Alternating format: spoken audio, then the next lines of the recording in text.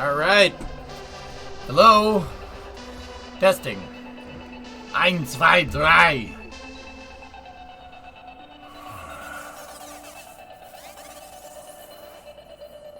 The guy, Vin, someone, you got the, oh, nice.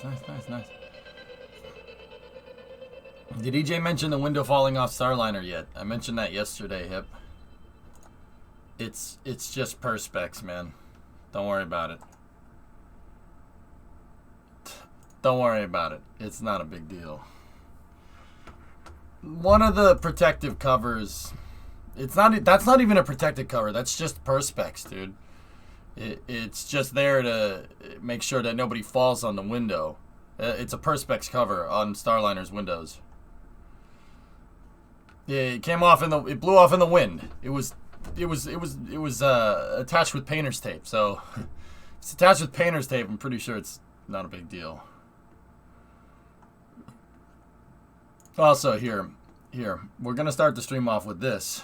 If you weren't here last night, you get to see this now. All hooks open and nominal.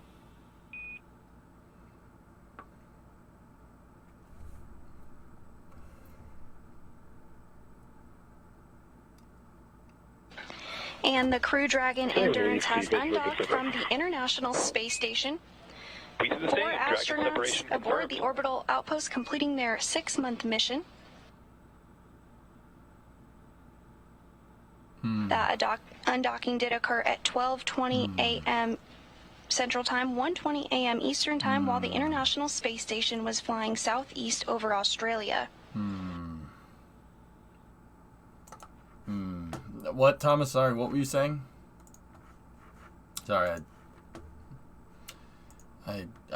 yep, nope, I was watching the dragon. That was nice.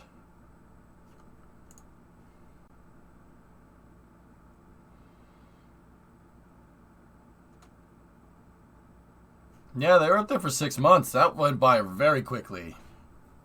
That went by extremely quick, huh? Dragons fly away very slowly. Yeah, Lowe's, I still think... Hold on. You know, that's all fine and dandy, okay? That's all fine and dandy, but... You know, seeing Dragon fly around is cool. I dig it. I dig it, but there's also this.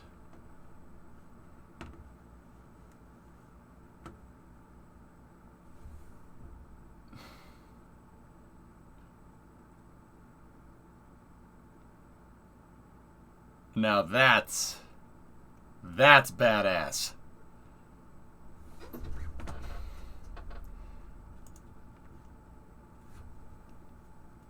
That's pretty good, man. That's pretty good. Center. Center. Center. Center.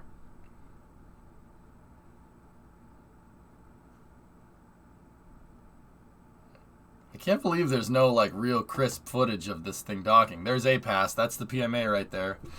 No vestibule.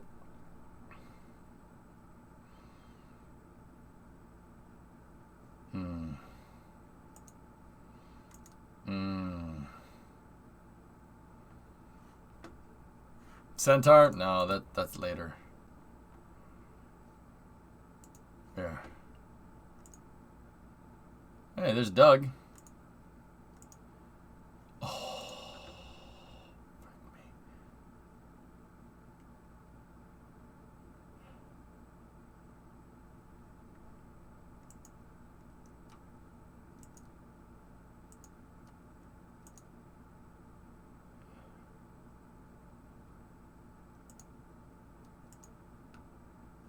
Yeah, that's way cooler. All right. So it seems like Firefly is offering up alpha launches from the Antares pad, which is interesting.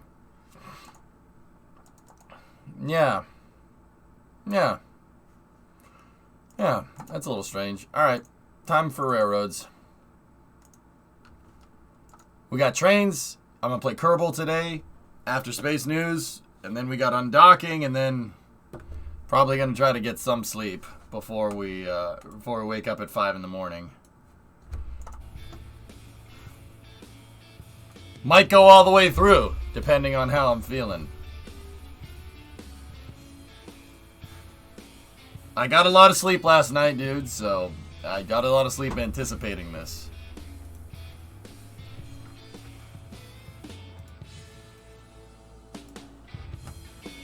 Alright. The EJ and SARR is open for business.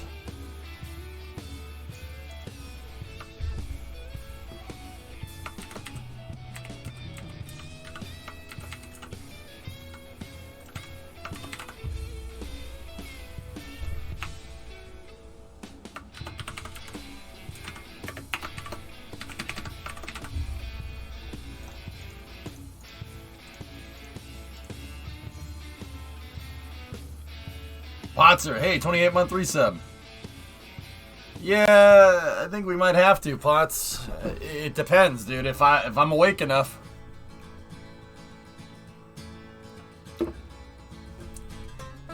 You muppet. You freaking bloody muppet. It's gonna take a second for this to all load up.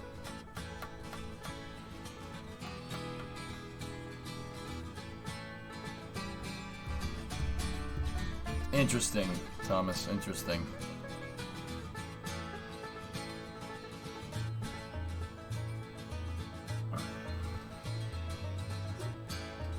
Is Peppo happy about this?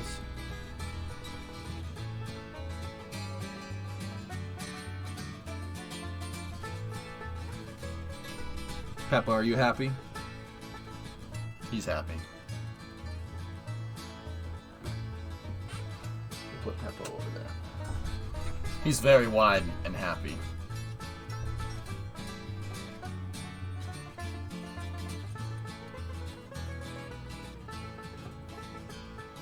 Can you make automaton train noises?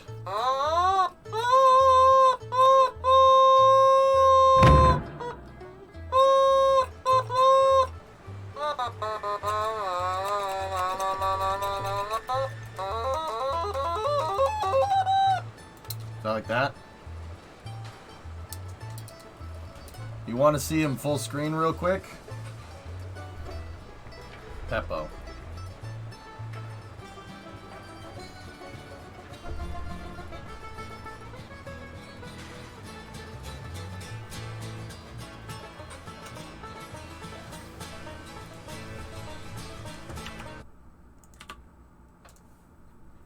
Billiam! Yes. We have Billiam's picture now. Alright. I know I made this last night, and I know I really made it quick, and it's probably Garbo. Let's take a look.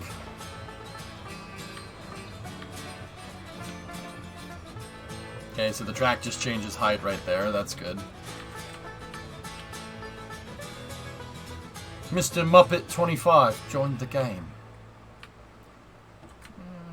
This isn't too bad. The splines are mierda. No me gusta. No perfecto.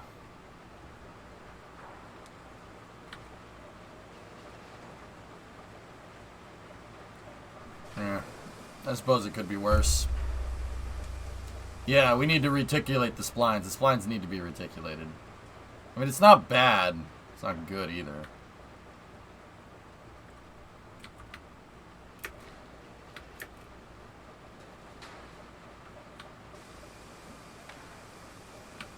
But yeah, this little junction thing that I put in front of the sawmill makes it so the logging train can turn around.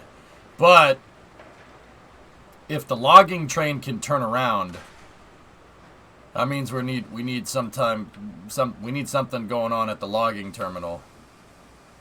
We still doing development in KSP? When mission's going to resume, you think? I don't know. Doom. We did a lot of development on the first stage yesterday, actually. Yeah. So you're the new FNG, huh? And a muppet like you get past selection. What kind of name is Soap, anyway? I want to start playing Kerbal more, though. In terms of missions, I don't know. I'm doing up... So Doom... Just because I'm not playing Kerbal doesn't mean I'm not working on it. I'm doing a lot of background work, so people have, like... I'm making, like, entire PDFs for the launch vehicles and stuff, and scope goals, so no one gets confused. Mind if I join you guys? No, I'm blazing. That's fine. Today's the anniversary of the weirdest World War II battles. An SS officer, German army officer, and American soldiers fighting to protect the French dignitaries from the SS at an Austrian castle. Castle Itter. Yep. May 5th, 1945. Yep. Yep.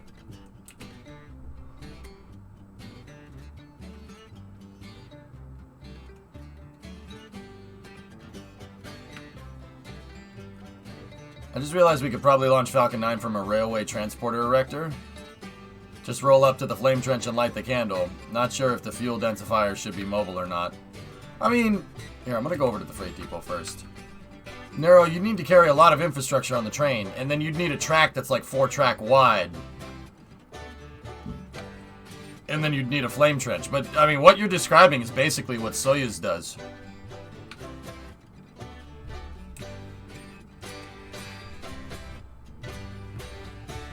Yeah, that's basically what Soyuz does.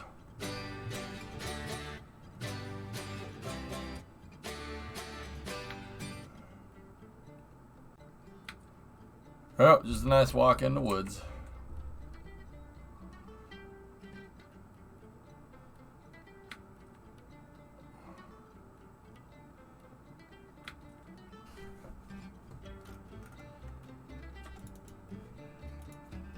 Drumwalski, analysis. Yo, yo. Hello. What are you after? Where's the locos at? I am in Betsy, and there's a Eureka here at the smelter. Alright. Cool. Which I'm locomotive? shunting with, I'm with Betsy right now, about to do some shunting with the Cordwood cars that we took out last stream. Yep. I'm just trying to get a handle on where all my locos are. Hello. Hello. Well, if it isn't El Pollo Loco. What's up, man? Angry, cold noises. Inferma? Yeah, sick. Yeah. That sucks, man. Yeah. I mean, I got better than yesterday. I'm thinking it was the concert that I went to. Most likely. Yeah, probably got it from there. But I'm okay. Who'd you go to see?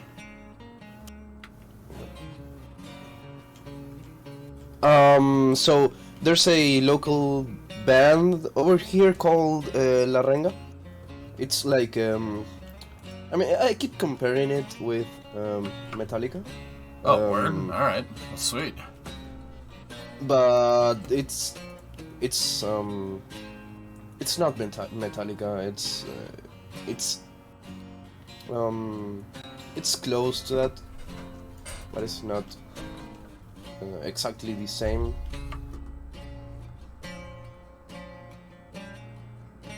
Cool beans. Well, yeah, I mean, you never want a direct copy, right? Like, alright, check on where the locos are.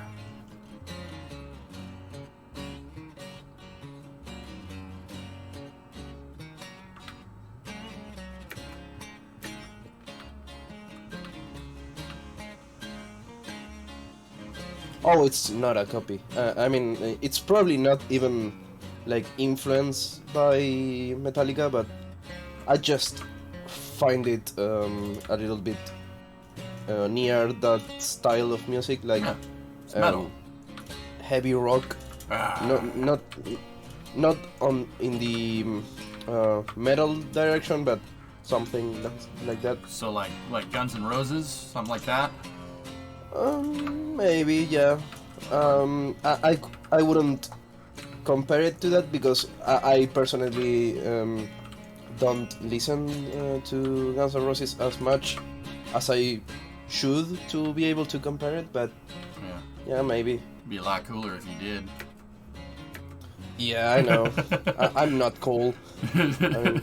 It's a quote from a movie, dude. Don't worry about it. Oh, which movie? Now I wanna. Dazed and Confused. Oh, okay. Be a lot Because cooler. I'm getting good recommendations from you. Oh yeah. Lately with war games and stuff. Yeah, that dude, War nice Games movie. is dope, man. I love that movie. All right, we have one locomotive that's not accounted for. We're missing a Eureka. Drummer, do you have 2 Eurekas down there? No, we only have the one. We have one sitting right here. That's the DNRG, Is though. it- That's Enterprise. Let me check smelter. Ooh. Maybe it's over here. Well, Drummer's at the smelter with 1 locomotive. Look, Drummer, what's You got Robert. the name of the We've got locomotive? Robert. Robert? Okay. Robert. Yeah. All right, so we're missing Jeb. Where's Jeb? Is there log cars missing? Yeah, Real Genius is, yeah, listen to Potzer. Real Genius is a good movie. It's kind of like War Games. Oh, okay. Yeah, I got you. It's just one of those crazy Nice. American 80s movies. It looks like the hopper car's not in the yard, so I think it might be up at the iron smell. Yeah, line. The iron cars are on the main line. Oh, are they? Yeah. All right, let's Yeah, they are west of Freight Depot. Okay. All right, I'm gonna go look at the iron mine. I think Alucard was working over there.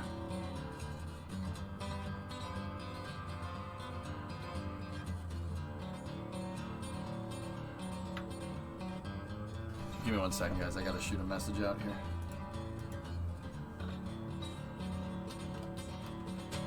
Hey, drummer.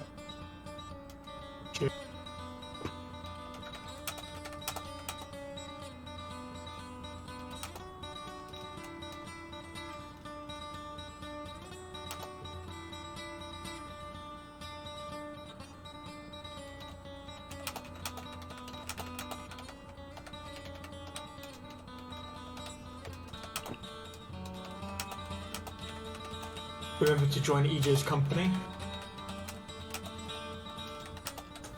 Thanks for that. I almost forgot.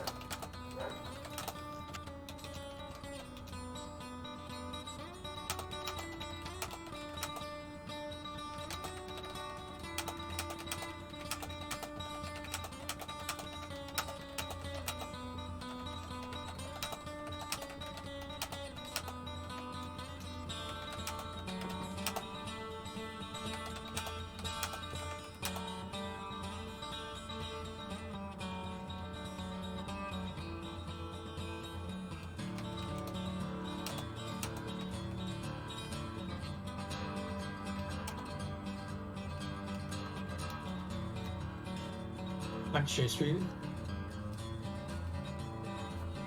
If you join the company. Hey Casey, my morning's all right. I just needed to sending out a message here real quick. Sometimes I have to reply to things like that's the playing the email game, and I don't want to. Like, if I don't do it right now, I'm not gonna do it. I'll forget to do it because the end of the stream is gonna be like 15 hours from now. So like, The signal set. yeah, just give me 1 We're moment. going to want to go to the siding as well. Yeah. You got it. Now, Eastern coupling are going to push it. Yeah. Make sure the brakes are off as well. Mm-hmm.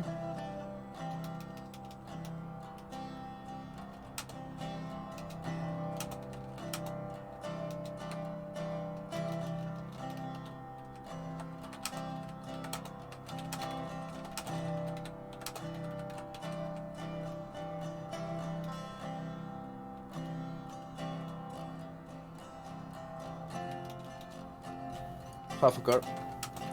Quarter. And stop.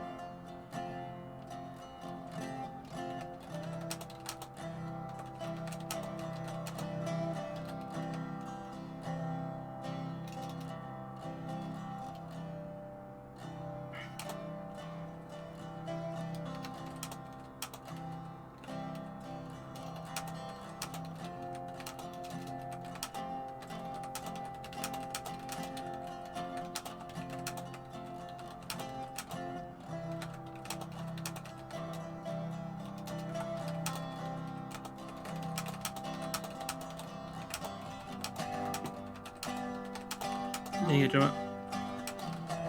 Oh. That's why we did that.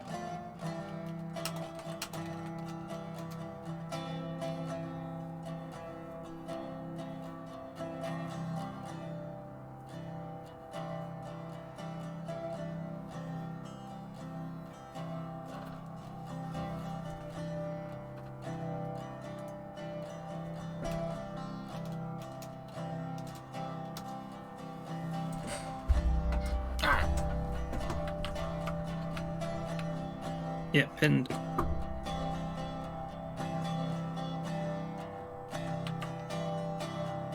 I agree, Shy. Yeah. Come on, game. Let me re-rail it.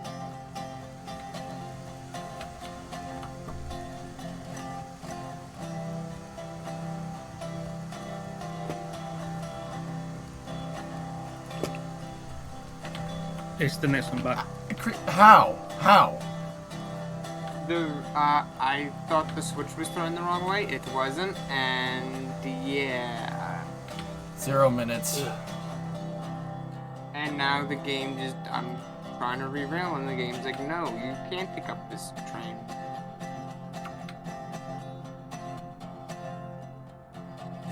Also, you're missing locomotives up at the logging camp. Reset the logging camp? Yeah. Thanks, Blazing. Right on. Do you want to bring that thing back down? Here, I'll head over there. About half full of logs right now. Oh, okay. Logs or... Yeah, logs. Okay. I'll fill it up. Fill it up, then I'll meet you there. I'll You can go, drummer. test out the new really tracks. appreciate it if you would let me re-rail this. Shake hands with danger. Do-do-do-do-do.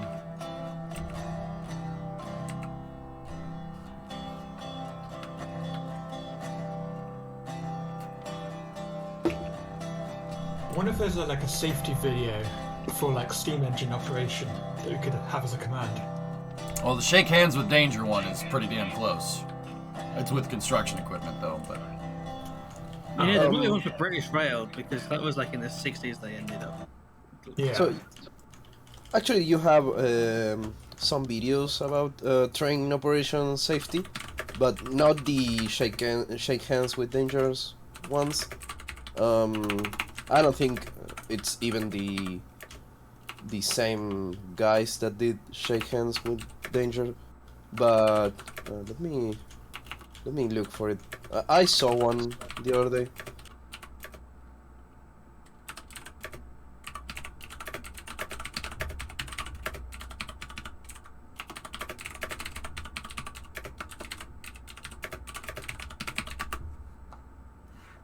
Someone else tried re-railing this. The game just does not like me trying to re-rail, apparently.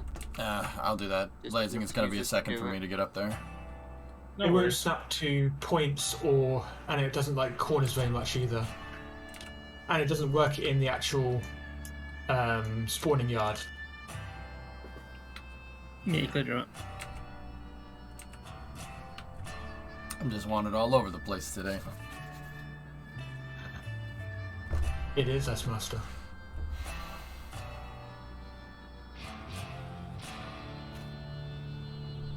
That's the video I was talking about. It's called Getting Off on the Right Foot. It's quite a nice video.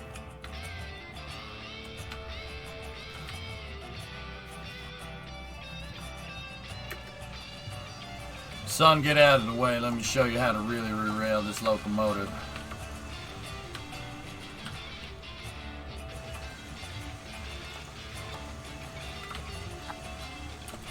The game must hate me or something, because I clicked re-rail, clicked it, and it said just no re-railing.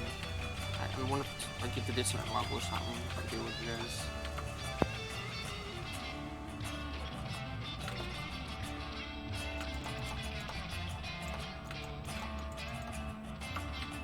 Yeah, the mechanical keyboard is baller.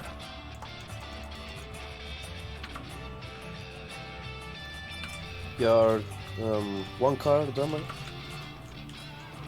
I've got bricks off right now. Okay. The end one hasn't derailed, has it?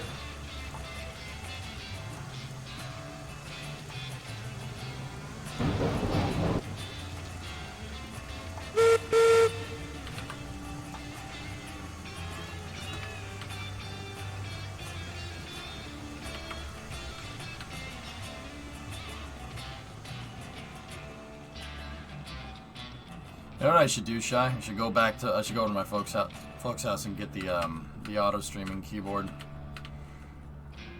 It's a Model M.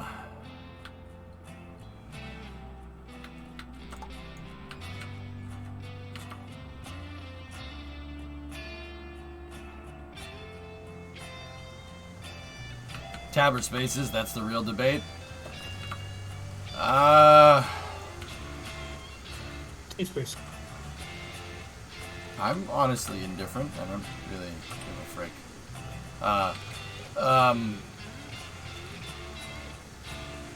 You're hooked up, Joe. Breaks off.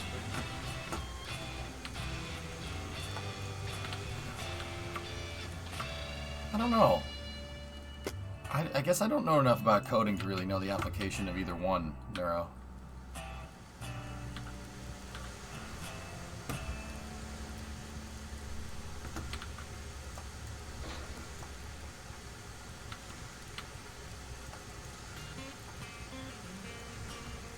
Can you get the tab in on the cold tender, Creeper?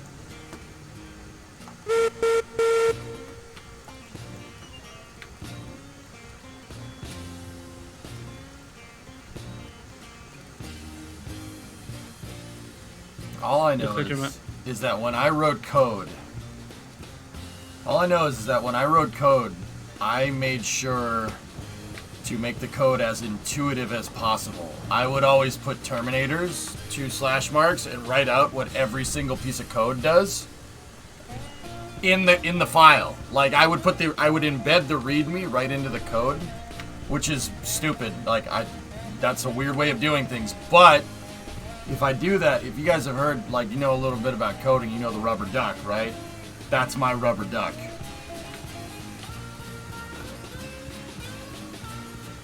Like, if anybody's familiar with that.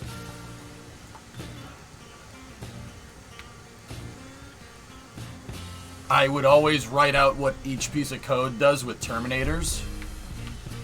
And I wrote it in a way that if I was reading the code, like, 10 months from now, I would be able to understand what it says and what it does.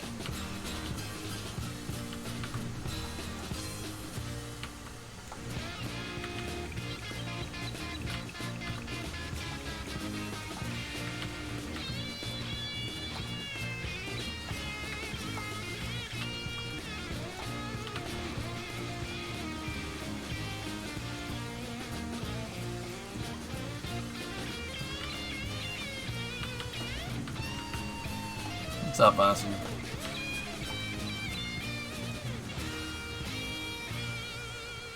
Yeah, Shy, for sure.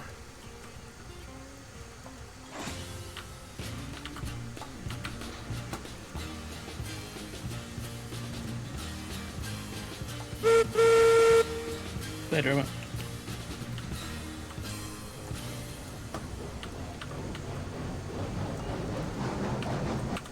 My first time driving this thing. Oh, Enterprise is cool, man. Look at this thing. She's a beast, man. Straight from Nevada live, baby!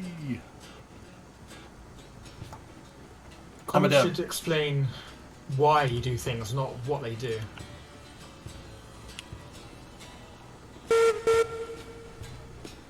Yes, there you go, Strike. I think it really comes down to what you're doing. Like, there's a place and a time for everything, dude. I don't really consider, like, if it's one thing I've learned about aerospace engineering, there's, like, metas for how you should build things, right? Like, there's ways to build things. There's ways to build certain types of, like, aircraft and whatnot, right? And all linked. Fantastic. Like, what I've learned is to really never close yourself off to one particular way or the other. Oh, not all linked.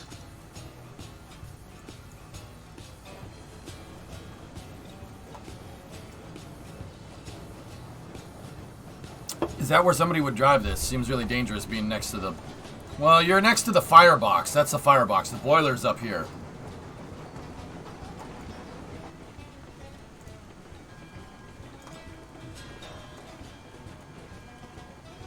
I hope we can make it. See right here, guys. This is why articulated locomotives exist, because trying to put 4 drive wheels around a sharp corner like this, not ideal. Because you can only make the locomotive so big before it won't be able to go around a corner, right? So you have to articulate a drive section.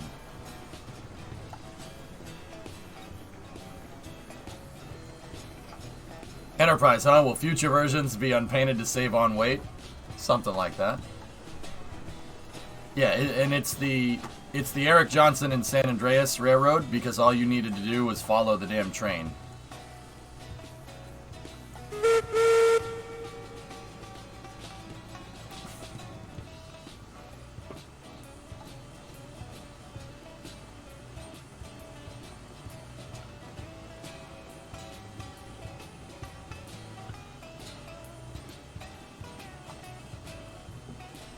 Yeah, you cleared her up. This locomotive needs a steering wheel?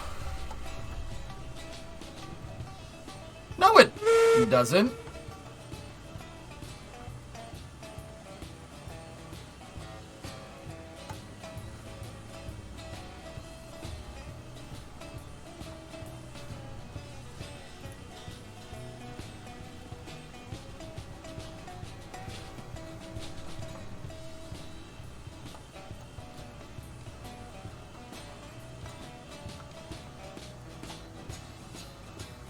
Such tight turns. Yeah, that's only in the yard, though, nearly. I make sure to engineer my corners, like, not like that at all.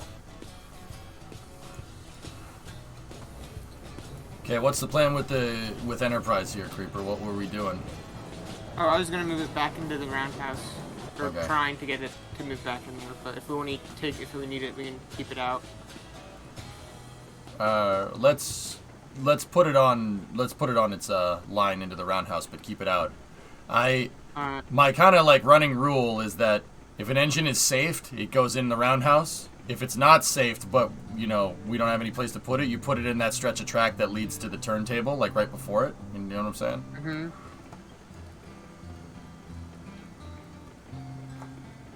If the reverser is at 100, then why are you going forward? The reverser is the train form of a transmission, Halsey.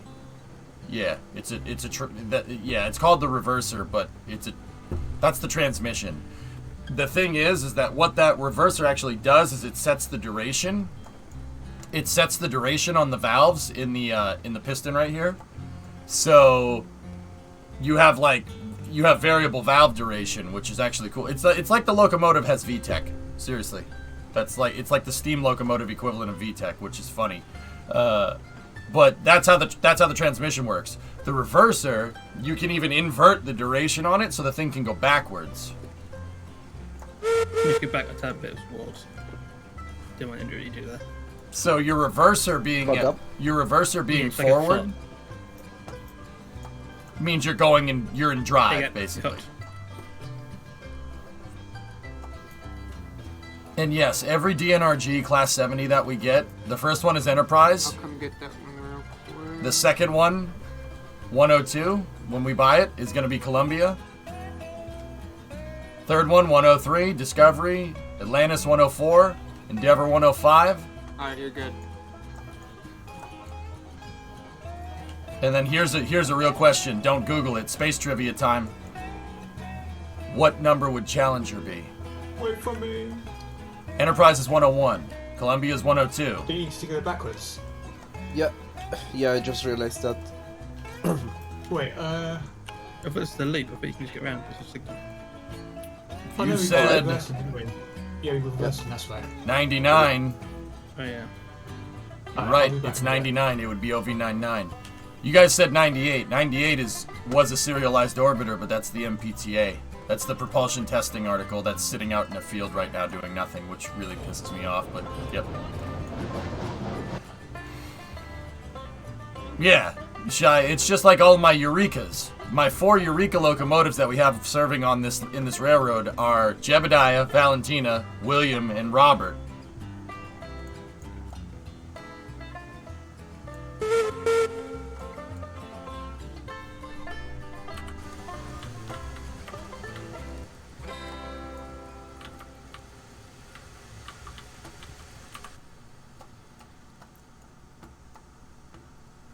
It's not an official orbiter. It didn't have a serial number.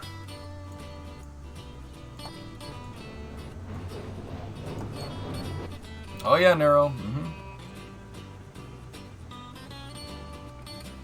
Yeah, 8.5 floppies. You know why? Not hackable.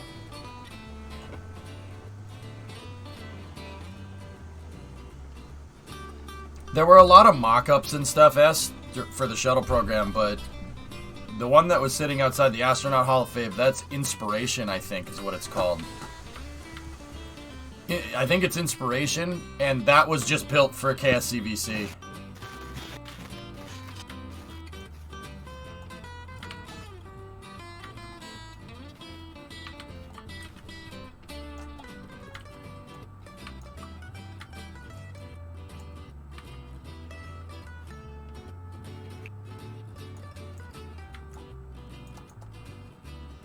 That's Explorer. I don't think Explorer is a real orbiter. I think it's another mock-up that's built to spec. I think. Here, you guys want to see something cool? Check this out. You can operate these controls flight sim style. So let me release the brake. And see here, Halsey, you could set the duration on the valves. So that's maximum power forward, maximum power reverse. That's neutral in the center. And you can set it. The reason why you'd want to screw with your valve timing is for the same reason that VTEC exists on a Honda. You can be more efficient at high speeds with the reverse or lower. 3 whistles back. And then the regulator right there, that's your throttle. That's the gas pedal. I'm trying to take Enterprise and just put it on its siding right here. You like trains? I like trains. Get it on the turntable, cross the turntable.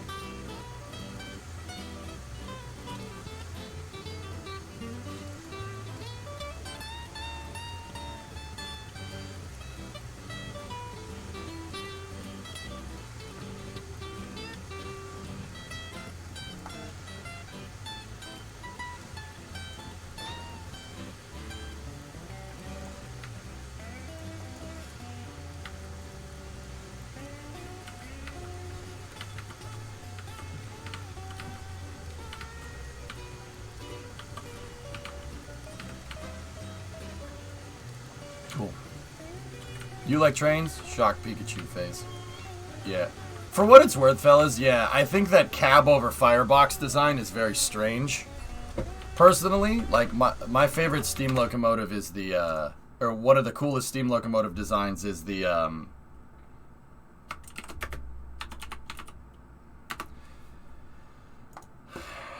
there's two that I really think are just really freaking cool. Here, hold on.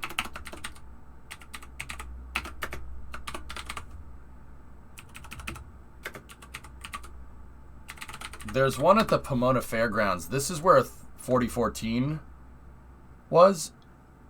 That was where the big boy that Union Pacific restored, that's where it was. But there's a bunch of other cool locomotives there.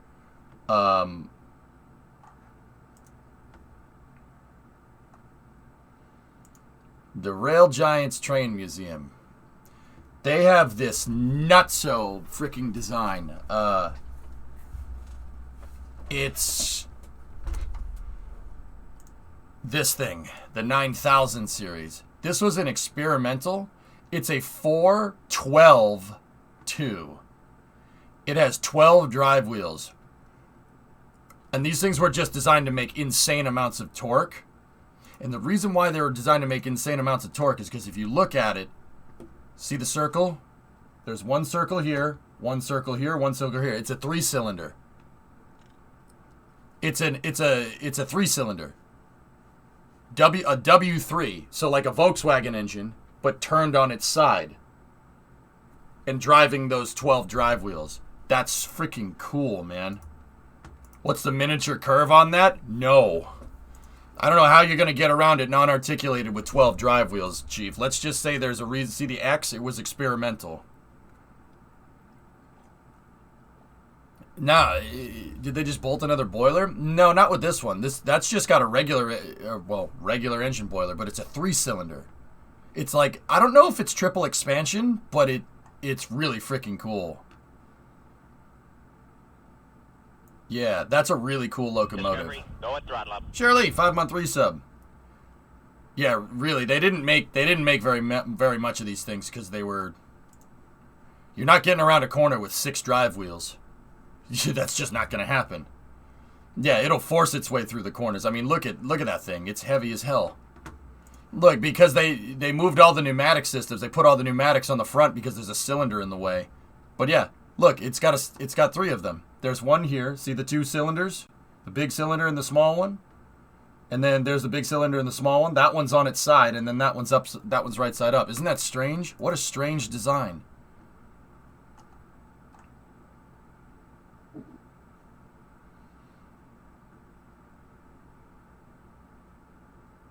Yeah, it's got 3 cylinders on the drive wheels. There's a huge one of these drive wheels has a gigantic freaking crankshaft on it.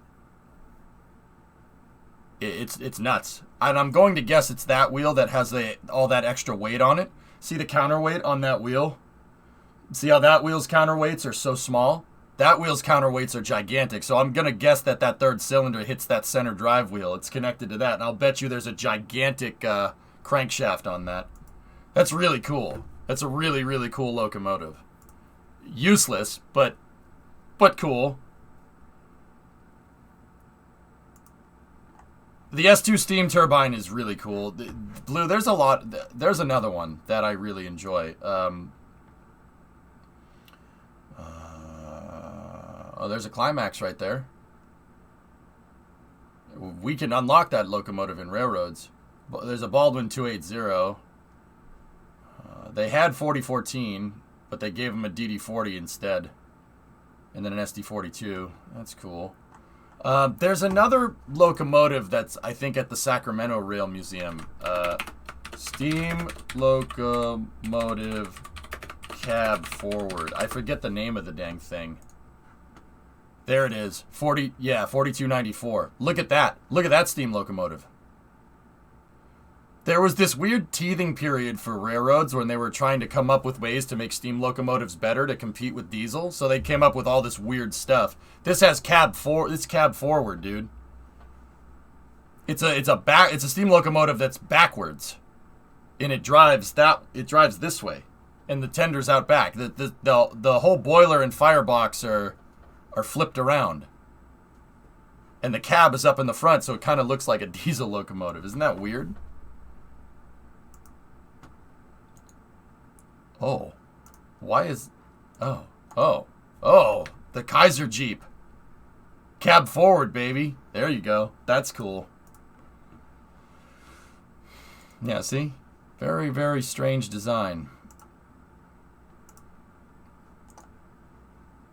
Yeah. It's a 4882. Or, no, is that a 2882? It's almost Big Boy. That's almost as big as the Big Boy locomotive, which is crazy to me. But that 3-cylinder in that is really cool. But yeah, there's the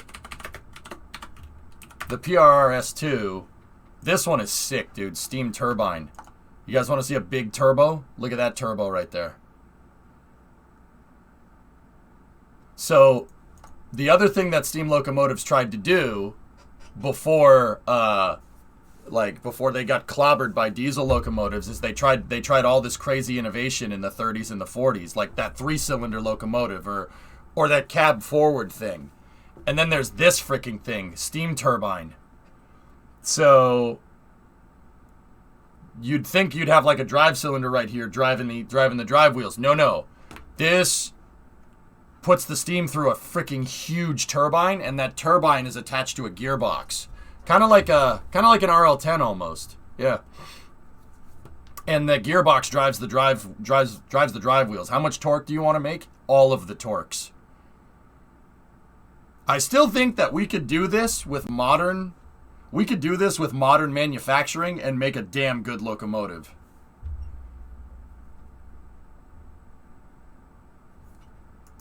The PRR J1.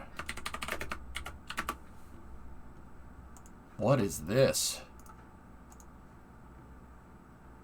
What the hell? It's a 210-4. Look at that thing. Yeah, that's a beast. Holy crap, that is a... Dude, how much torque do you want to make? All of the torque. Yeah, drummer, maybe someday, dude.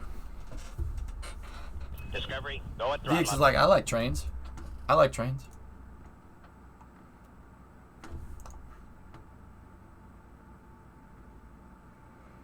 How many wheels on that tender? 2, 4, 6, 8, 10, 12, 14, 16. You can always tell how chonky a locomotive is by how many bogies are on this, because that means if the tender has more wheels on it, that means it needs more fuel. And then there's, of course, the Rockstar. I tell people this all the time, and I don't mean this in a way to get disgruntled, but the U.S. had electric high-speed rail in the 30s. She's an adaptation of the C&O design, since they weren't allowed to develop new locomotives during World War II due to metal restrictions. Yep. But a steam engine ecology friendly. How dare you? How dare you? Actually, steam is one of the most efficient ways to make energy. Yeah, it's one of the most efficient ways we have. Yep. High-speed electric rail, 1930s, with welded tracks. God damn it. That's mildly frustrating. Also, GG1s. Okay, forgive my ignorance here. Was anyone running an electric locomotive in the 30s aside from us? I'm going to go ahead and guess that the answer is probably yes. The answer is most likely yeah, but also... Euro guys, any electric locomotives in the 30s in Europe? Got the log trade loaded, started down to the sawmill. Alright, cool. I'm going to meet you over there. I think the underground was at that point. Yeah? EJ, do you want me to go ahead and remove all this wood bridging out behind the sawmill? Yeah, go ahead. Alright. EJ, I think the underground was electric by then. Yeah. But I don't know if it was. I mean, the main line was. Yeah, the tube. electric. Yeah, the tube. I can understand being electric, right? But I'm talking about like mainline service. Geeson, that PRR, they had the entire Northeast Corridor. Pennsylvania Railroad had the entire Northeast Corridor from Boston to Washington D.C. electrified by like the mid-30s, that's insane, considering like 30 years prior everyone's using a freaking lantern to light their houses at night. Yeah, it just shows how fast we went, doesn't it, with technology? Yeah, it's nuts, man. And then you went backwards. No comment. So for what it's worth, those tracks are still electrified, and they do operate high-speed rail on it, but in 1968, our rail industry collapsed, like, badly. The airplane put it in the poorhouse. Like, that's the reality of the situation. Well, nothing can beat the aircraft in the US, because it's big. Yep. It's not like old Blighty, where you can realistically lay a rail down and actually make a profit on it. Yep. Yeah, Kopi, I'm with you. PRR was ridiculous, and then the government told them to make Penn Central, and yeah. How about we don't let the government mess with our trains ever again? Last time that happened, the rail industry went belly up. How fast was that high-speed rail in the 30s? Slappy, you want kilometers an hour or miles an hour? UK Volks Railway in 1883. Discovery, Roger, choo-choo! Yeah. You want KPH? About 180 KPH, dude. Approaching 200 kilometers an hour in the 30s, which is, dude, welded tracks. Welded electrified high-speed rail in the 30s. Going 200 kilometers an hour almost. That's nuts, dude. I mean, yeah, that was the best way to get around, and then airplanes. Airplanes are a better way to do it. First electric engine in Europe in 1919. Yeah, I figured you guys would. The last time, yeah, exactly, Hellfish. The last time we let them meddle with the rail industry, we got Penn Central, and then they went belly up, and then we got Conrail 2 years later. Literally, I'm from the government and I'm here to help to a T. You screwed it, and then you tried to fix it, and you screwed it again, and our high-speed rail has been boned ever since. Might be a dumb question, but what's bigger in the U.S.? What's bigger, the U.S. or Europe? Europe's just a little bit smaller than the continental U.S., dude. Just a little bit. It's not... Europe's the same size, dude. Like, it's more or less the same size, but it's a different shape. Like, if you include all the land masses of Europe, like the UK, like, and then the islands in the Mediterranean, and then, like, Norway, Finland, and Sweden, it's about the same size. It's about the same land mass. It's just in a way different shape. Do you think the carbon fiber bogies will actually be an advantage for high-speed trains? Hellfish, there's only so much you can do to a train before you have to upgrade the tracks. That's our problem. That's the big one. If I'm gonna... Blazin', I'm at the sawmill waiting for you, dude. I'm on the left rail of the main line. Left rail coming down?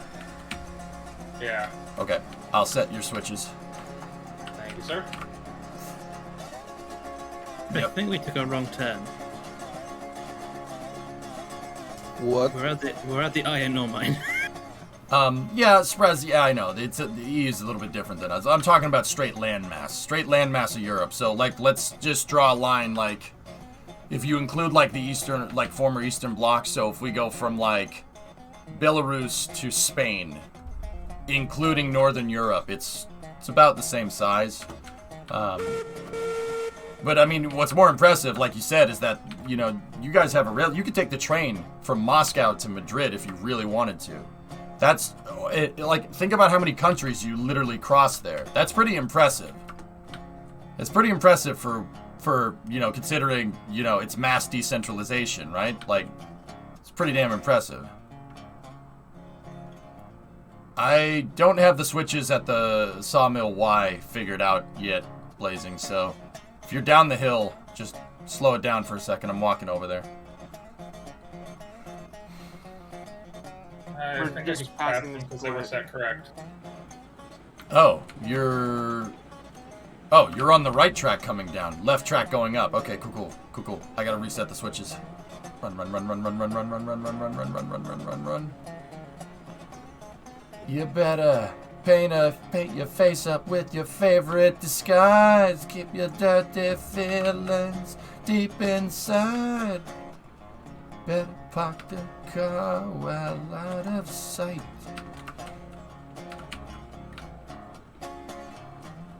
Hey Ish, what's going on? Yeah, it's important to remember that Europe's way more population dense than the United States. We have about the same population density east of the Mississippi, but if you're comparing east of the Mississippi to the rest of mainland Europe, it's not even close. There's way more people.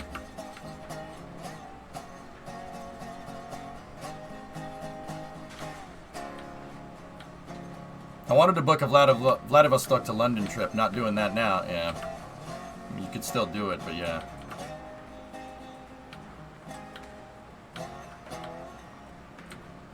Yeah, a concert is 200 miles away. Heck yeah. It's in a neighbor state. Yeah, man.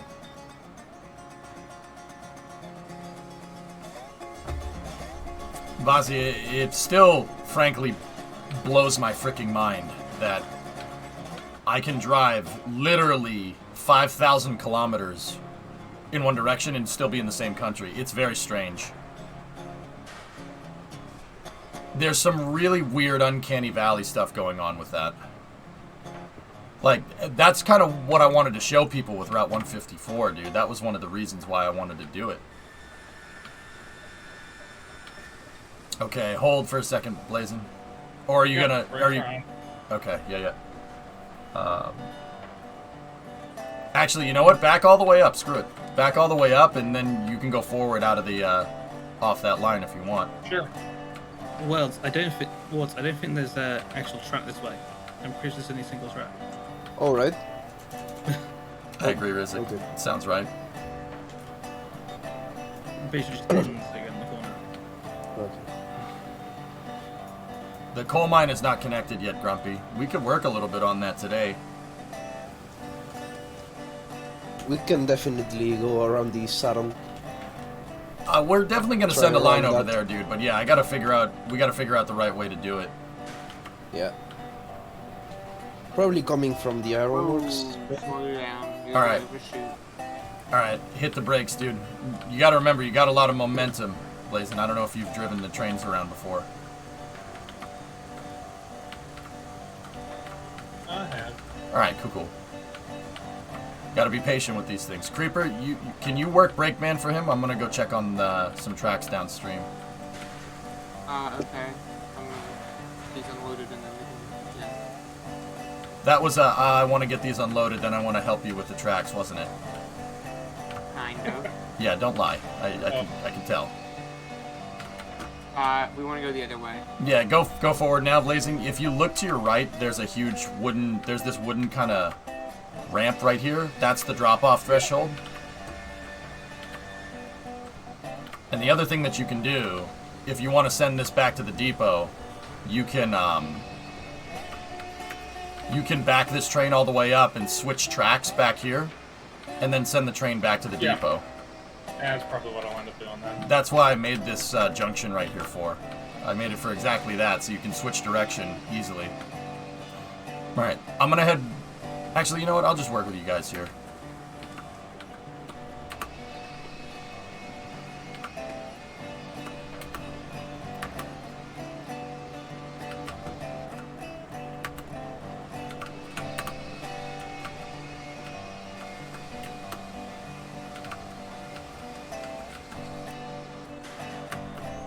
I think we didn't get one creeper. One didn't go. Yeah, I don't know why this one isn't going. Alright. We're still in the threshold here for this car. Back us up a little bit, Pyro. Oh, there we go. No, we got it. It's gone. Why won't that last log? There we go. Alright, cool. Keep going.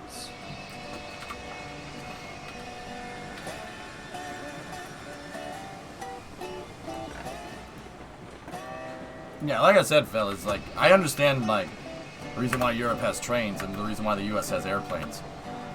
But yeah, that's, I mean, Vasi, it still kind of weirds me out, dude. It's like if you look at pictures of Vladivostok, it's definitely Russian, right? It's definitely Russian. You can tell it's Russia. All the signs are in Russian, right? And then you look at it, but if you look at the climate, it looks like Japan.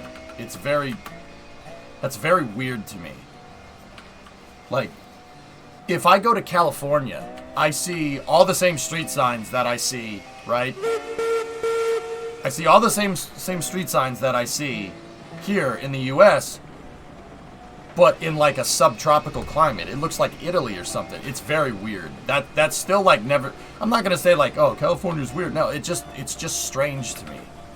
Like, not strange in any like conspiracy type of way, right? But that's just weird, dude. It takes some getting used to.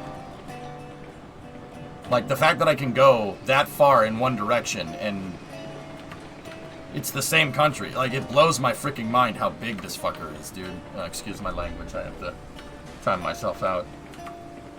Sorry about that.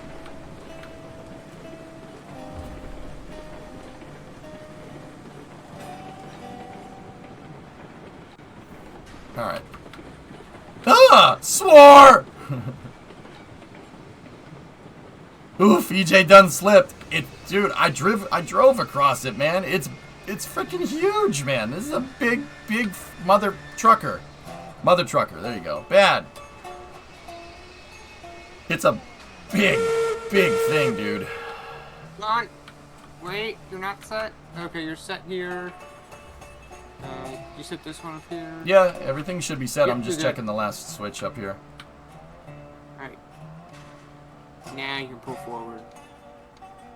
Yeah, see, Slappy, we got the same thing over here. Australia's big, man.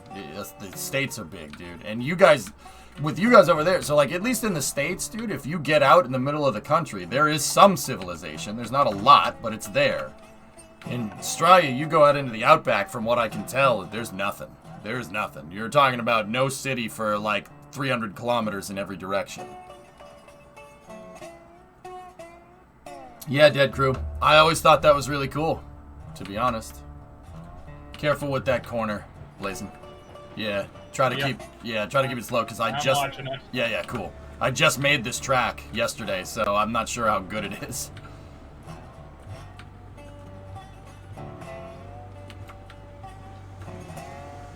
Very few people travel to Australia or Northern Territory. Is that because it's just straight inhospitable, or it's just...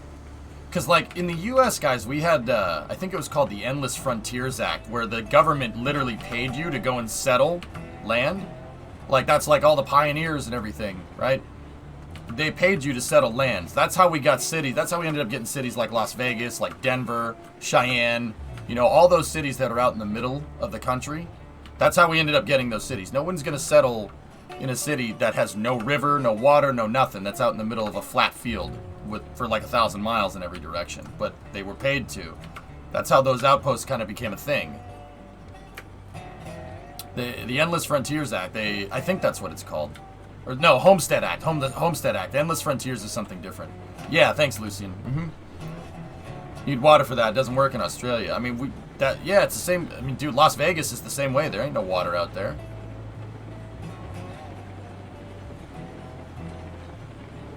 Yeah.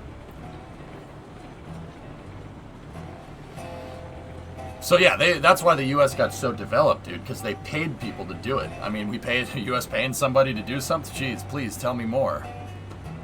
In other news... What line do you want this on in the freight depot? Let me get up there.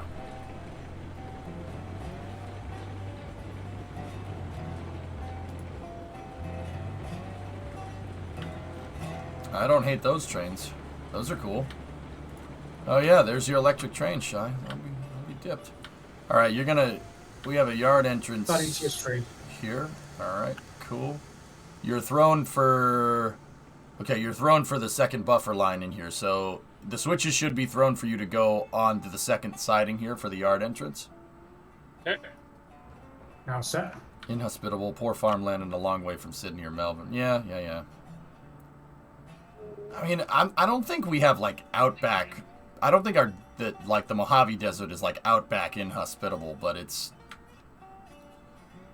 pretty close. But I think the outback is a lot bigger than the Mojave, that's for sure. All right, Drum. I'm gonna put. Yeah, okay, dude, you got it. Sweet, nice. Blazing, keep the speed at like at 5 miles an hour. You're good to go in. You're gonna go in on track 3 on the siding here. You drop the consists, drop the cars off on the siding that I'm jumping around on, and then you should be good to go through the loop on track 4. Yeah, I'll set the switches. You just basically got to stop these logging cars on the second siding here, and Creeper, I need you to give Blazin the okay when he's clear of the switches on that siding, so he knows when to stop to uncouple the cars. So at the back of the train, you're saying? Yep. You're bringing up the rear.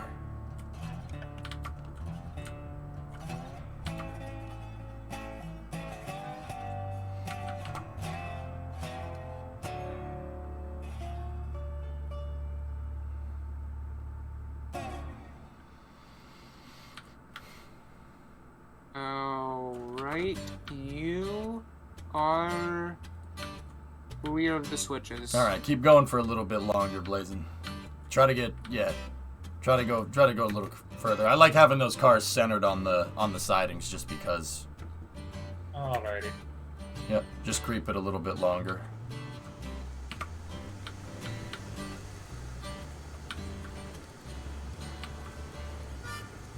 Okay, I'm uncoupling you right now. You can go.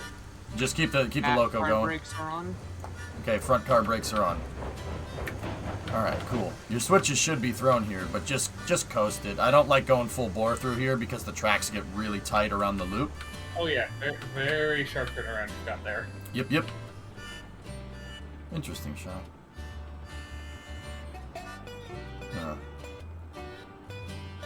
And this is the other side of the yard entrance. I'm gonna make the main line go down here a little bit more, and that's what we can work on here in a second. Heck because you're going to come off this end towards the rest of the industries, right? Correct. You got it, man. But yeah, we're gonna flip that locomotive around, and then we're gonna put Jeb on the. We're gonna put Jeb in the standby position at the roundhouses. Sounds good. You know what I was thinking, Drum and everybody here? If we get more DNRGs, we're gonna need to make a non-turntable style, engine sheds. Like, they're gonna have to be on sidings and stuff for the Class 70 storage. So I think, like, maybe we'll keep the 4 Eurekas over here, and then we'll keep one of the sheds here for, like, Betsy's or Porters or anything else that we get. And then I'm gonna need to make, like, a marked area for the DNRGs. Yeah, you can operate that with just switches. Yeah, exactly. Engine sheds. I use that in the my model's save. The model's HISIS leaked are any indication. They're getting much bigger turntables at some point too. Yep. Yeah, that's true.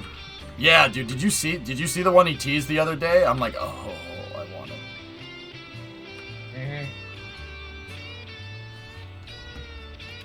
What's that, Rizzik? Are there drive-through sheds? No, not yet, Owens. We don't have drive-through sheds. That would be cool, though. Dude, and that's what I mean about the potential for this game. It wouldn't take much to just make the rails go out the other side of this building. You just duplicate the mesh and reverse it, right? Like, it wouldn't take much to do all that cool stuff. Like, what pumps me up about Railroads Online is all the potential that's here. That's why we play this game. That's why I play it. There's so much potential in this thing. Rizzik, okay, shot in the dark, whether you know something, I'm curious. If Vanderbilt foresaw the move from ferries to trains, why didn't they foresee the move to airplanes? World War I? World War I. Straight up. Do you see it being opened up to Steam Workshop? I really hope it would be.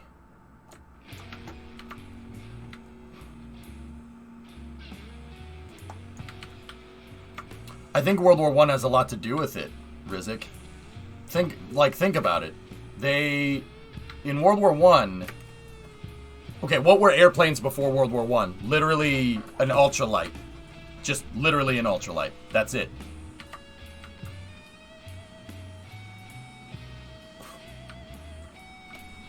What about after World War I? Now we have metal planes, right? Twin engine planes, 2 engine, 3 engine planes. Start to get mono wing designs instead of biplanes and triplanes. World War I pushed the plane meta through the roof. Like, that's defense spending, man. Defense spending is, like, entirely responsible for the airplane being a thing. Like,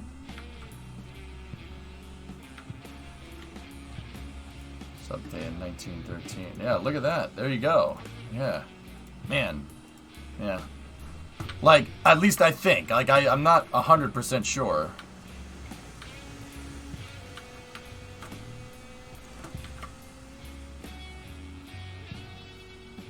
I'm not 100% sure, but I think no one saw the airplane coming. And to be honest, I don't think anybody saw the car coming either. Henry Ford just had an obsession with making cars a thing. Just like Elon has an obsession with making electric cars a thing, you know?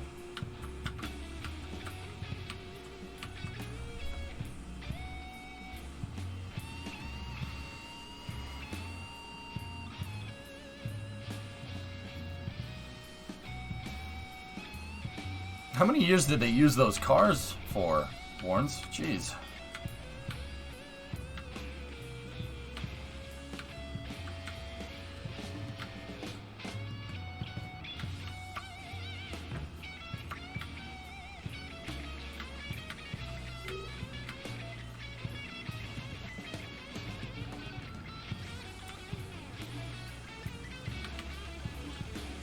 So those cars were used until like 1998, I think. Wow.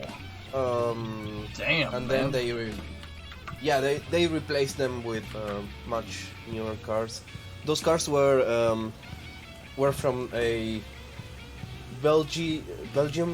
Yeah. What is it called? From and yeah. So the manufacturer was from Belgium, from the city of Brujas, I think. So that's why they usually call them historically the Brujas car. Yeah.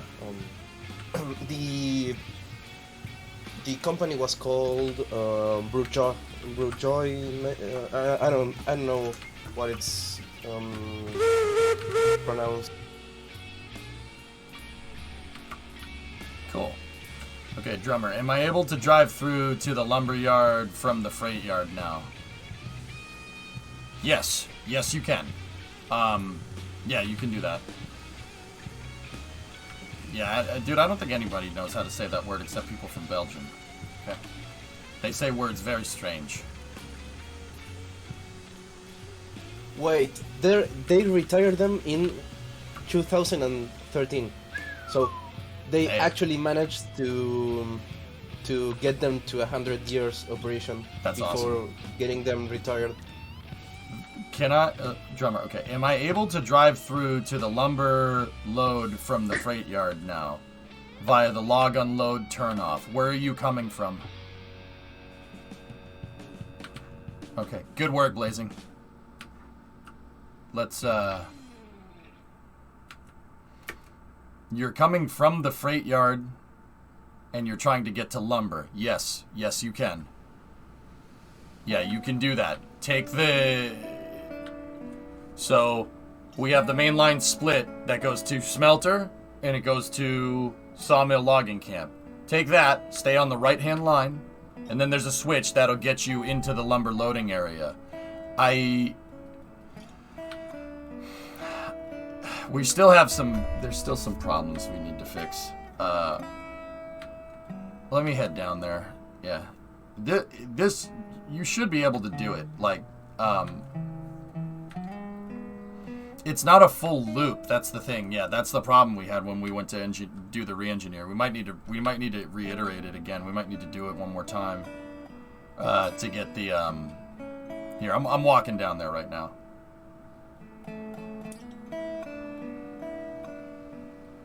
Kelly, unrelated, but I think one of the most amazing designs that came out for planes around World War I and II was the idea of the machine gun being attached by a belt to the engine, and it would shoot around the propeller. Yeah, Kelly, they cammed the machine gun. It's called an interrupter gear. Yep. So it would shoot through the propeller. Yeah, and it wouldn't be able to fire when the propeller was in front of the barrel. Yep, interrupter gear. Yeah, because that sounds like a good thing. 0 minutes.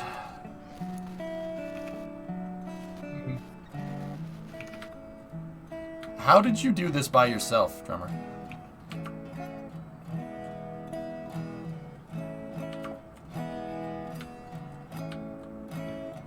I'm confused. How did you do this? Shake hands with danger. Drummer, are you trying to drift tracks again? I am trapped inside What is the that? brake car. What? So, should we go? Why were you in the brake car without anyone in the cab, drummer?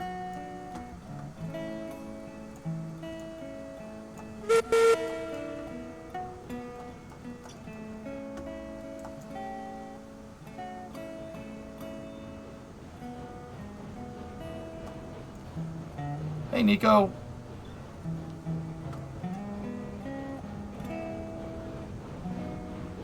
I'm pulling a derailed car here, but I would say, do you want me to unpin your derailed car? yeah, I forgot you guys are with me. I'm gonna move this train up the tracks a little bit. It's impressive work. Right. There, everything that you're pulling is railed. Okay. Just drag it back on. You'd be surprised how sometimes that's the solution. Just re-rail the brake car, damn it. Drummer, I'll be honest with you. I have no idea how you did this by yourself, but that's damn impressive. Like, I'm not even mad. Oh, he's glitched in the caboose. How are you glitched in the caboose? How does that even happen? So I just realized, Gisan, I think we just lost half of our cars.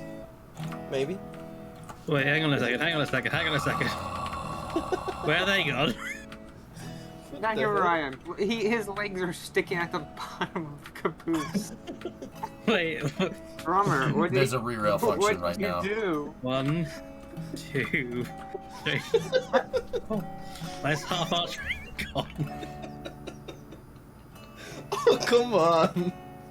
I'm just Well- looking at a drummer's leg sticking down from the caboose. Like the caboose has legs. Do you know what? It's not a problem. Not a problem. Didn't we have like 8 cars previously? Yes, but again, not a problem. Okay, let's I just don't know go. where they've come off. I think Drummer will find them in a minute when he comes back this way. Yeah. Okay. I would said in chat, Drummer with the Flintstones breaking. Alright. Fellas, here's the thing. No one's operating a train by themselves anymore. Okie dokie? Nobody does that. Okie dokie. We need the buddy system here, okay? Your trains are too long. For one person. Yeah, you need the buddy system. Drummer, get up in that locomotive. We'll hook the first car, pull it off of the other car because reasons, and yeah, we'll go from there. How's the undocking? Great, Flecken. Yeah. Ah, I think I found them. You need How did that happen? you need the buddy system. We need the buddy system. You need a brakeman if you're running. Okay, let's change the rule around a little bit. You're running more than a 6-car consist. You need a brakeman. No exceptions. Drummer, you're going. Go back, Gisan, and... Yeah, frick these 3 cars in particular, right? Yeah.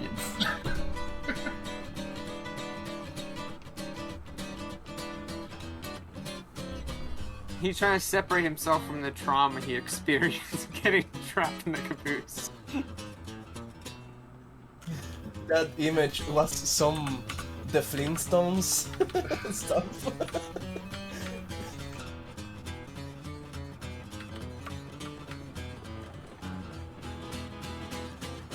Wait, why is there a pump cup here? I don't know. Ah.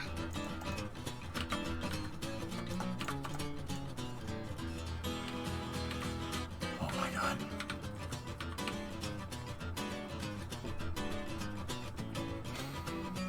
Sneaky. I don't know what to do. Drummer, this is impressive. I don't understand. I think you may have found a glitch. Okay, that's 1 car railed. Drummer, stop for a second, please.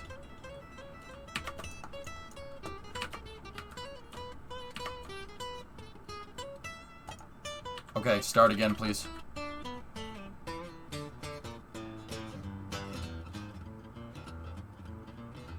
Why?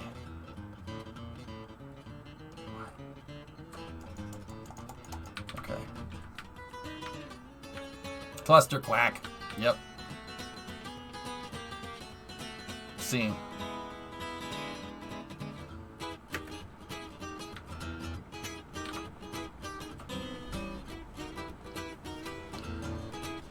Blazing, can you check the brakes on all the cars, please? Sure. Thank you, sir.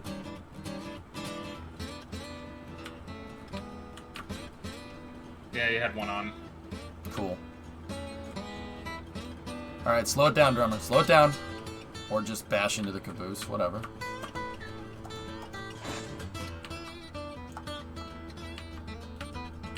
Alright, Blazing, do you want to help us build track or do you want to operate? Doesn't matter to me. Alright, your Drummer's brakeman then, is that cool? Sure. Okay, Drummer, Blazing Pyro is braking for you, okay? Sounds good. Geeson, who are you working with? World. Okay, cool. With me. Alright, you guys got that train operating. Where are you operating right now, just out of curiosity? we're currently retrieving the half the train inside Skywalkies.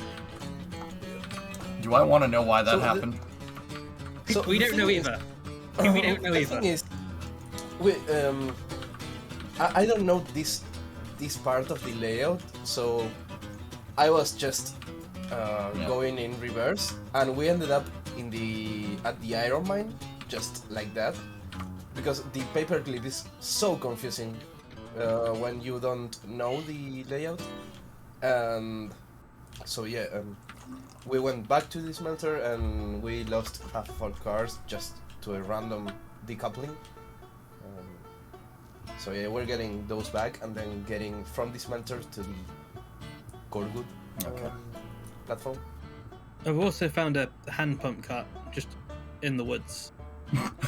What? Gee, Warrens, how did that get there? Yeah. I wonder. Oh man. So there's no actual way to, for some reason, to destroy cars anymore. So I bought a handcar to avoid getting the freight depot handcar from there, because that is sacred. That cannot be touched. Yeah. And I just bought a new handcar with my 2K. I think I got it. Yeah. And I didn't realize before that you can't actually. Take it slow, drummer.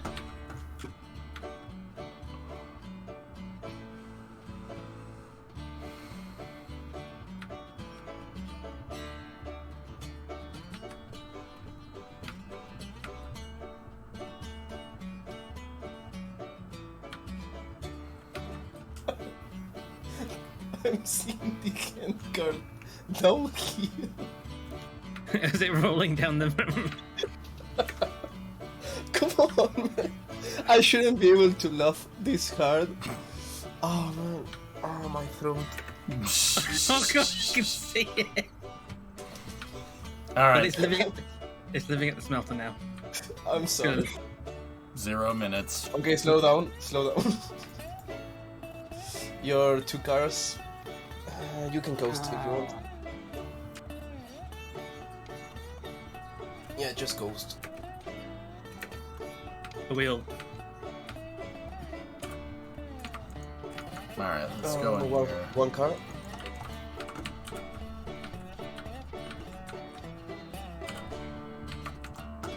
All right, we're gonna work on the main line going to the rest of the rest here. Creeper, let's pop down a channel. Alrighty. All right, you guys stick with operations. Don't screw up, please. Yep. Godspeed. All right.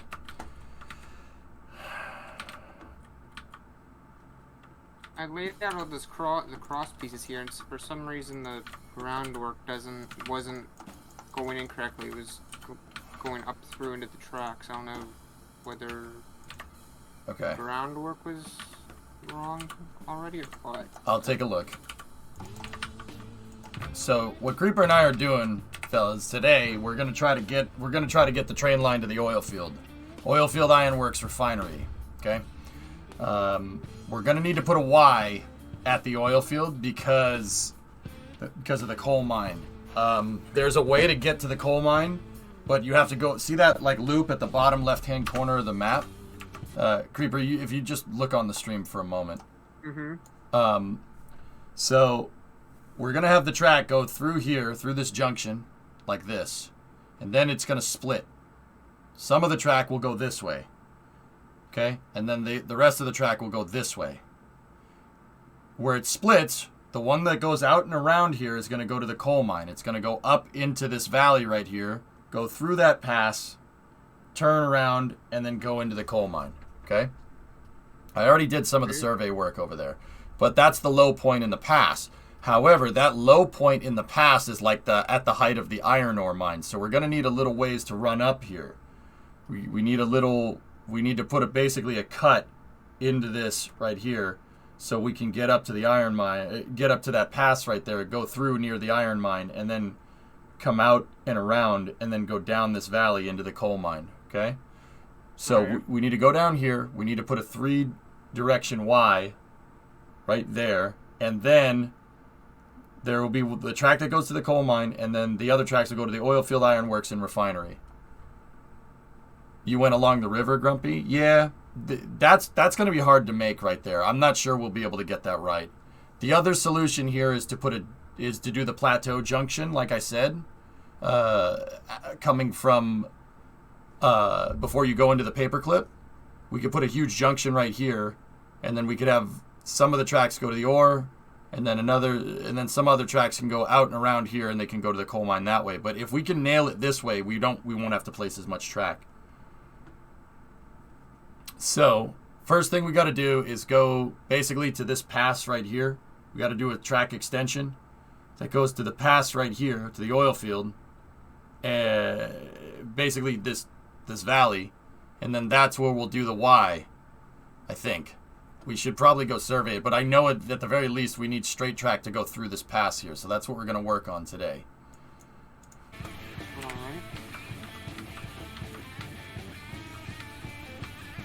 Yeah, Nico, that's what makes this fun. You have to plan the routes. It's really, really fun. That's really enjoyable, to be honest.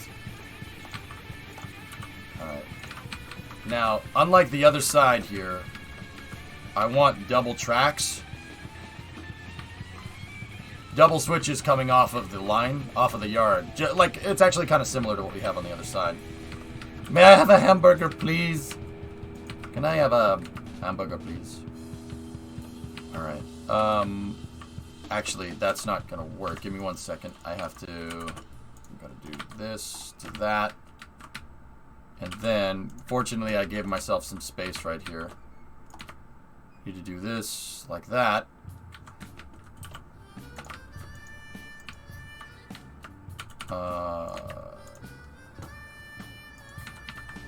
Yep, okay. It's a little bit of a... like that.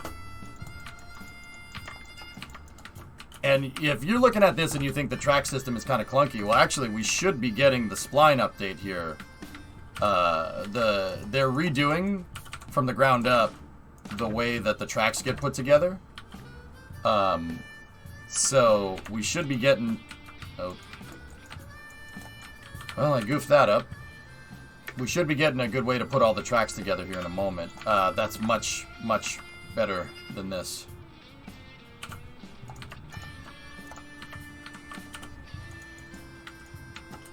I think the dev said sometime this week, so...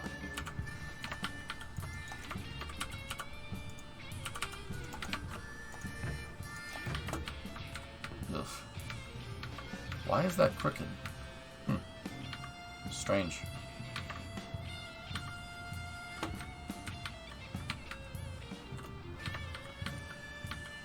You know what, Creeper? Hold on. I don't like that. I don't like that that's crooked. That's not cool. So I'm gonna mess with this for a second. Alright. I don't like these little mistakes with the way that the tracks get built right now. And Creeper, you know this, I'm telling chat. The little mistakes with how the tracks get made can make big problems later. So anytime there's a little frick up like that, it doesn't. I don't like it. Yep, little mess up here, little mess up there. They compound and down the line, and then it's majorly messed up, and that's no bueno. See that? Why is that happening? I don't know. Hang on a second. I'm getting rid of this switch. The loop track is messed up. I thought I heard tomorrow, but yeah, I'm not 100% on that one, Han.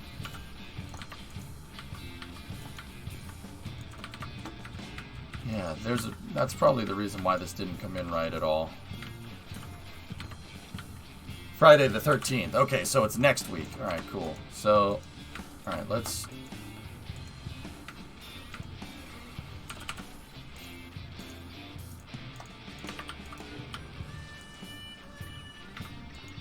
lettuce. I'm just going to redo some of the loop to make sure it's not as wonky, because I did belt this loop out really fast. Deletes player. Ah!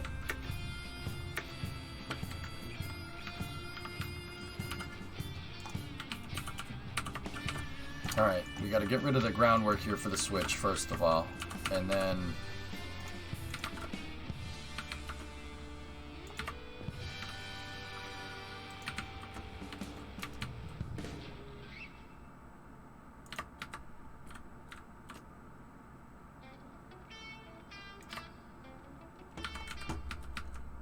So we're working the engineering division here. That's what Creeper and I are working on. We have 2 divisions when we play Railroads Online. There's the operations division, which is driving the trains.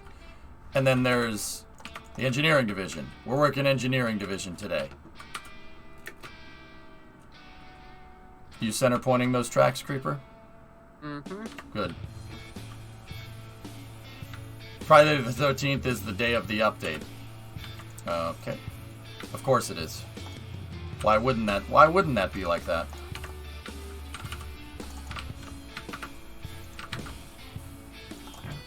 Man, splines will make this so much easier. Just make sure you back up your save the day before. Alright, is that... Alright, great, that looks good, that's fine. Now let me make the bridge for the other track here.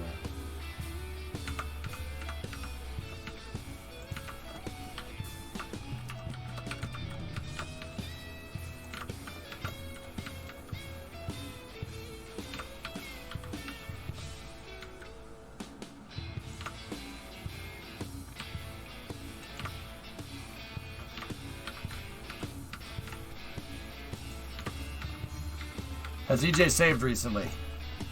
Nope, but thank you for reminding me, Ontif. I appreciate it.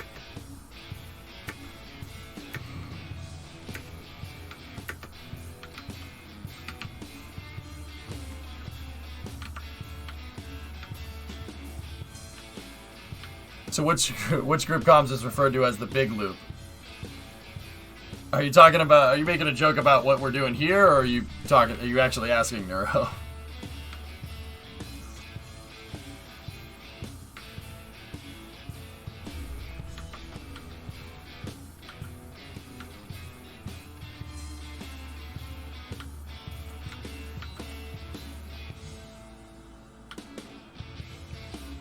Operator, engineer. Yeah, Neuro, if you're making a joke, we don't have a big loop right now. We have to switch between redundant comm loops. I don't know if there's a way to do the big loop like that, but...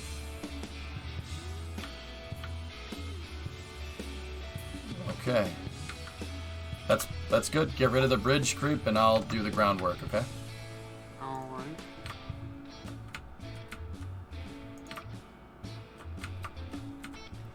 When you're making track segments, dude, try to make them near maximum length, okay?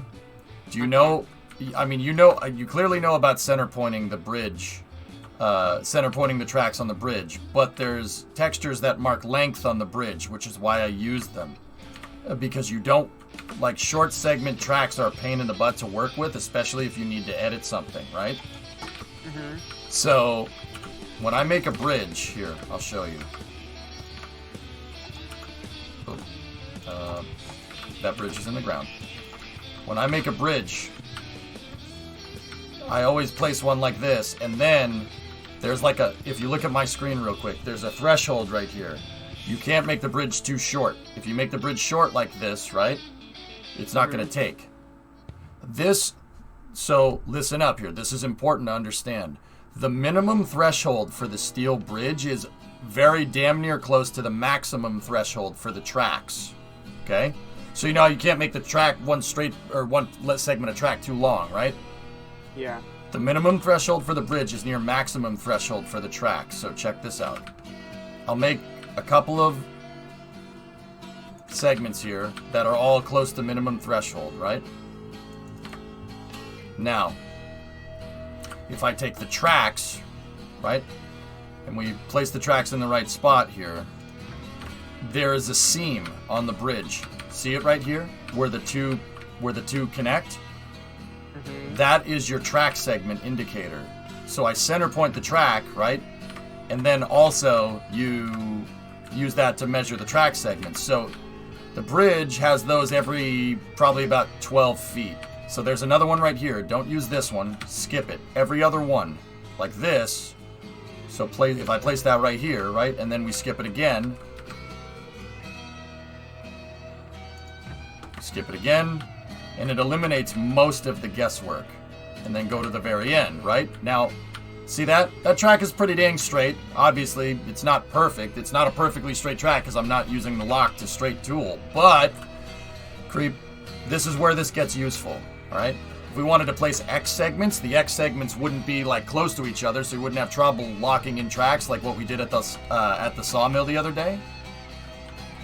And also, if I delete a segment, I know that the rail segment is the same exact length as the bridge segment. See that? Yeah. And it makes it very easy to modify the tracks and keep them as straight as possible, even if you have to modify.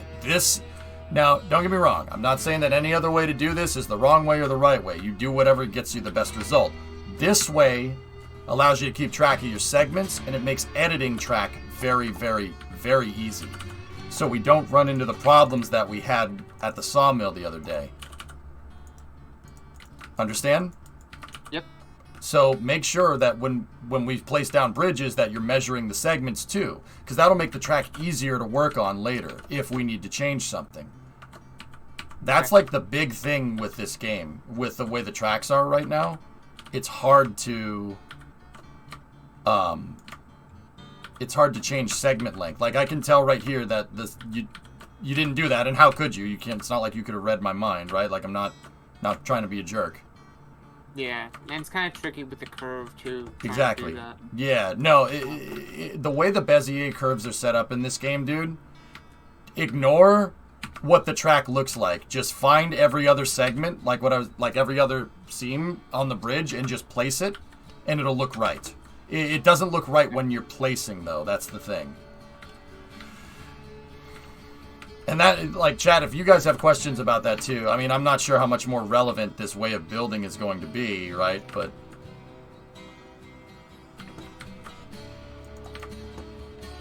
so this is how we should have parallels here, right? And now we know that this line going to the loop is perfectly straight. I don't know why I had it crooked before. It's probably because I rushed it and I was trying to make it fast or something. And then are these two going to tie into the two on the main line? That's correct.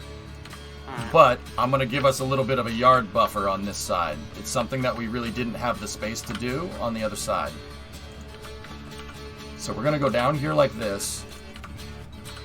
And this is where this part's going to get a little bit difficult to engineer, but we can do it.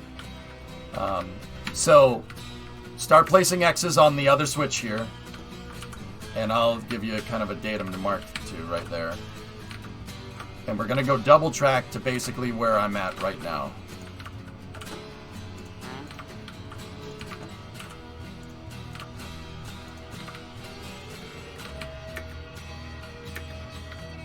Cool. Yeah, Grumpy, the new build tools should be really cool. I don't know if they... I think per Heiss's video, Creeper, I don't know if you've been watching the videos as well. But I think per one of the videos that they don't have the switch, like making your own switch, like the make a switch thing, is not working, I think, from what I'm remembering. But yeah, we'll see. This last little bit here is going to have to be slightly longer because these X's don't really line up just right. Okay, let me take a look. We can... It's because of the switch length, dude, we can fudge it a little bit. As long as the rails line up, then you're fine. If the X's don't line up, that's not a big deal. So, Creep, here's the thing. I had you make all the X's here, right? Let me see. Oh, no. Yeah, that's fine. That's perfectly okay. Wall Street Journal is reporting that Boeing is moving their headquarters closer to D.C.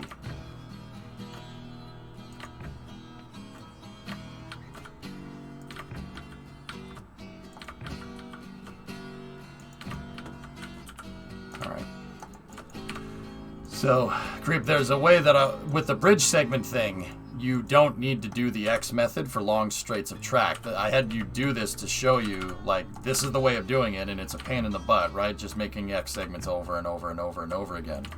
With the bridge segment way that I'm telling you about, you can make long segments of track that are perfectly straight, and you only need to use the X's at the beginning. I'll show you exactly what I'm talking about when we get out onto the main line.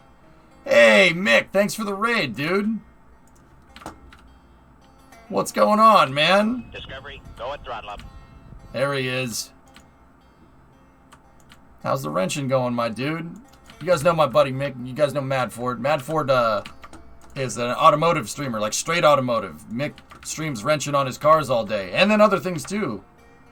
Like the dude, I know it was a little while back, Mick, but watching the overlanding stream with the Land Rovers with the discos was fun, man. I enjoyed that a lot. You building Land Rovers, sir? Right on, dude. Mick, I've kind of decided, just on a side note, Creeper, just give me a moment here. I've kind of decided, you know, that the long-term goals for this, it needs all-wheel drive. It needs all-wheel drive. It's a 4x2 right now, so we got two-wheel drive. Just, you know what? I don't know why. I don't know why I want it, but we need it. We need it. We need to get all-wheel drive with this thing. Well, not all-wheel drive. We need 4x4. You know, you doing that overlanding stream may have changed my mind a little bit. Have you seen the front suspension for these things, though, dude? They're a little...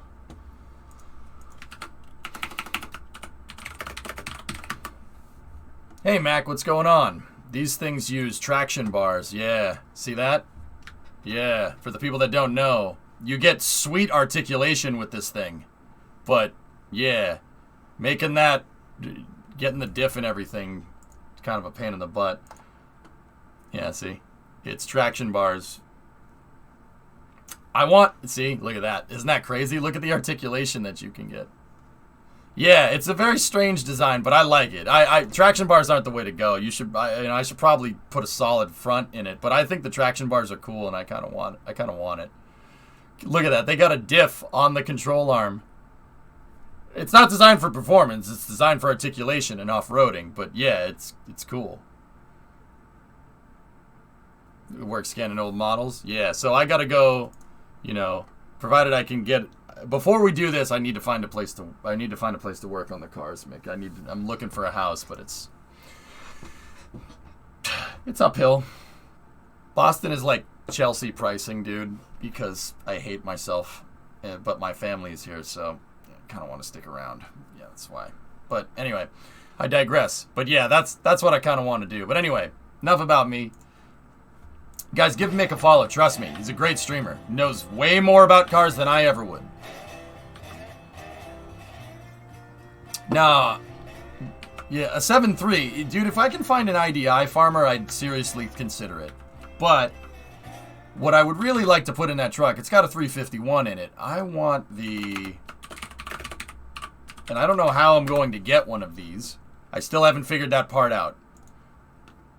I want one of these. The 7.5 liter big block that Ford came out with. That's a pushrod motor. It's basically a big block LS engine, which is just... Yeah, it's called Godzilla for a reason. I mean, I want that just because. 7.3 though would be way more obtainable than that. I will concede to that. Yeah, I saw it. I saw the video, Hellfish. The Indy 800. What is the Indy 800? I don't even know.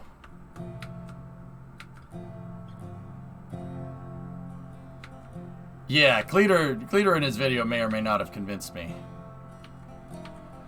Because drive shafts are cheap. Indeed. Yeah. Alright, so... But anyway, Mick, thank you very much. I do appreciate it, man. Thanks for the raid. It's good to see you, pal. Gotta catch up, dude. It's been too long. But that's how the internet goes, you know?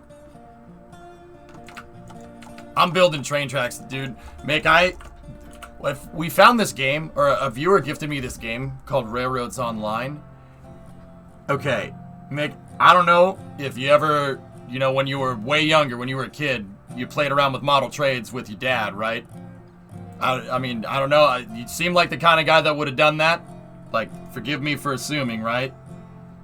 I'm off for food, sir. Have you spotted my second channel? I haven't. Of course I did. This game is playing with model railroads. You get to build the track, you build the layout between all the... I'll let you go because food. You get to build a layout between all this stuff, and then you get to play with trains and move and drive the trains around on your layout. It's literally playing with model trains, and it's addicting as frick, dude. But yeah, anyway, go get food, man. Yeah, that's what I've been doing. That's what I've been up to. Plug your second channel. Link me to your second channel, though. I think I need that for sure. Yep. How many hours are you in on railroads? I don't want to know. I do not want to know the answer to this question, but I'll show you guys. 136 hours in like... When did I get the game? I don't even... You know what? I'm not even going to check. Mad Ford security cams. Here's the second channel. Oh, word.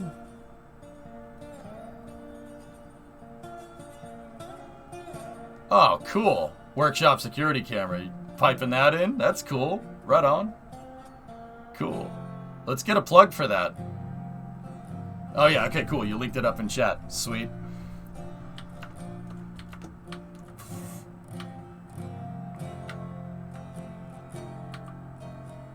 Anyway, Nick, go grab some food, brother. Hope you have a good dinner. Cheers. He's waving? Ah. Okay. There we go. All right. I see it. That's awesome. Thanks, bro. See you soon. All right, man. Okay, Creeper. Here, check this out. So that bridge segment way that I just showed you about, right? Mm-hmm. So, check this. Because, remember how I told you about maximum track segment, right? So the maximum track segment is like probably about 30 feet, right? Now these X's are 12 feet across. So this is not a trick question. How long is 2 of these X segments? 24. Okay, cool. Bingo. You're not stupid. Excellent. Congratulations. So, the segments on the bridge is not 24 exactly, right? But it's like maybe 25 or 26. So, we can do the segmented X method with the bridge. This is the other reason why I like doing the bridges. So, I'm going to place down one segment of bridge, right? And that segment of bridge starts right here where these X's are, right? It's right at the start of this. That's where one of the segments is. Or segments are. And look, the minimum threshold for the bridge segment is almost 24 feet. It's like maybe 25 or 26 feet.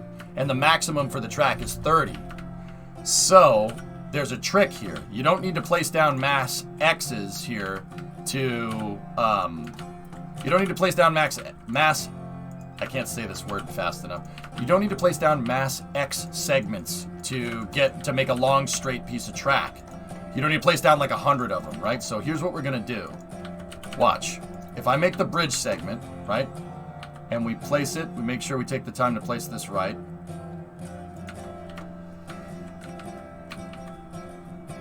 Actually, let me see if we can lock an X into this piece of track here. I want to try to lock it backwards. All right, there we go. So we have something to lock into. So it wasn't picking up on the threshold there, so let's put down the bridge segment, right? And then lock it in here. So now we know it's perfectly straight because I locked it into both X's. And now if I hold Alt, it's going to be, well, perfectly straight. So, place this down. We don't need to worry about the bridge not being level because it's the bridge. And we just place these X segments down.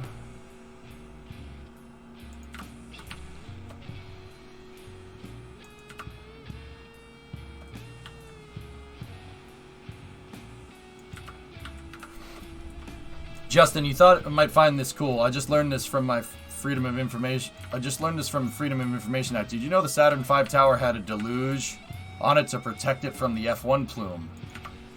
I actually did not know that, Justin, but I'd believe it. Those F1 engines, dude, that's something that Kerbal does not model. Rocket engines convect heat like you would not believe. Like, you could talk about cooking an egg. You could vaporize an egg on the outside of a rocket nozzle. Like, there would be no egg left. It would go from, like, nicely well cooked to burnt to carbon ashes to nothing on the side of the rocket engine. Probably in about a second. But yeah, that's cool. I didn't know that. I didn't know that they sprayed the tower down with water. I'll bet you that SLS has something like that. Hey, Ian.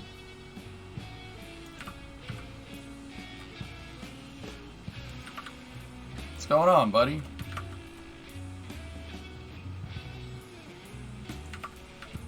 There's a picture of it in the link. Let me see.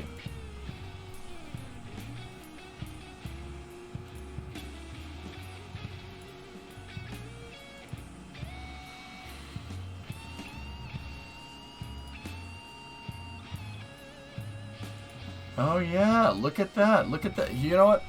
Creep, you'll appreciate, just because you'll appreciate this, I'm gonna put this on. Actually, finish the track right there. That's fine. You see how you could just hold Alt and make an extremely long segment? That's how I ended up doing half of the iron mine in like a day, because I figured out that that's the way to make this stuff quick. Alright, I'll go and track here. Okay. Yeah, just line it up on every other seam. Remember, every other seam. You need 25-foot segments of track. And just hold left alt, because if you hook it into the X's, if you hold on left alt, it's gonna lock it straight, right? You know that? Mm-hmm. So yeah, just make it straight, and you can make straight segments of track with the bridge tool for extremely long periods of time. And the track, every single track is going to be an equal segment. Yeah, look at that. Look at that one. That's nuts, dude.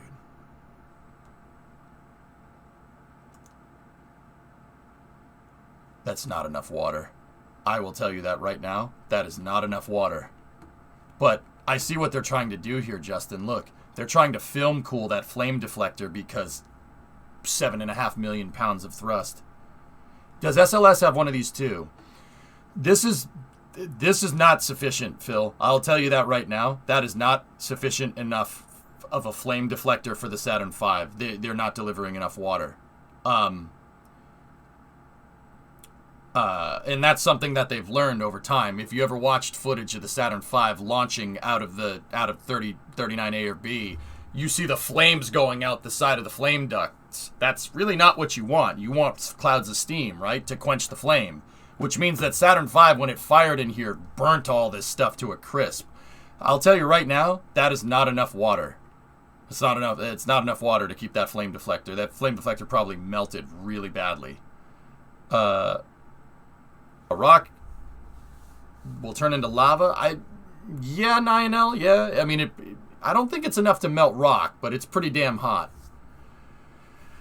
Yeah, I don't think it's that hot though. It's not lava hot, but it's up there. Remember, it's not just like straight heat. It's the amount of heat being convected. Like, you have to think of heat as a quantity, right? It's a quantity. How much heat are you taking? And what temperature is this heat at? How much energy does this heat have in it, right? So if you took like 1,000 degrees of heat for like a second, right, and not in a high quantity, it's not going to do much. It's like a blowtorch, just right? It's not going to do anything. But if you do that like for a minute, what's going to happen? You're going to melt whatever's in front of it, right? So it's not. It's the temperature of the heat, so that's how much energy it has in it, how much energy the air has in it, and how long is it, and like how long is it going to be like that, and what's the quantity, right? You got to be quantitative about heat. That's something that took me a while to understand. How SLS does have something like this, but it doesn't come out of the walls like that. SLS has a fixed flame diverter, and the water system is right here, and it shoots water this way over the flame trench. And keep in mind, SLS is not deflecting the flames in two directions. With SLS, the SSMEs, or the RS-25s, and the SRBs are all going to shoot out this way. They're going to shoot out towards the ocean. But yeah, there it is, right there. Look at that. Yeah, I'd believe that. You got to find a way to... You don't want the metal to absorb the heat. Water absorbs the heat better than metal. That's why a steam engine works the way that it does. Believe it or not.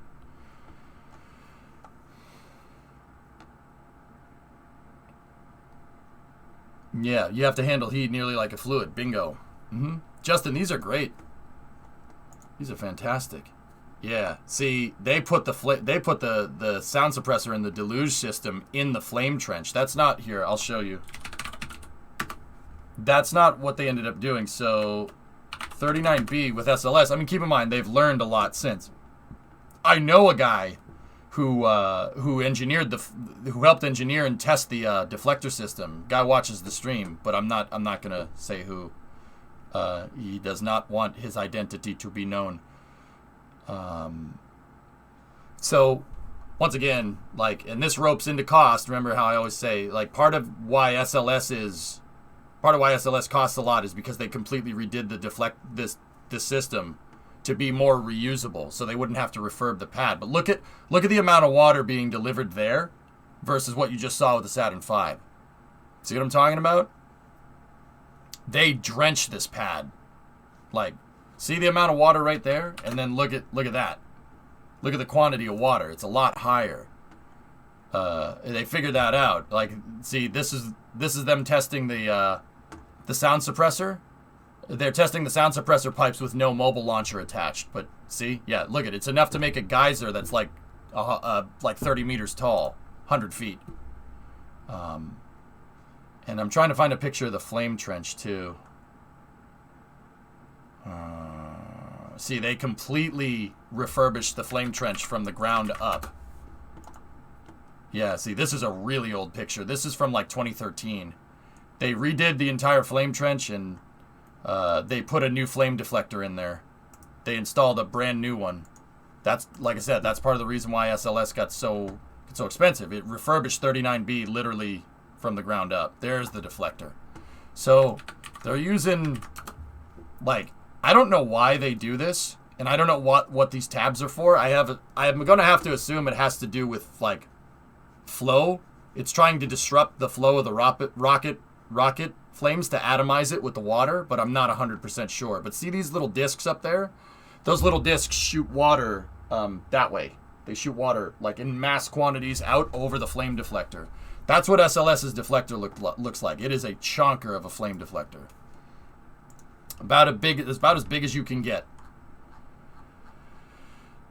Yeah, Eon. Well, you got to remember the deflector. They spray the water on the deflector to film cool it so the metal doesn't melt. So if the metal is absorbing heat, then you got a problem. I mean, don't get me wrong; it's going to absorb some, but you don't want it to absorb a lot. But see, yeah, check that out. See these discs? They shoot out water, and that's your sound suppressor. The pad deluge system is up on the mobile launcher, but yeah, pretty interesting, right? Yeah, they're trying to cause drag. They're trying to make drag on the. Oh no, they're covering the bolts. That's what they're doing. They're covering up the bolts for each plate. See that? These little tabs. Hey Dama, what's going on? Do they use active water cooling for the flame diverter? Just like the blast deflectors on a carrier deck? Yeah, film cool it, Neuro. Absolutely. If you're spraying water over this metal and the metal is being introduced to heat, the water will absorb the heat. Water is more conductive of heat than metal is. That, like I said, that's literally the reason why steam engines work the way that they do. Because if metal was more conductive of heat than water was, you wouldn't generate steam. You'd melt the metal before you'd make steam, right? And finding a way to disperse that heat is what keeps the metal cool. If you can find a way to disperse it, and that heat energy gets dispersed as steam, the process of turning water into gas takes energy. Takes a lot of energy. Look at any power plant. It's funny because you got the same kind of physics going on with a steam engine here that you do with a rocket flame diverter. It's the same idea.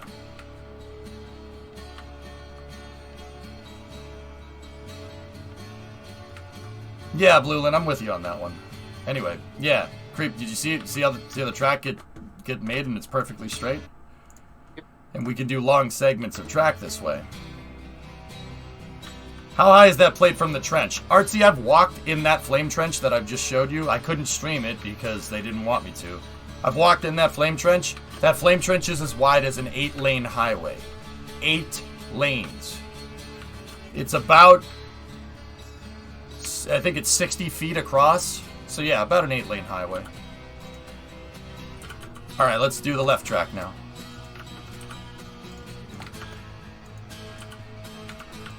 Great, Rob. Once again, I'm trying to teach you to bring you up to speed. Are you understanding this, or are you just... I get it. I'm getting it. Okay, cool. Like, I'm trying to teach you how to do this so we can build track faster. Yeah, I've walked around on 39B, Artsy. I had the pleasure of doing that back in 2015. Should probably go down there again.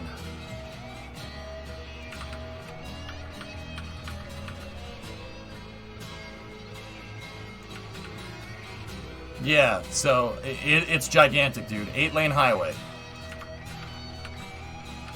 She's an absolute unit, dude. That's about as big of a... You're not going to see a bigger flame diverter anywhere in the world. Maybe at Baikonur, and that's about it.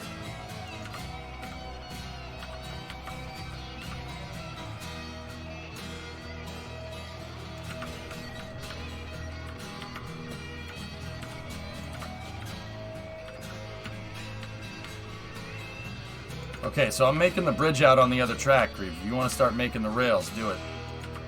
I'm gonna wait for you to be done because he hasn't placed yet. It's still really zigzaggy. Oh, okay. No problem. So, wait for it to be fully straight before I try and put track on it.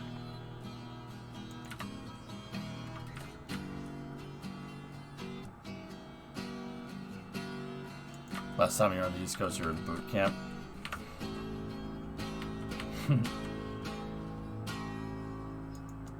Okay, she's placed. Alright.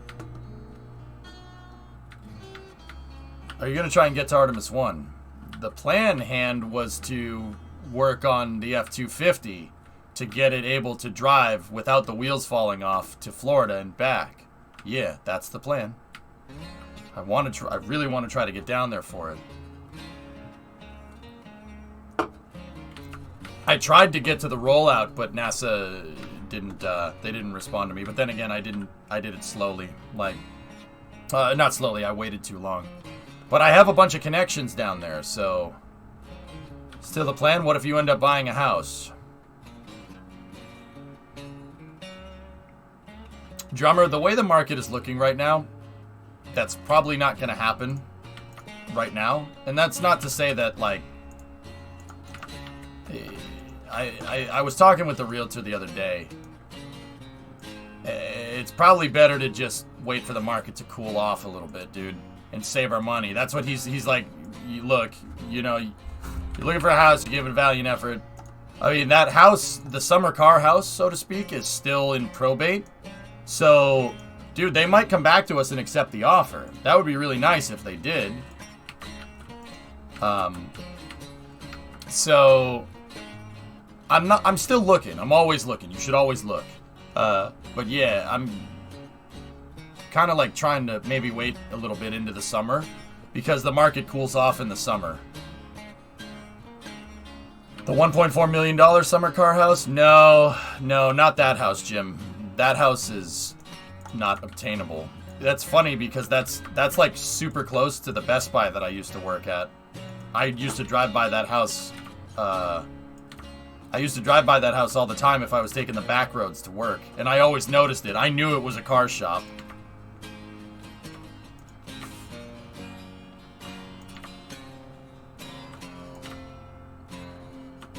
So, yeah, Drummer, even if we... Yeah, I'm still looking. I'm just not looking as hard as I was because, the market is insane. The prices are the highest they've ever been. This is literally the worst time to try and get into it, but I'm still gonna... I mean, we're still looking, you know?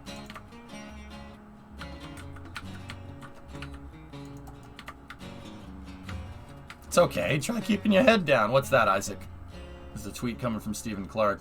NASA's fully redacted response to my Freedom of Information Act request for an SLS countdown timeline document that used to be publicly available. Physically handed it out to reporters at the KSC press site for shuttle missions.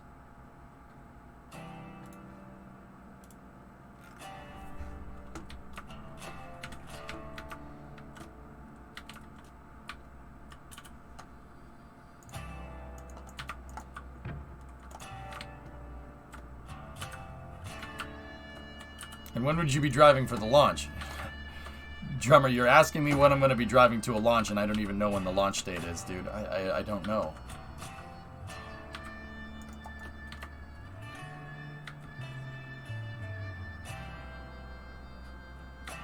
Well, the wet dress rehearsal is targeting June, so...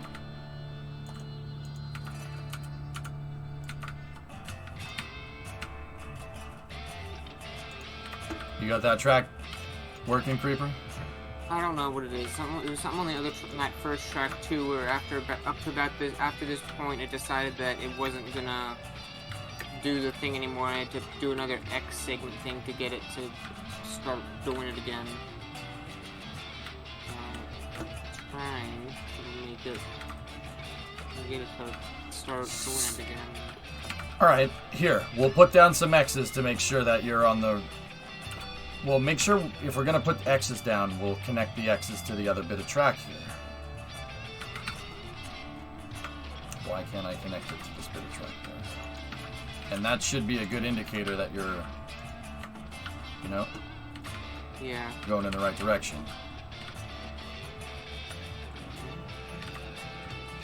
I don't understand that either. Fellas,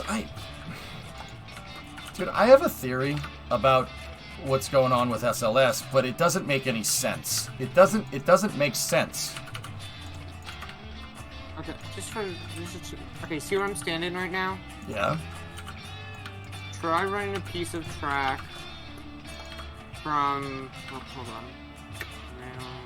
The bridge sometimes isn't totally exact, Creep. There's a float point error when you make the bridge longer. There to where I'm standing, which should be... Oh, yeah, connect to the end of the X, and then from the X to here, and it doesn't like snapping. What? Okay, game, I see how it is. You just don't like me. I get it. Gotta have the finesse, my son.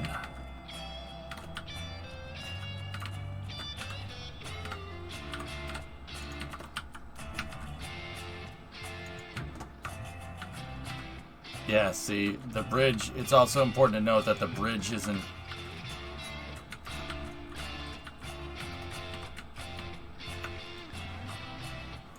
The bridge tracks aren't perfectly straight. Sometimes there's a float point error if you make the bridge for long distances, but the tracks seem like they actually might be converging, or diverging here. Hold on.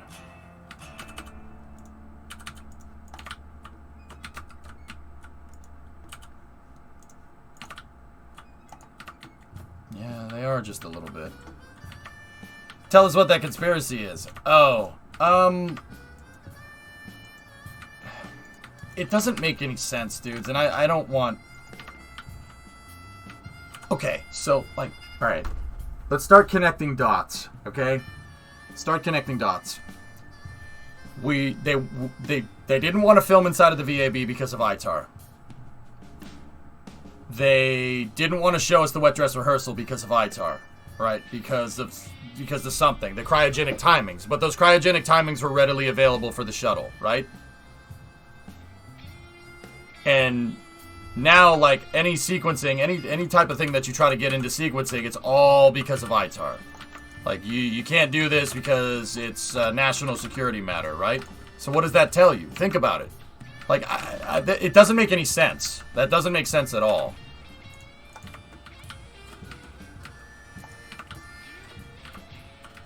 No, seriously, turn the gears. Creeper, why would all this stuff be protected by ITAR all of a sudden?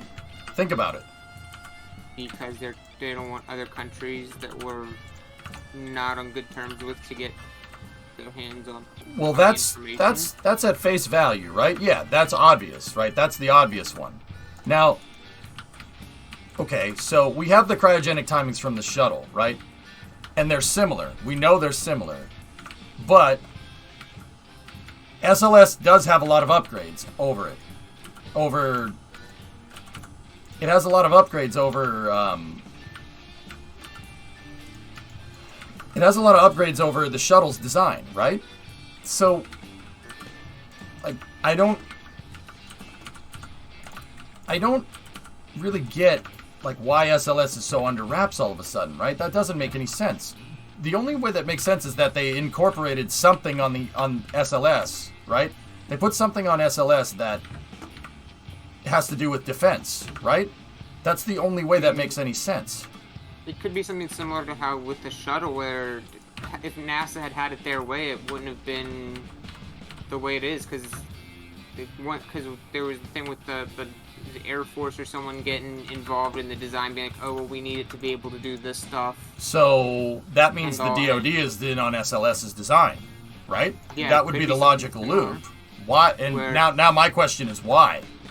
But I mean, there was the one. I know Scott Manley did a video on. I forget what the video was, but about the one mission that the shuttle launched out of Vandenberg, where they were trying to retrieve the satellite or whatever. Polar once around. Yeah. So because of that mission, that's why the shuttle design is the way it is. So it could be the DoD's got something in mind that they want to retrieve or capture. Well, SLS doesn't have down mass capability, right? Maybe they're trying to they've convinced NASA or building a upper stage themselves, or something that SLS would launch that would then in turn have down mass. But it's probably the DoD's got their hands in it for some decided to get their hands so that involved. means all this ITAR stuff, it makes sense if the DoD is funding SLS's development, which is probably the reason why SLS is so, like, it, you know, everybody knows that it's over budget. And I'm saying that as an SLS defender. Everybody knows it's over budget. That tells me that, like, I was thinking about this the other day. That tells me that something they know. Like, the Department of Defense is in on it somehow. That's the only way that explains all this ITAR stuff. Like, why else would NASA do it? The fact that they're using the ICPS and not just going straight to 1B would also support that, because DoD's said, oh, well, we needed to have this capability, so they're having to redesign the upper stage on the Block 1B variant. See? It has that has to be what's going on. I was thinking about this the other day. It doesn't make sense any other way. Sorry, what's down mass mean? Down mass is something in space flight where you could take stuff back from space down back to the ground instead of just launching it into space. But yeah, anyway, like, I can't, it makes sense, but I don't know. I have no idea. That's just a guess.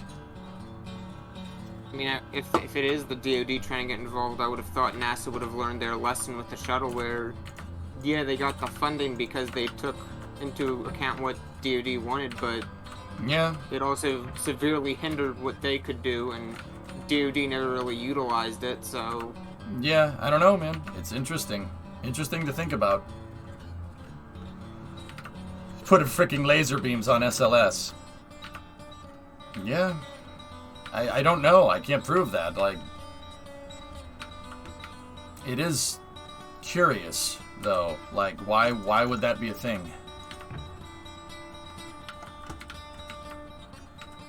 But I don't know, man. You know, that's just me shooting from the hip. I have no idea. It doesn't make any sense. Why would they be? They have no use for that type of rocket. Like, there's no use for that. Like, they're not gonna do it. They're not gonna use it for that. Like, what are they gonna do?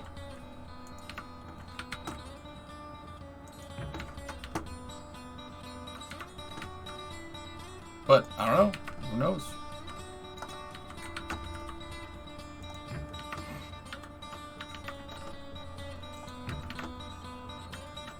But that's the only way that really makes sense, you know? Yeah, see, Creeper, if you look at the track and everything, can you put X's at the end of the other pre-existing rail that we just made? Yeah. Up here? Yeah, the bridge looks like it might have a little bit of a float point error. Anything to do with the potential use of a future nuclear upper stage. Actually, Genesis, that makes a lot more sense than any other theory I've heard. Yep. What's that, Zay? Actually, you know what? You know what, Genesis? That makes the most sense. Yeah, we've seen that, dude. Zay, that's amazing. Yeah, painted. And they're going to have different paint jobs on it, too. I don't know if you saw it the other day, but someone had tweeted, like, or Tori was like, have you ever had a conversation with someone who knew you were the CEO of ULA? And he said, yes, it was very brief. To which someone replied, I'd pay movie ticket prices to see that conversation.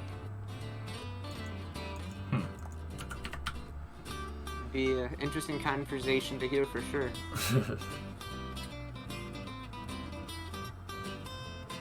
Yeah, it was, when you talk about the flat earther, yeah. Have you ever had a conversation with a flat earther? Yeah, it was quick. But I have to go for a little bit. We need to take the dog over to the vet, so I'm gonna go over here by the depot and AFK. Right. Did I see the link? Yeah, I did, Zay, and I responded to you. But if you didn't hear it for whatever reason, yeah, different paint jobs on Vulcan too. Pretty cool. I think what Genesis was saying makes the most sense. Genesis, it's got to be for the nuclear upper stage, because I don't. The DoD, like what? Them being on SLS makes no sense either. So, yeah, okay, cool. Yeah, I missed it. Hey, no problem. It's all good. So, yeah, I mean, that's getting into hearsay, though. But the nuclear upper stage is what makes the most sense. In fact, that's Genesis. That's probably what I'm just going to think to myself about.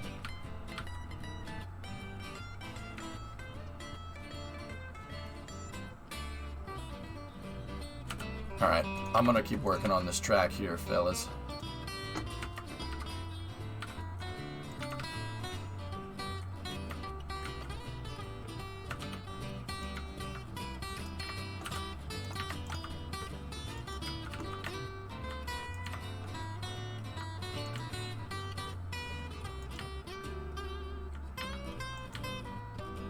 Alright, back to gardening. I'll return in 3 or 4 hours of more cursed rockets. Oh, I can't wait.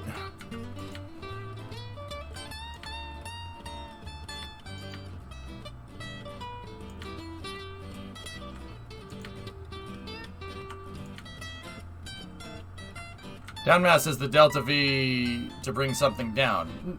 No, not Delta V. Downmass is, as the name implies, it's just the amount of mass that the rocket can take back down to the surface intact. So like the space shuttle, because it has the payload bay, can take down about 12,000 kilograms.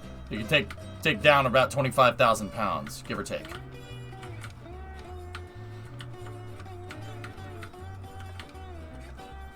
All right.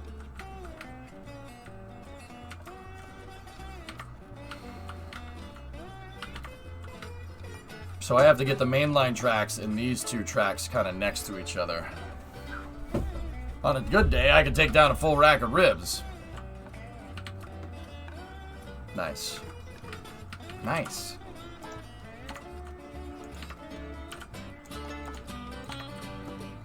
Let me just check something here and make sure that these are... Yep, pretty much at the same height. Perfect. Excellent. Lunar units, mile per hour, pounds, miles. You're a lunar unit. Got him. Alright. We've talked a lot about space already, guys. I don't want to have space news while I'm playing trains. I just want to play with the trains.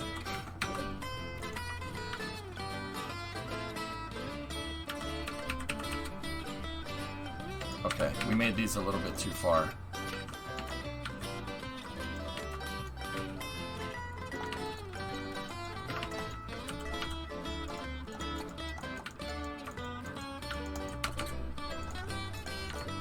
Alright, this sucker's gonna need to start turning here. One train news. Excuse me, one train. One train news.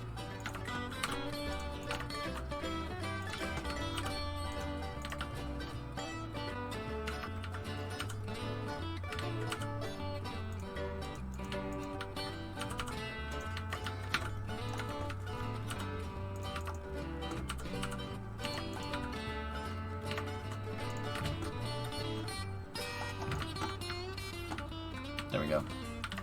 2 words for you, rocket train.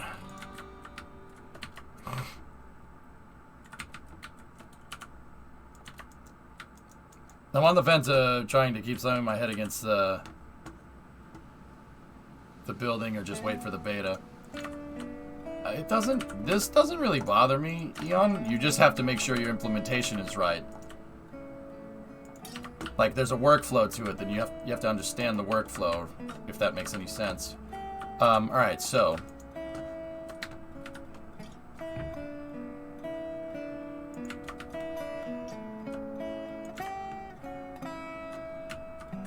Alright, ready?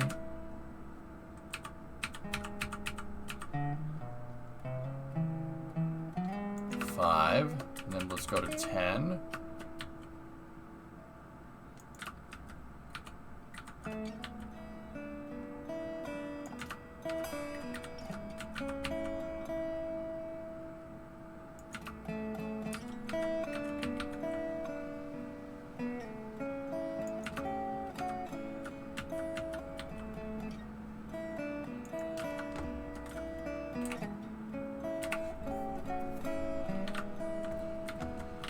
Yeah, Crew 3 is already undocked. It's free floating right now.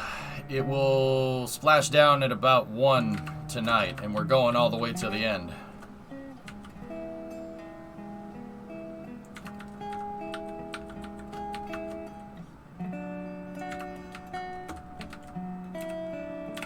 Oh, we gotta turn a little bit more.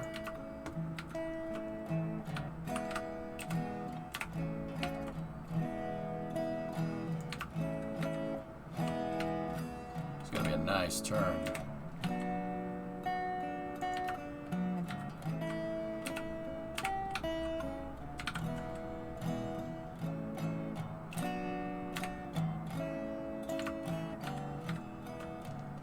Going through to Starlink? If I have the energy to do it, Katra, I will.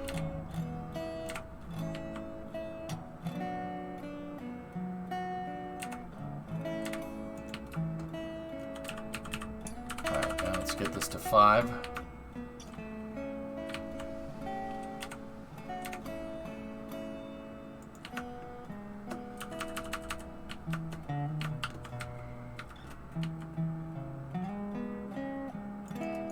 Perfect. All right. Loggers.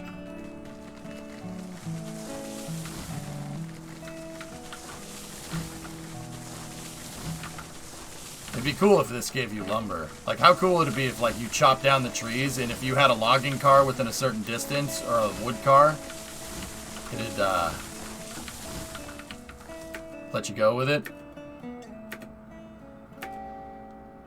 What are you building today? I'm working on the freight depot to oil field extension, guys. We're coming out of the south part of the freight depot here. I'm gonna extend the main line here, and we'll go from there.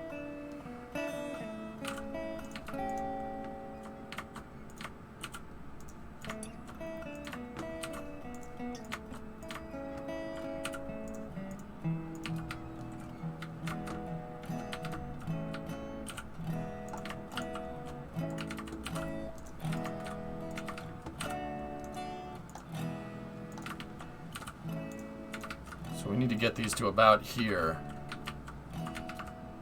Oh, actually, yeah, this is where this is about flush. So I'm going to have the main line, these two lines turn, and then these are the lines going into the yard, right? These two lines are going to turn with them, and then when the track starts going straight, I'll merge the 4 tracks down to 2. At least that's the plan. I think that'll work. The whole idea was to get these things to meet.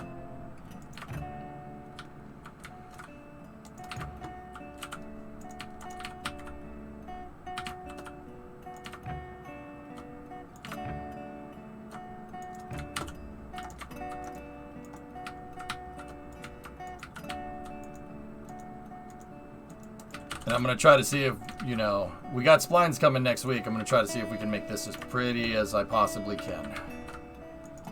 Meaning no bumpy tracks, tracks perfectly straight. We're going to make it look like standard gauge here because that's how I like doing things.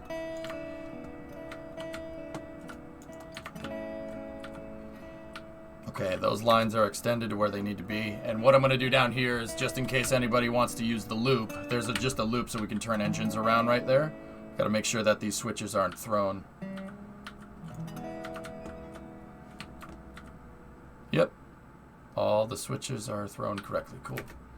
Excellent. Do you still have the Ford truck? I have 2 Ford trucks now. How much time have we got?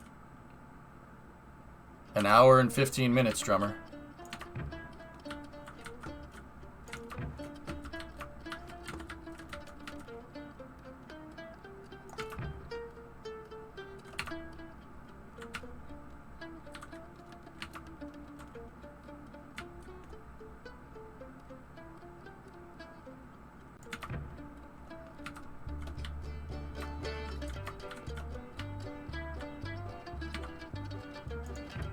Once again, I'm placing down bridge because this is the easy way to make really nice curves.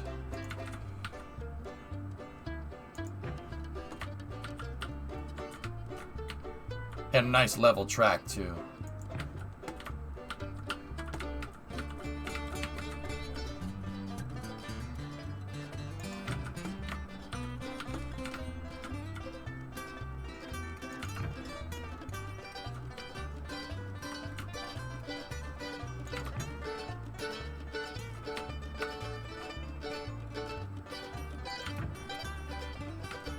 Is there a line to go from smelter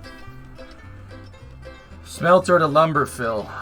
No, you have to get onto the logging camp line and then reverse into lumber from there. I haven't... Drummer, we're gonna have to redo that whole area. It's not... I'm not really liking how it came out.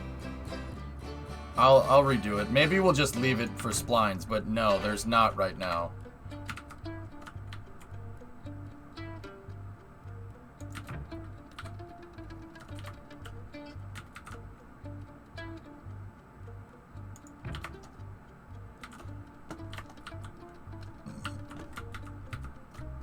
Remember the outside tracks will be longer. So the workflow might be disrupted and try to work on the track with the X's. Yeah, with this method, Shy, we're not making the tracks maximum length. It should be okay. I should be good for 4 tracks out there. But yes, you're right.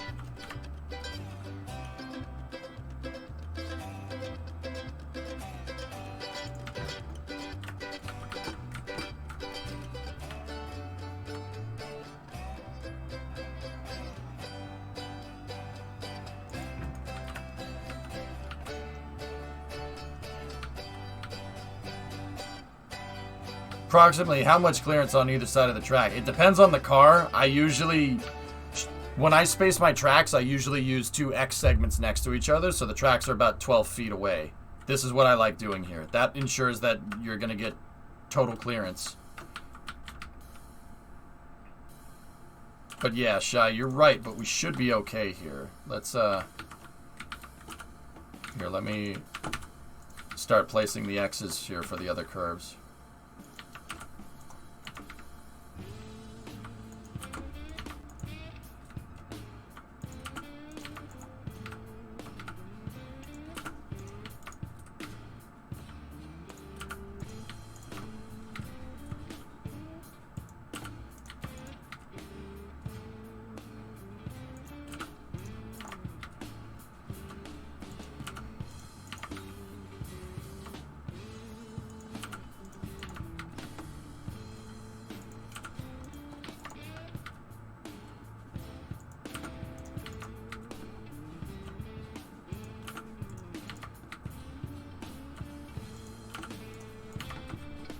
Yeah, on the outermost line, Shy, we might have a little bit of a problem, dude, but we'll see. Because we're gonna need a track here, and then a track out here, and then right here. Let's go back through the inner X's first.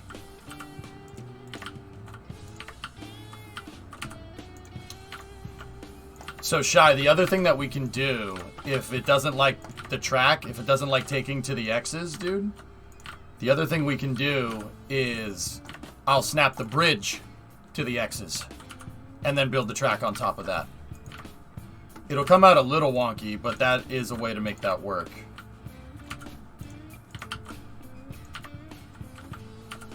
It's framey right now. When a lot of people are moving trains around, it gets framey, dude.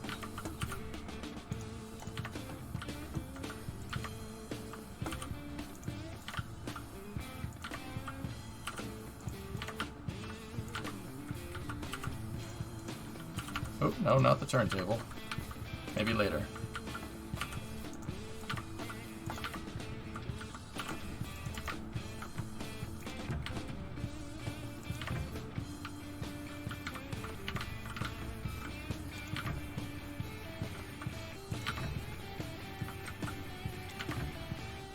Yeah, if like when a lot of people are running trains, like if there's 2 or 3 long trains running at the same time, all the physics simulation gets offloaded onto my computer because I'm the host. Because there isn't really a dedicated server right now.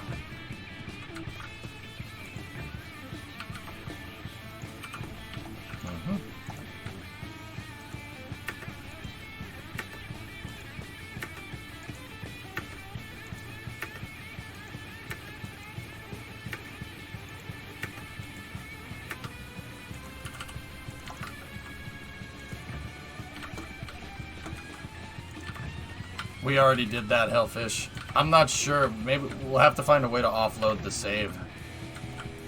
But see, that's the thing. I don't want to do that because I hated, like, not I hated.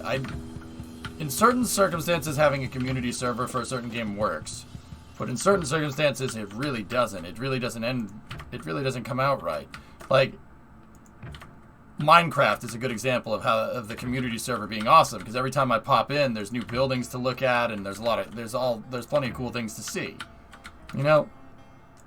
But when we had the Stationeers server, I went and played another game, and then everybody ended up completing all the work that needed to be done, and I came back to a fully completed base, and there wasn't really much to do after that. And that's boring. You know, then it's just like, oh, look at this. Oh, that's really cool. Oh, that's neat. Like, don't get me wrong, that works too. But in, like, engineering games like Stationeers, you really kind of have to...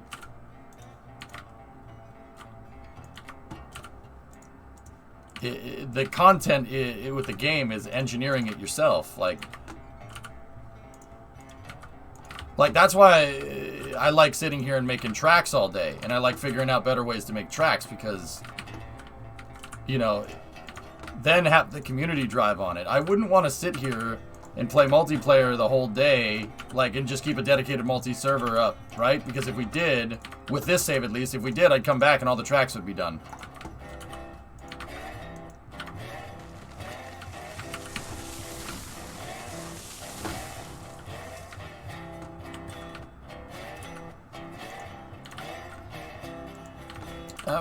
The right balance. Yeah, I'm not really talking about the right balance. What I'm telling you is that it really depends on the game. But yeah, you're right. That's not really what I'm trying to say. Like,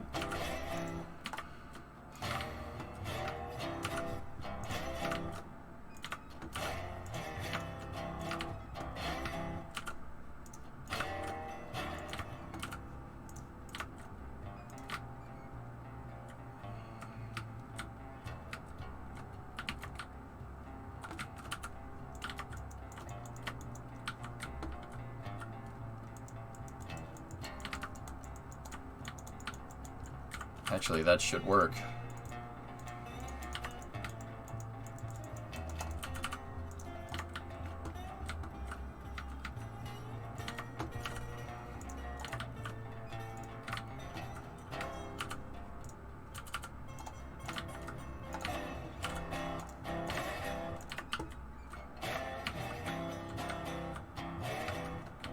Okay, that's when this is the spot where we need to start the curve.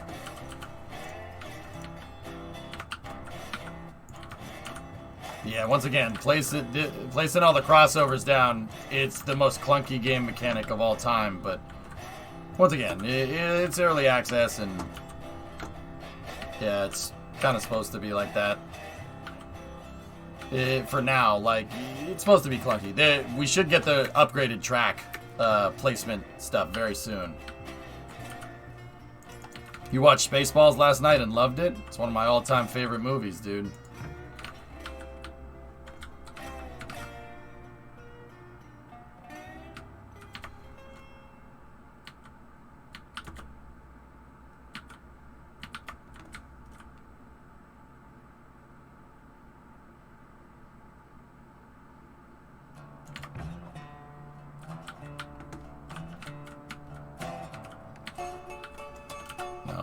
that's not going to work right at all.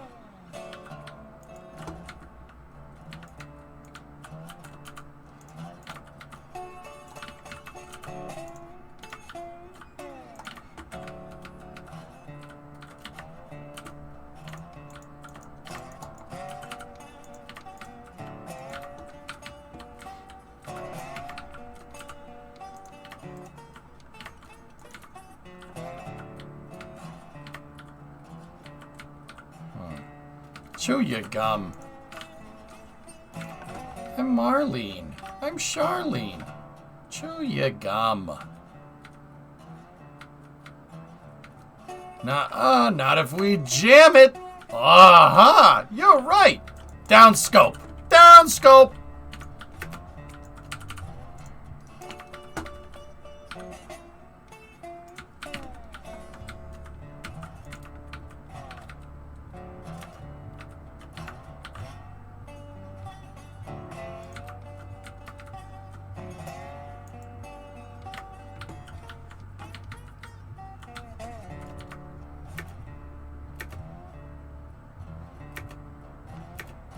Do the outside track first, then snap to the inside track. I agree. I just needed to get this little section right here, raid, figured out. But yeah, I think you're right.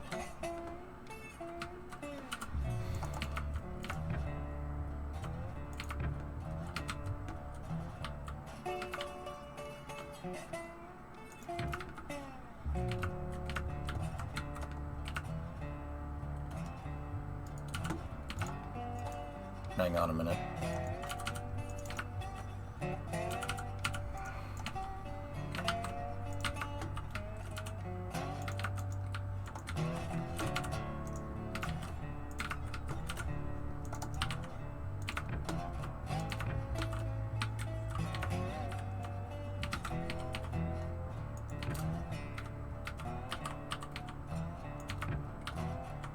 All right, let's see. Let's see if I gave myself maximum.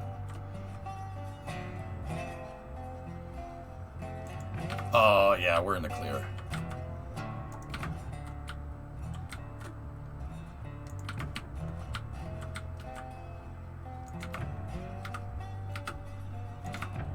Yep, see? That's what doing the bridge segment, trick works. That's the right way to do it, man. Well, not necessarily. It's the right way to do it in this instance.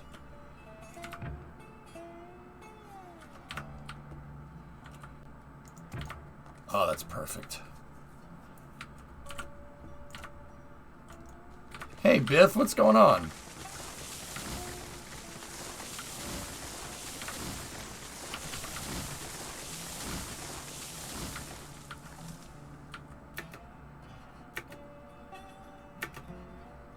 I should probably save because we nailed that, didn't we?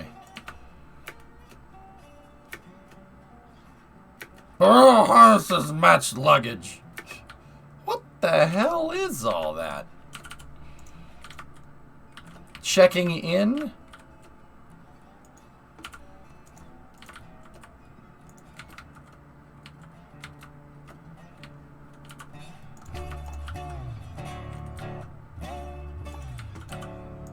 On this ship, you'll refer to me as idiot, not you, captain. No.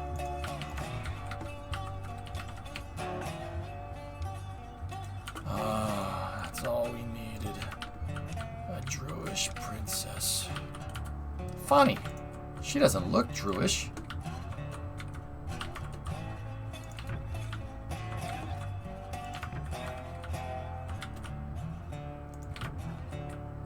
Need T-38s.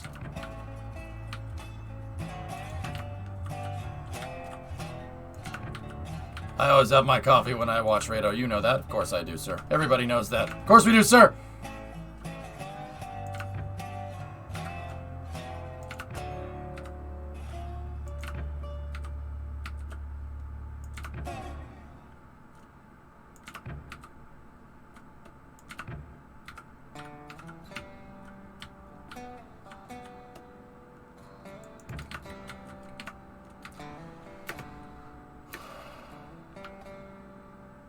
Scotty beamed me twice last night. It was wonderful.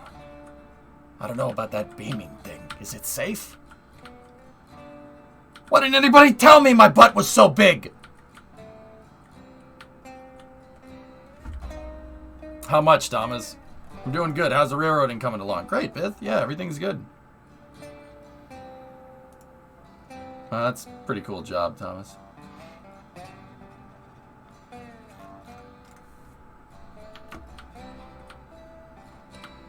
What the frick are you doing? I've been scanning models. Come back and see this. Building railroads, bro. What are you doing?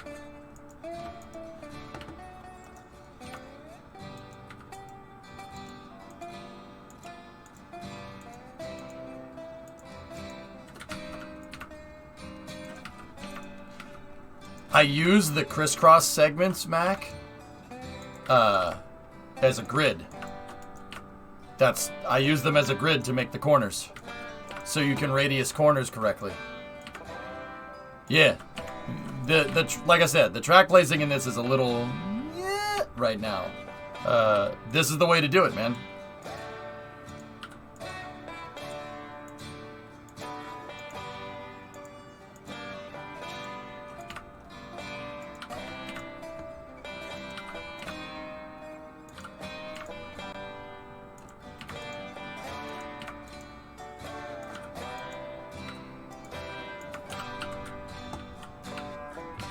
Oh, I hate that part right there. Oh. No.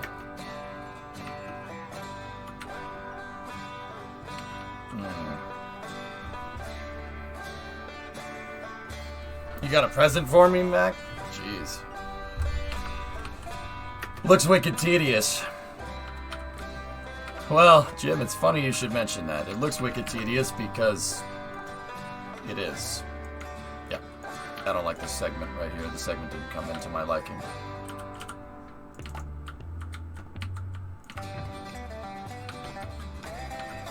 Discovery, go and throttle up.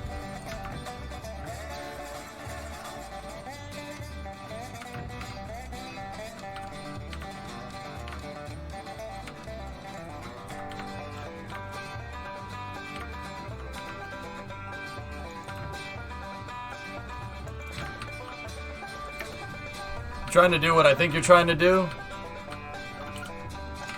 No.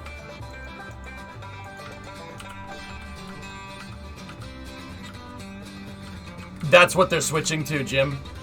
11-month resub from Mac. Thanks, man.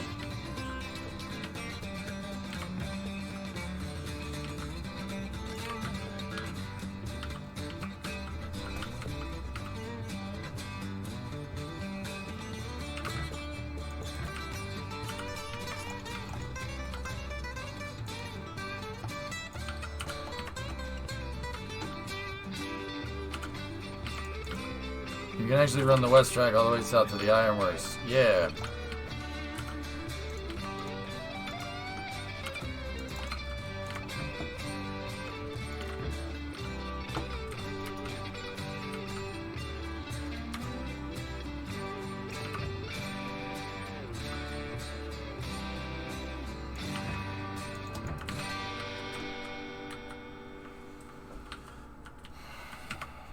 That's the right idea, but just I'm not getting it exactly right. That's exactly what I want, but it's not. We have to make the track like go out a little bit more.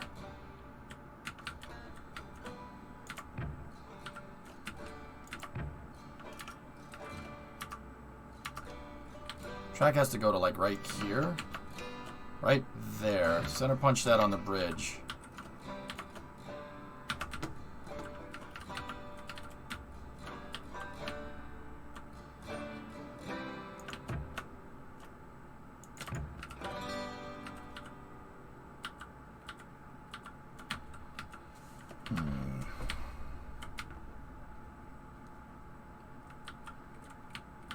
Yeah, see that little thing right there where it goes out and in? That's no good. The rest of this is pretty decent though.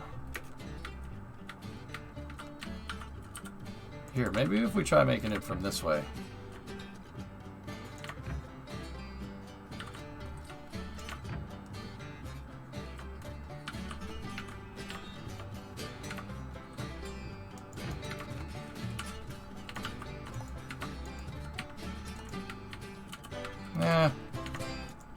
Not bad.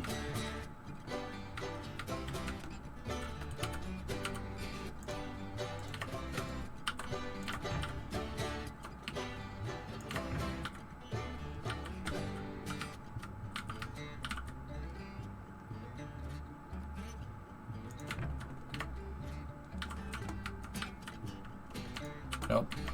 Nope, didn't come in right. I want this to kind of keep going with the curve, but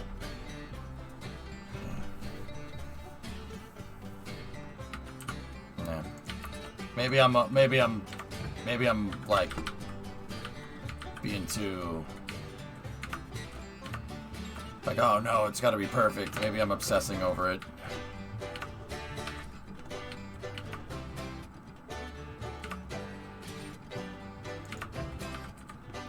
That is indeed a railroad.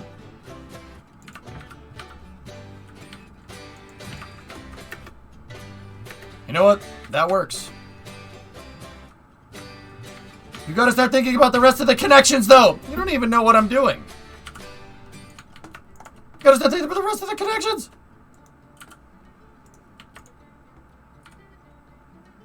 Save check. I'm working on it. Let me just finish up this last segment here.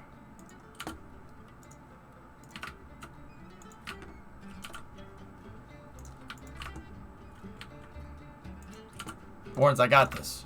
Trust me. I'm not that far down the rails, dude. Not as far down the rails as you think I am.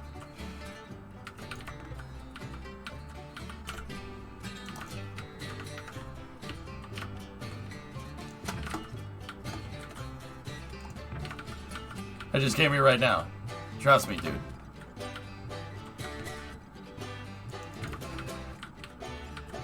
I'm not as far down the railroad. I know what you're saying. I'm not as far down the railroad lines as you think I am. The depot is right here. Yeah, see? That's good enough.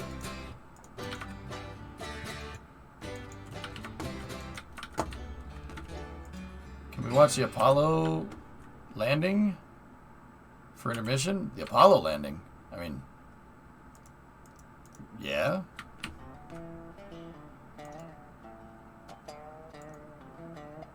You're the ops team, and you think, it's alright if you're running. I mean, you could switch to planning with me, or engineering if you want, but yeah.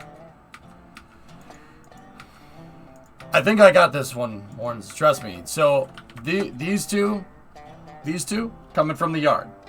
These two are the main line. I'm going to make them connect, right? And then when we get over to the oil field, I'm going to split them again. Like, I got to find a flag, and we got to be careful. I got to find the right video.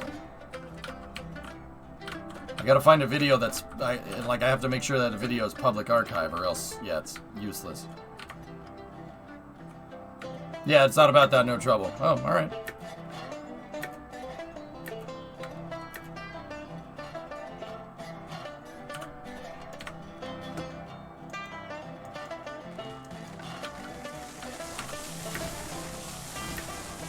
Continue the curve from the other curves and map out a straight section from the new ones. They should line up at some point. Yeah, I don't see, that's the thing, Capcom. I don't think that they will. I don't think I got the angle from this track coming off means that, like, here, take a look.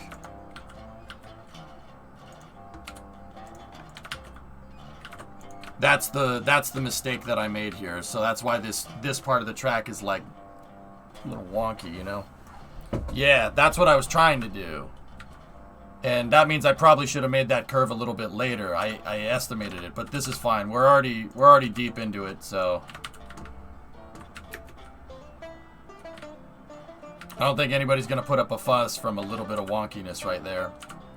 Or the other thing I can do is I can remake this, make a bridge, and then place the X segments back in, and then make a slight curve so the track, instead of going out and then turning, just makes a slight curve here. We'd have to demolish the tracks probably like up to this point here. Nice, Mortley. Here, I'll save, and we'll see where it goes. Like, let me, you know what? Before I delete any track, I can see where the segment is.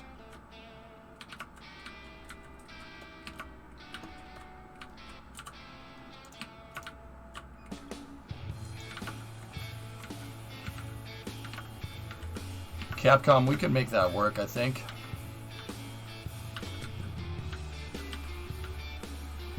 You know what? We got time. I'm gonna do it. I don't like how these tracks came in. We got the time.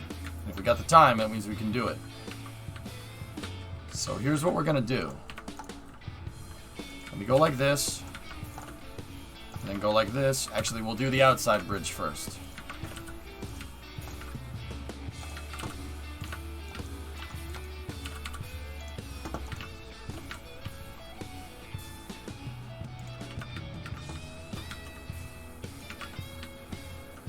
Squall, what's up, man?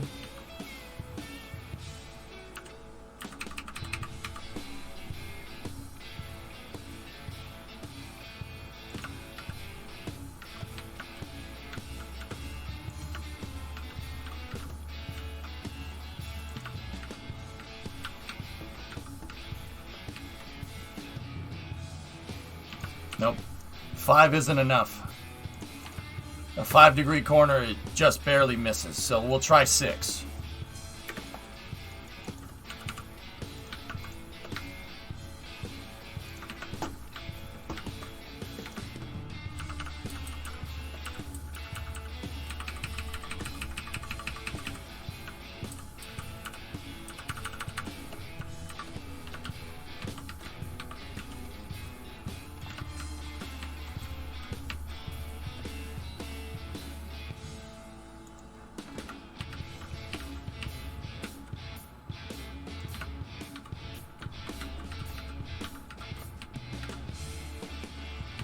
That's real close. Let's try 6.25. Like, you think 7.5? I think 7.5 might be too much.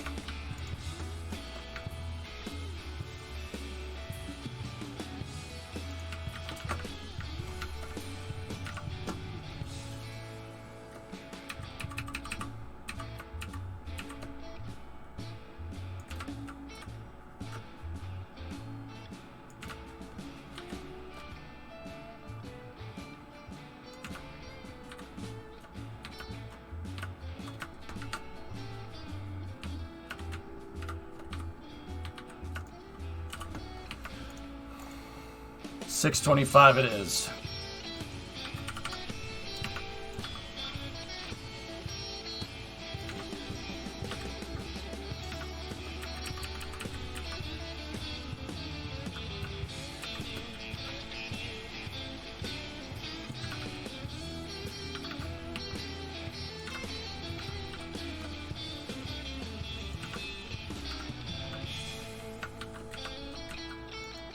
Okay, there's going to be a little bit of guesswork here.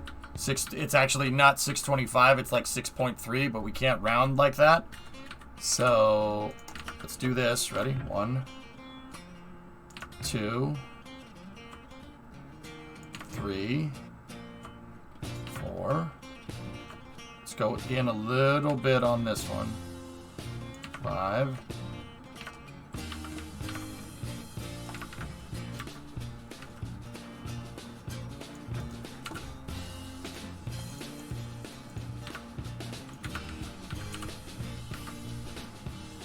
Much better. Much better.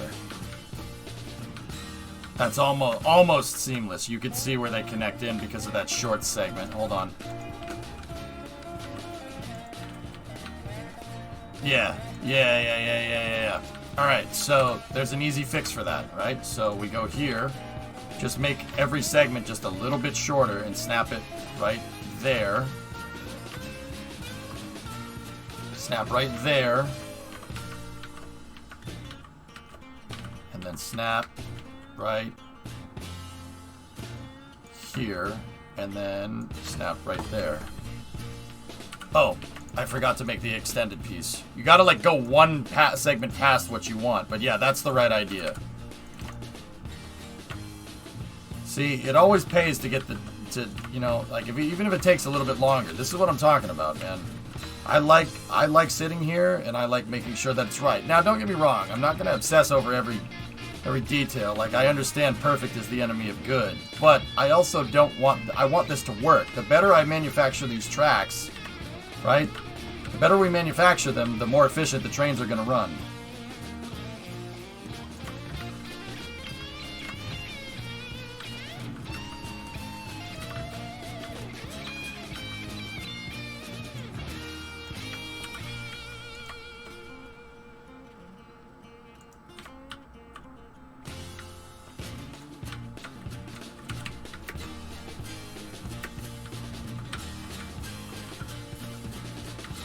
Oh, I made a mistake again, damn it. I didn't center punch it. Okay, we got to center punch it a little bit further. So, let's just go out a little bit right here. So, there. There.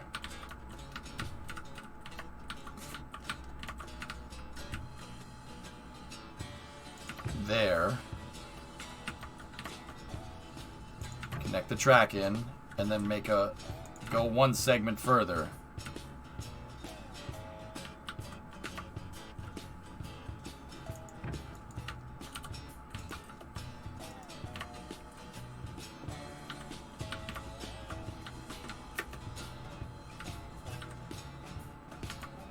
Yeah, it's still a little... Huh. Still a little strange, but that's way better than it was. Yeah, the curve radius gets all screwed up right here. It's because of, and that, once again, that's because of differential segment length. We could try one more thing. There's one more thing that we could do. And like I said, I don't want to work on this too much longer. You know, perfect the enemy, good, I guess. You know.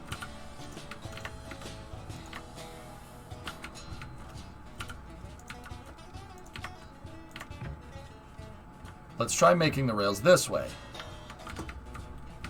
See if we can continue with that curve. Uh-oh. Who's approaching the... Oh, okay, cool.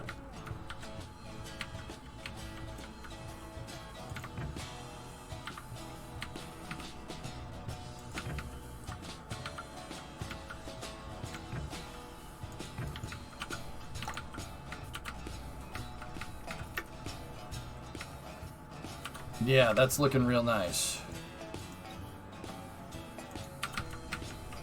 Yeah, it's still a little, but that ends up looking way better.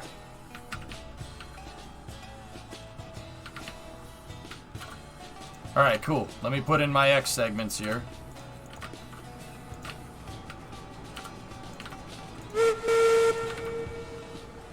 Got a train a-coming. I think that's out of our reach at the moment. Yeah.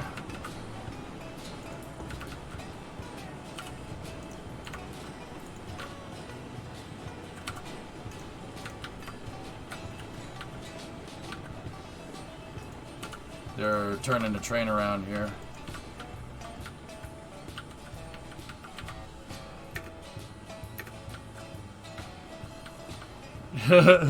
Cool. That Class 70 does work, man. Discovery, go and throttle up.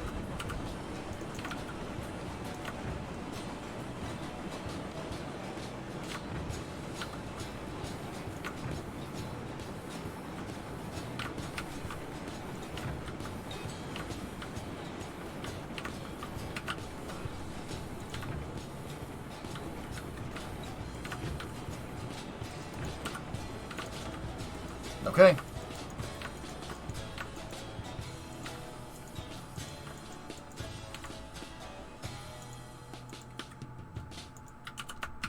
Yeah, see? Yeah, sometimes it's just making the rails from the other direction. It's something as simple as that.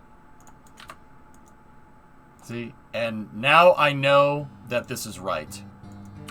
I know it's good. See? Look at that. It's a little, on the outer two rails, it gets a little lean in it, but it's okay. Bandit, it is fun. It's fun to play with other people. If you want to come play with us, you're more than welcome to. You got to learn how to run the steam locomotive, but I'm pretty sure you don't have a problem with that.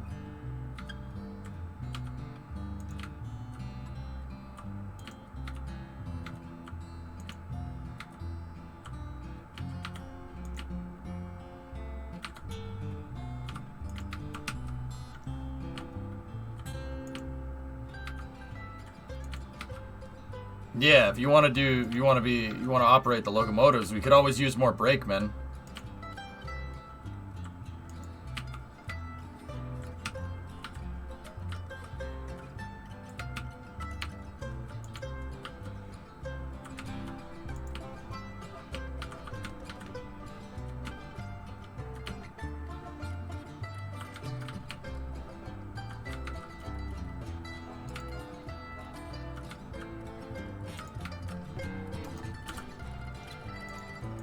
Actually, I was going to unify the height on the groundwork, but we might get some slight differential heights here, which is no problem.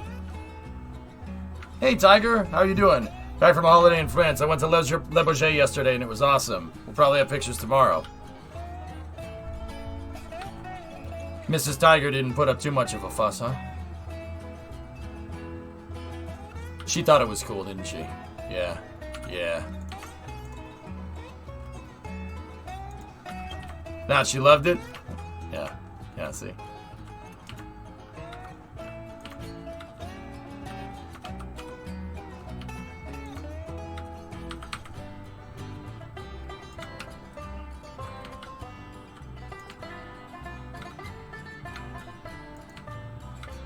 Are you doing a 24-hour photo to develop the pic? What year is it, Pontiff?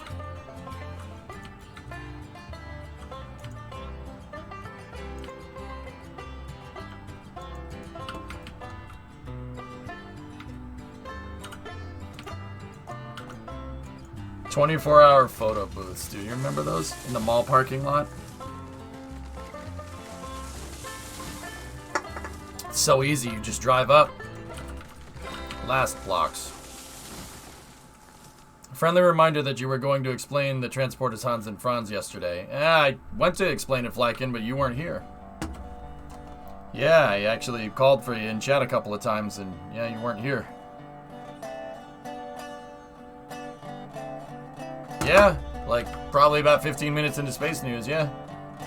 Remember payphones? Oof. I can explain it while I'm working, though. So the crawler transporters are... They're heavy lift. They're basically a big, heavy treaded version of the SPMTs that you see like SpaceX move stuff around on. They were made by Marion Power Shovel in Ohio, and it, like I said, it's derived. It's like an SPMT, but for mining. Because what they realized is that when you're moving 18 million pounds of rocket and crawler transporter around and launch pad, that it gets a little bit heavy. Believe it or not, wheels, rails, none of that, all of that would have fallen into the, would have sunk into the swamp, sunk into the Florida water. So what they did, Flagon, was they made crawler transporters. Crawler transporters have a treaded surface. Tread is better than like rails or tires because it spreads the load. It spreads the load enough to where the crawler transporter won't sink. It won't sink into the ground because it's spreading the load over that wide freaking tread.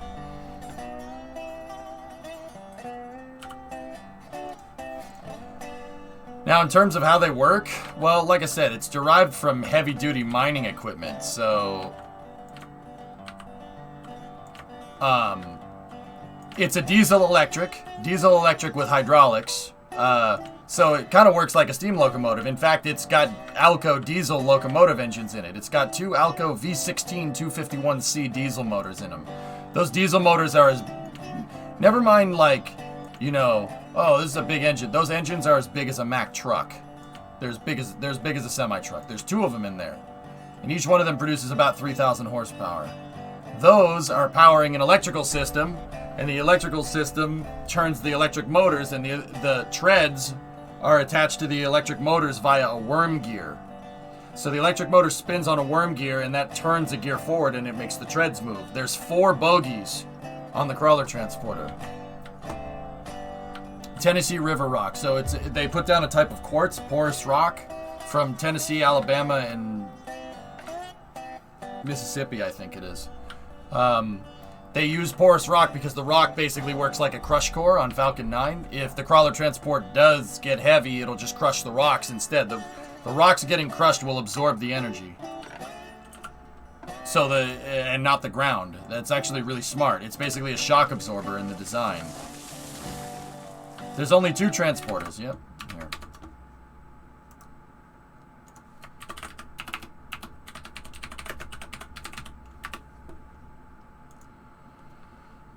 Yep, there's 2 of them. It is a steel frame, right? And then there's a diesel motor here, and there's a diesel motor there. The 2 diesels are right here, and then batteries and auxiliary systems, hydraulics are here. There's 4 trucks and bogies. Each one of them has 4 hydraulic jacks on it, and then there's a kingpin right here. So they can steer, kind of like a skateboard, but instead of 2 sets of trucks, you have 4, so the kingpins aren't like this, they're straight up.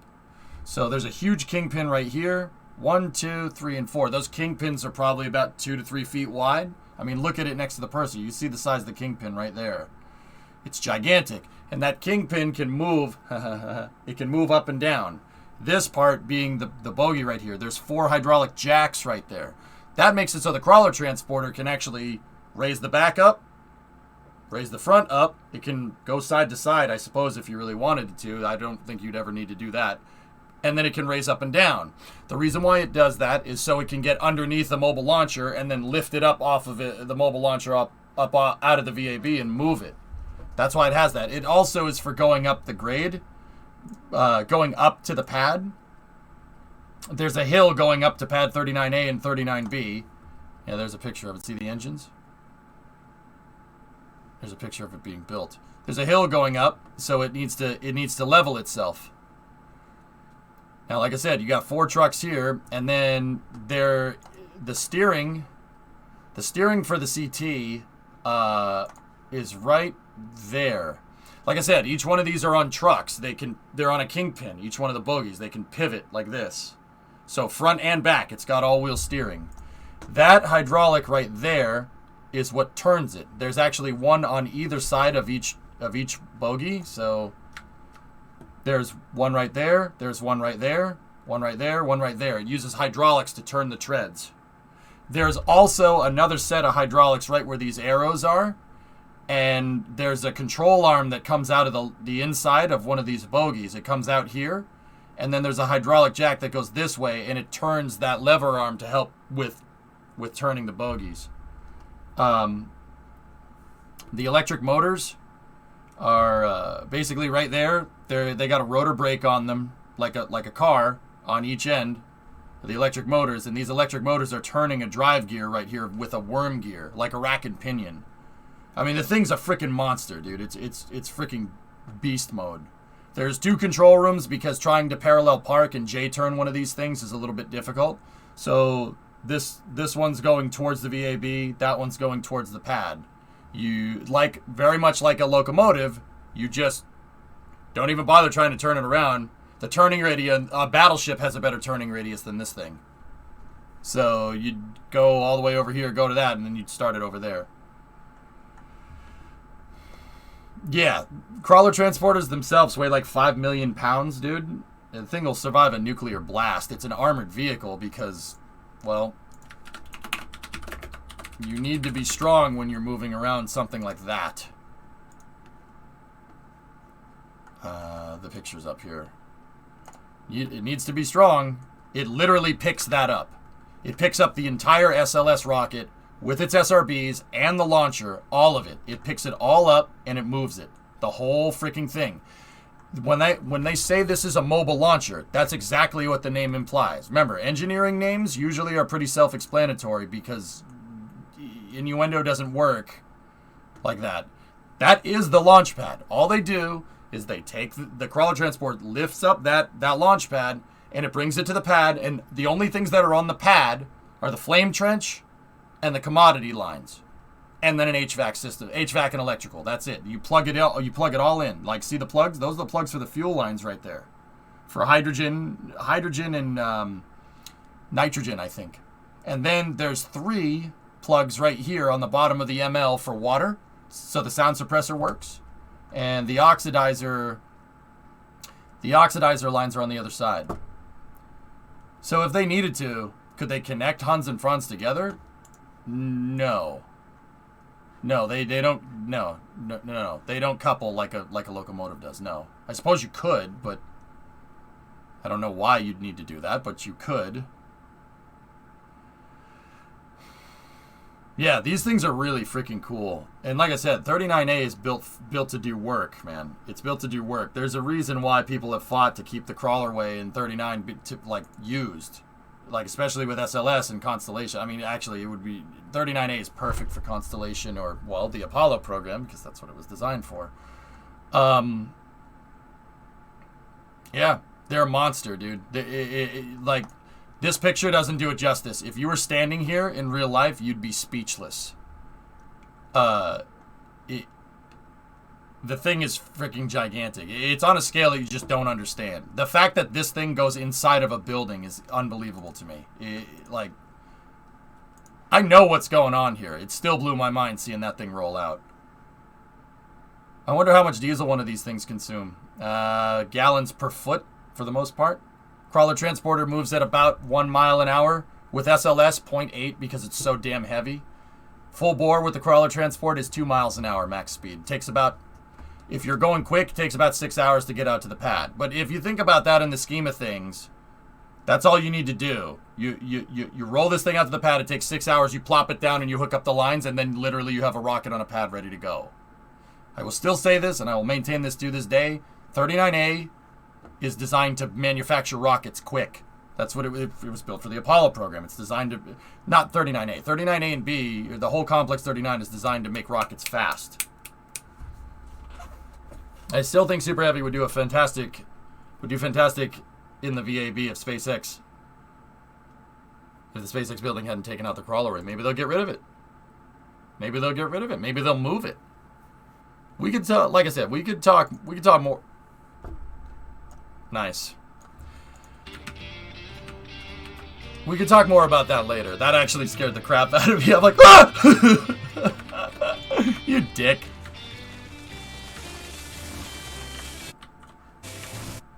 Don't do that again. That was creepy, man. Talk about a jump scare. I'm like, ah! Nice. Alright.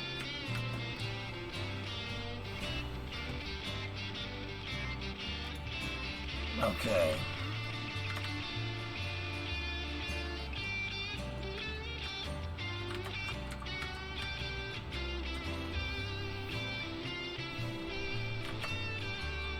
Gonna watch the wet dress briefing a little bit later.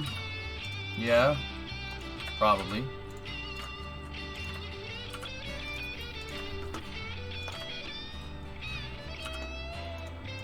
Yeah, sorry for that. I had to do it. Yeah, it's no problem. It's no problem. Alright.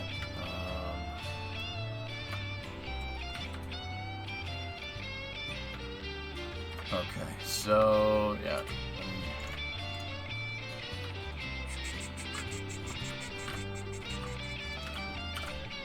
So I'm connecting all this stuff in, dude. I'm pretty good. Like, I'm pretty sure I got this under control.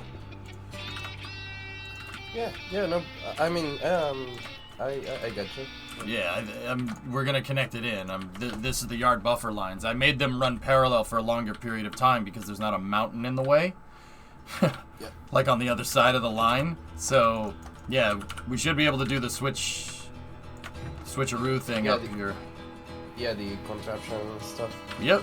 Yeah, it makes total sense. Yep, Because if you are, for example, at the down south at the oil field or ironworks, and you're about to close the server and stuff, you can actually go to the right line.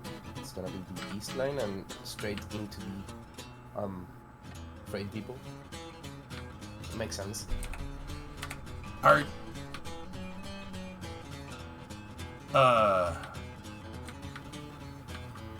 So wait, do we want to have do we want to have 4 lines here all the way to the oil fields, or? No. I was just okay. If we place the switcheroo over here, let's say, so if you wanna, I don't know, get the. I'm just assuming in the future we're gonna get to the refinery and get the oil barrels going. Mm-hmm. So the thing is, if you wanna, my approach, Probably on not what Katra. you're doing. So as far as I'm understanding it, it's like this line over here is used for the as a main line over here. This one, and if you wanna go to the freight depot, let's just imagine you got some cars, like I don't know, tank cars, and you don't wanna switch around the from the how is it called, the initial yard where you get the cars that you buy. Yeah, the starter So yard. the starter yard. If you had to get those cars down south to the oil field or such, you can just use the switcheroo Yep. over here. That's how I'm understanding it. Yeah, pretty much. Yeah, dude, you got it. 1, 2, 3, 4, 5. So, 1, 2, 3, 4, 5. I got the same combination on my luggage. Oh. Yeah, here, we're gonna... Yeah, I'm just thinking about how we gotta place the switches here. I think I got it.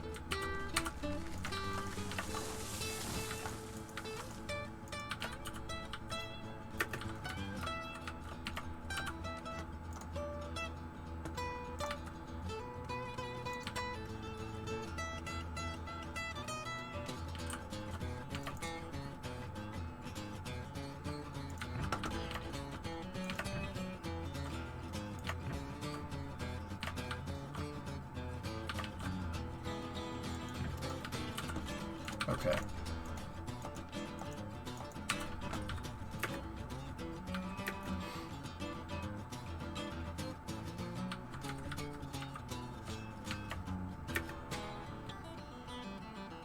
Actually, so I think there's a problem over here. So the 4 entire tracks don't have to be parallel, because otherwise you have no space for the switcheroo. If all you see the other contraptions we Trust me, made? I'm taking that into account, dude. Oh, okay. Yeah, Oh, yeah. I'm remaining silent for the rest of the day. Yeah, then. here. Well, here, peep it out here, and yeah, we'll. Yeah, sure. I think I got that taken into account. It's gonna be a little bit more of a complicated contraption here, but I think it'll be okay. Oh, I see what you're trying to do. Yeah, makes sense. Yep.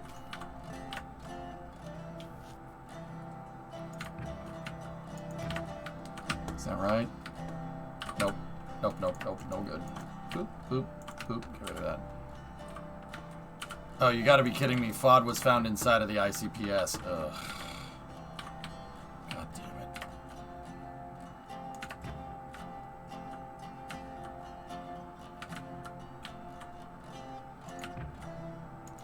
Nope. That looks like Dookie. Alright.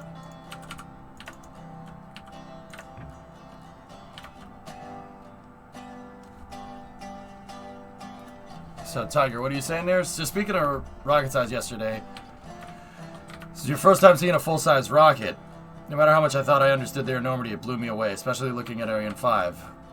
Dude, yeah, no, I try to get this point across, but yeah, it's really, really difficult to get that across correctly, because the enormity of you're right, the enormity of these things is just mind-boggling. It's kind of crazy.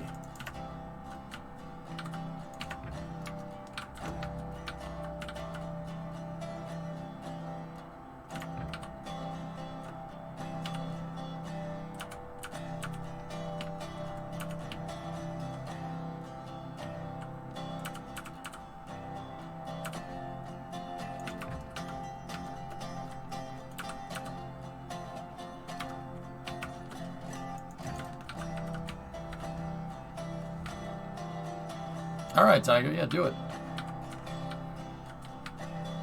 still doesn't look exactly right. Wait. Give me a minute. So, what if we actually do this right here? I'm not gonna touch that part if we try this.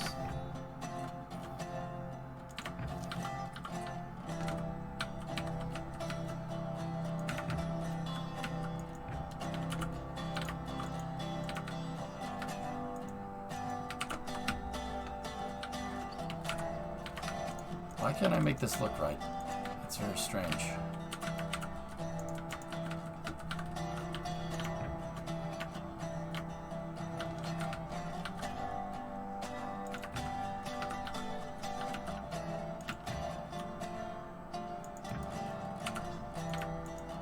Oh, I got rid of the switch by accident. Frick. By the way, thanks for the explanation. No problem. No problem.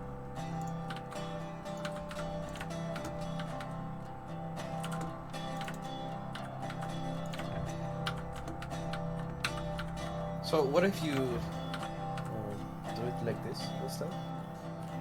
That's what I was planning on doing, dude. Oh, okay. Yeah, I was gonna give it a little bit of space. You must leave it the space. Oh, yeah. I mean, yeah, we could do that. That's actually, yeah. If you wanted to do that, I actually, you know what? That's probably a better way than what I had. I was gonna make this track go in. I was gonna make this track go in and then have a crisscross right here, and then have another crisscross after the second track. But I suppose this one works too. Oh, yeah. Here, I'll just put them on the ground.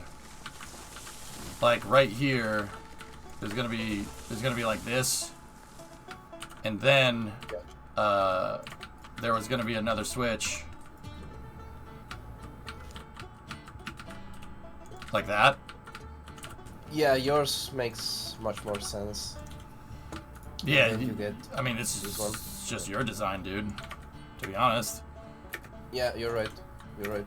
Yeah, I forgot about that. This is your design. I liked your design. I liked your other way of doing this. Yeah. You know. Yeah, I know. I get. Oh.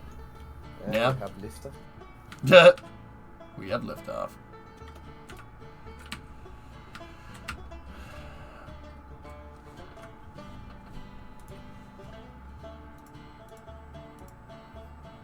The teleconference is underway. Rolling back to the VAB was absolutely the right thing to do. A small piece of rubber debris was found in the ICPS trying to figure out something. Problematic valve looked okay. Okay.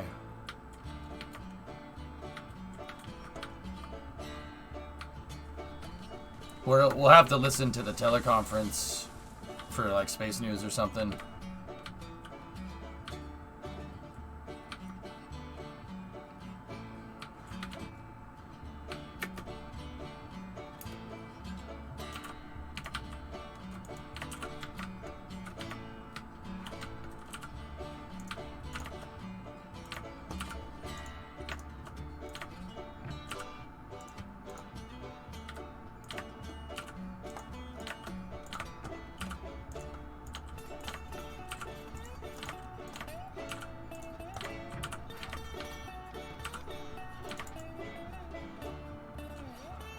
This is gonna look really cool when it's done, man.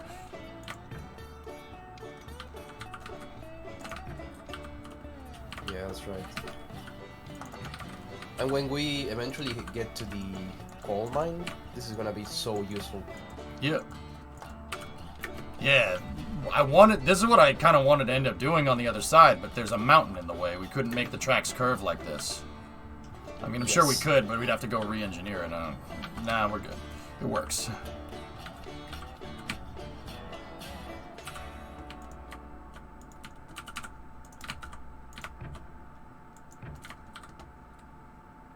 Sweet.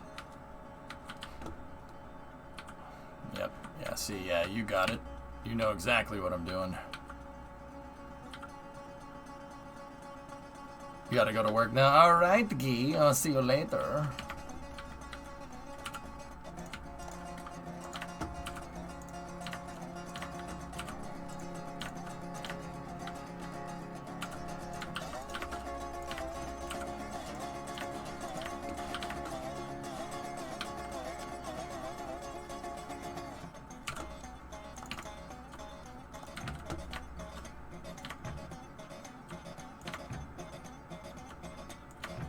What's work? Well, I'm working right now.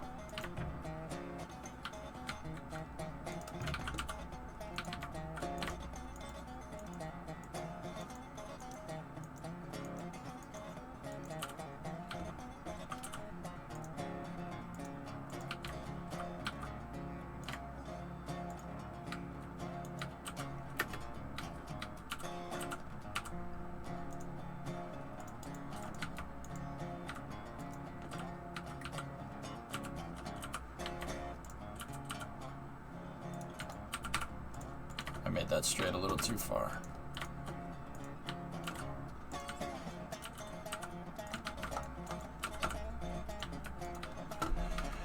Hey, Rarest, what's going on, buddy? How are you? How's things?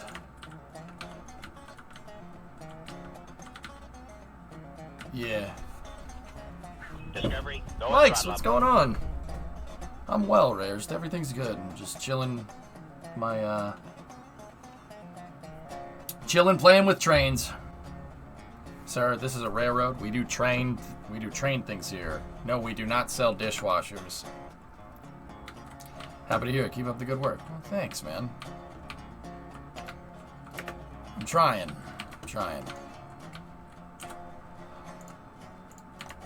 Sometimes though, it gets tough, dude. Sometimes real life stresses me out, but that, dude, that's the case for everyone, you know, like, gotta make sure that I don't let that leak onto stream, you know what I'm saying?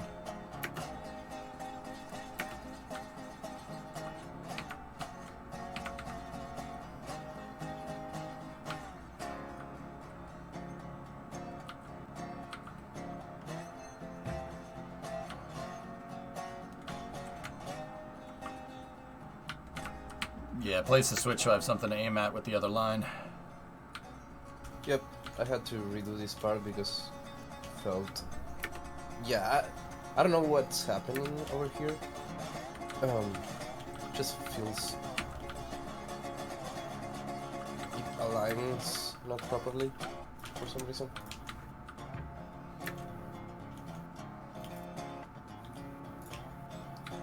I don't know why. Oh, I see what you're saying. Yeah. So it's not about the distance, because since you're using one switch versus 5 crossovers, the distance is not right by definition. But no, that should be though, right? Like, this should align just perfect, but it doesn't. I don't know why. Every time I make another contraption, it just feels different. I'm thinking it may be the actual switches. can I mess with one of the switches real quick? Yep. Yeah, just go for it. It's a quick contraption to... Yeah. Oop.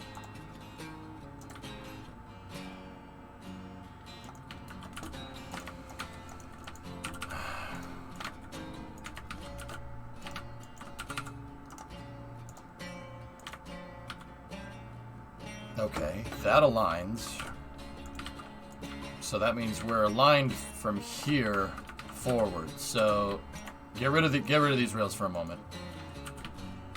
So we're aligned to here. So that means we should go 5 segments this way. 1, and then there should be a switch to the right here. Yeah? Yes.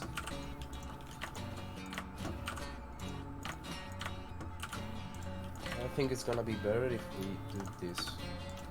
So between these 2 switches we place a crossover, so we have some like leeway to because we otherwise have to go around the 2 switches.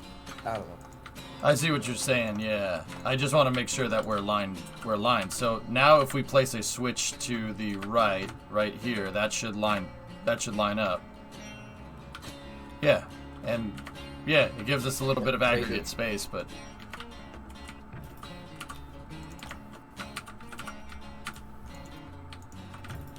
yeah, that's perfect.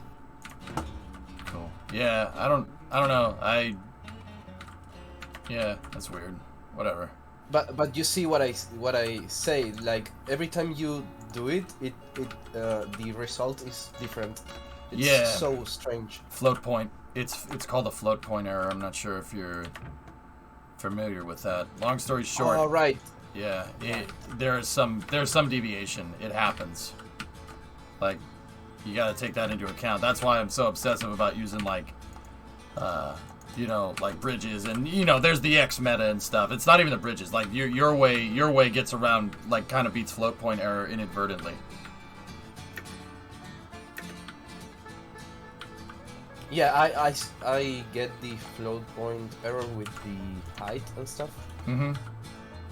So I try to avoid that.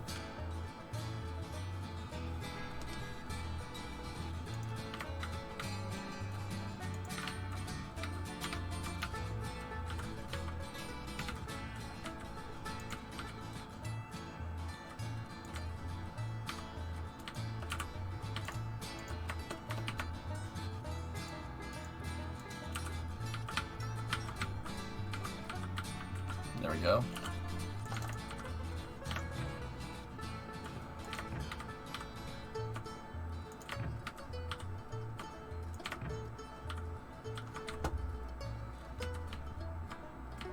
Nope, that's not exact.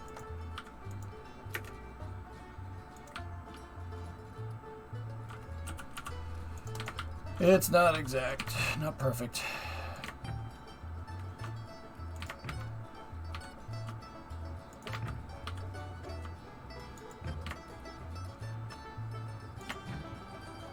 Yeah, Grumpy, that's basically why I use the stone groundwork for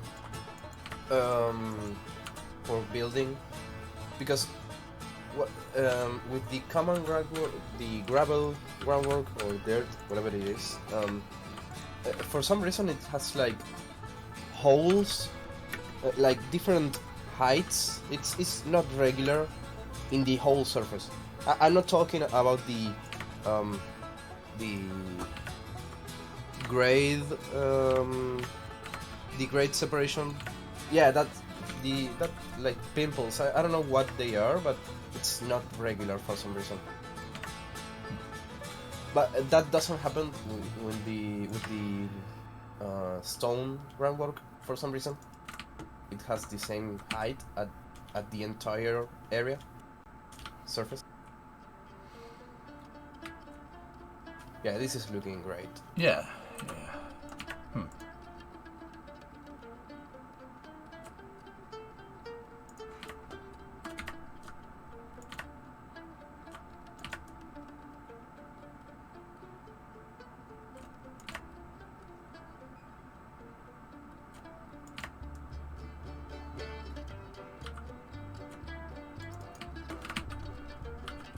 Almost there. A little bit more groundwork to place. What are you talking about? Are you talking about holes with the bridge? Which one? Like the iron bridge? I'm confused. No. Iron bridge is fully flat, but the groundwork, the dirt groundwork, for some reason has holes in the middle of the surface, like across its surface. Interesting. Yeah, that doesn't happen with the stone groundwork. That's basically why. Yeah. I got you. I thought you were talking about the bridges. Like I'm like, wait, what? No, but yeah, the groundwork. Yeah. I know exactly what you're talking about. It's just a gap in the colliders. Yeah.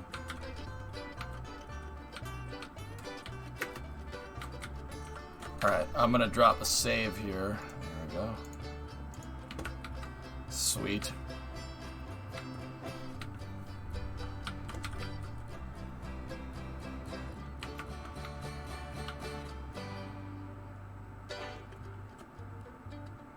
Okay, Grumpy, yeah. I want to try to do it with 1% if we can.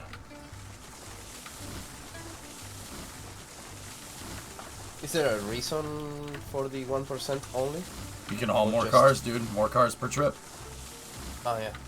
Yeah, I got you. That and I like the challenge. Yeah. I like the challenge. want to do it that way. All right, so now we're gonna need one more crisscross here, and yeah, I think that'll do it. So here, let me go out.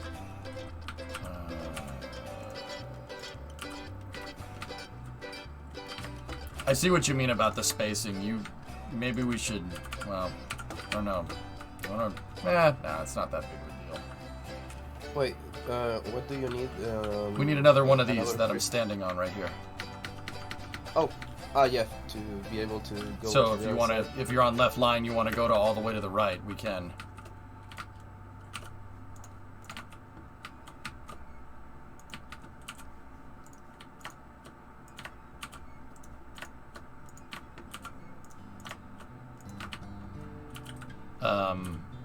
Yeah, so here's what we'll do. Put in one of these bad mamma jammas right there. The other way, I think. Or is that right?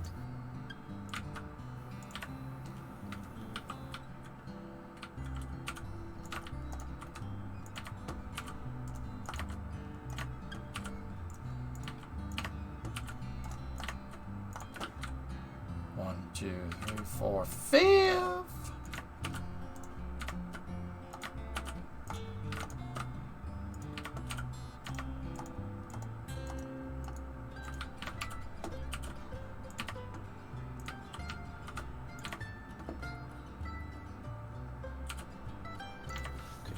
Be right back. Okay.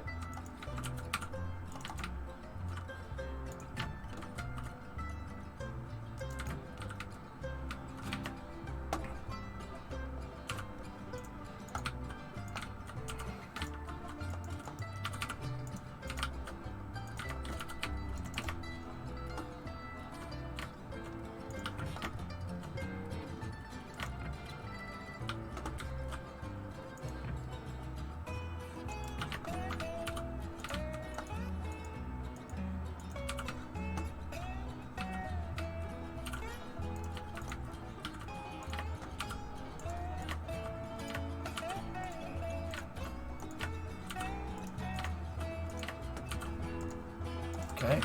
Oh, nope. There we go. Yeah, this is a complicated interchange, fellas, but this is the yard entrance, so it's going to be.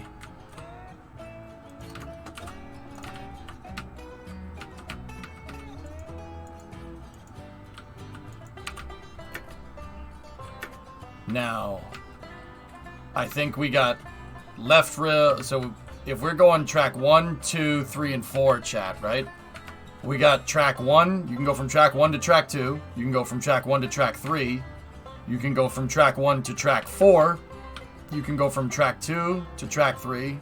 Track 2 to track 4, right? But we can't go from track 2 to 1. 1 can go to 2, 3, and 4. 2 can go to 3 and 4. But 2 can't go to 1. That's it. That's what we gotta fix. So we gotta do one more crisscross right here. That's the inverted of this one. 1% is ambitious. Worked with the iron mine, dude. 1, 2, 3, 4, 5, 6.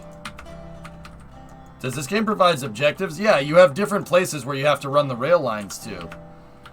Yeah, it's actually pretty rad. Different places that you got to run the lines to, and then you have to move commodities around. You start with logging cars. Zenshi, you start with logging cars, and then you have to build a line that goes from logging camp to sawmill to the freight depot. And then from there, the sawmill starts making lumber, and then you make money when you move the logs to the sawmill, and then you make money to buy lumber cars. And the sawmill feeds the smelter, the iron ore mine, and the coal mine. Then you got to engineer and build out routes going there. It's actually pretty damn fun, dude. What I like to tell people is that if you've ever played with model trains before, this game personifies playing with model trains. It literally is. It scratches the exact same itch.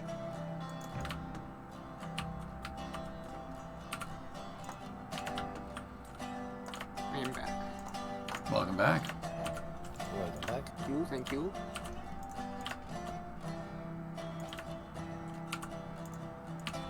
Thanks for the explanations. Yeah, no problem, dude. Yeah, Warren's that one lined up for whatever reason, which all right. Not gonna ask questions. It's so frustrating sometimes. Yeah. But you end up getting used to that. Yep. See Contra's last. Okay.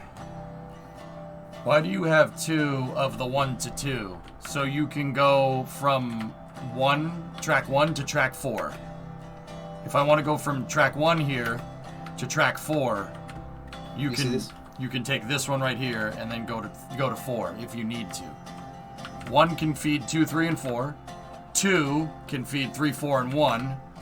3 can feed 2 and 1. We don't have any 3 to 4, but these are buffer lines, so that's not really needed. 3 to 4 and 4 to 3 is not needed. We just need we need 4. You need to have 4 to be able to connect to 1 and 2, 3 to be able to connect to 1 and 2, 1 to be able to connect to 2, 3, and 4, and then 2 to be able to connect to 3, 4, and 1. And I think we got all of it. I'm pretty sure I did all of it. Yep. Yeah, so I usually know this stuff as a yard lead, I think. Or I don't know if those are another kind of tracks. But yeah, the idea is to be able to operate without interfering with the main line. Mm-hmm. Yeah, the buffer lines. I don't know what they're called. There's a word for them in English, dude, but I don't know what it is. Yard leads, actually. You see this? Over here? I hate when this happens. What? See this difference? Oh, that's float point. That is a float point error all day. So what I do is I just dump that, and I make the X's go halfway in one direction and halfway in the other direction, and you end up with a slightly crooked line, but it'll work.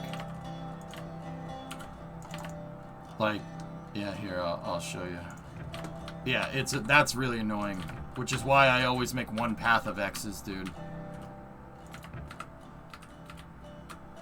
Yeah, it makes sense, and then you get the parallel from there. Exactly. You use one line as like a template. Yeah, I found this out the other day the hard way. When making 2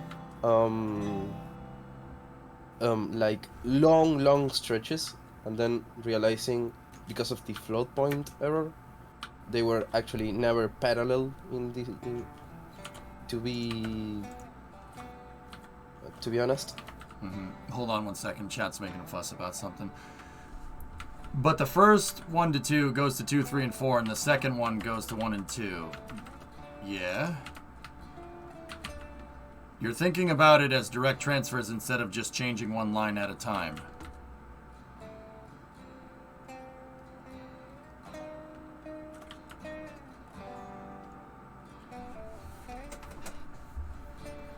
It just seems a bit redundant is all. Okay, yeah, I understand. You could just use this to achieve the exact same result. I get what you guys are saying, yeah.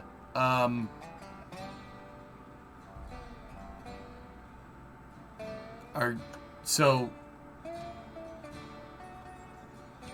what do we do then? Do you want me to change anything, or are you just telling me that this is redundant? I don't... Guys, if it's one thing that I'm learning about this game, make the most possible solutions. That's the right move. If we could make cross tracks, this would make a lot more sense.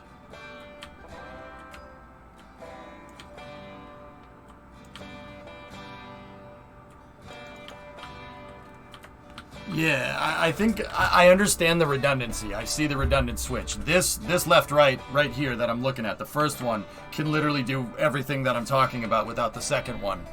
But I like having the option to be able to do that if we need to be 100% real with you.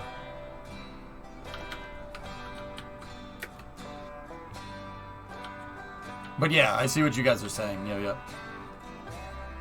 You mean diamond interchanges? No, diamond intersections, Grumpy?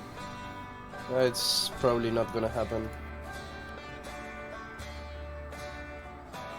Jim Free says there will be live commentary for the next wet dress rehearsal rather than just blog posts and tweets. Oh, thank God. Good. Yeah, and Contra, you're not wrong. This is more stuff to change, but I don't know. I guess we pay for the complication with the more capability, right? Which is basically something that I say all the time with spaceships. Like,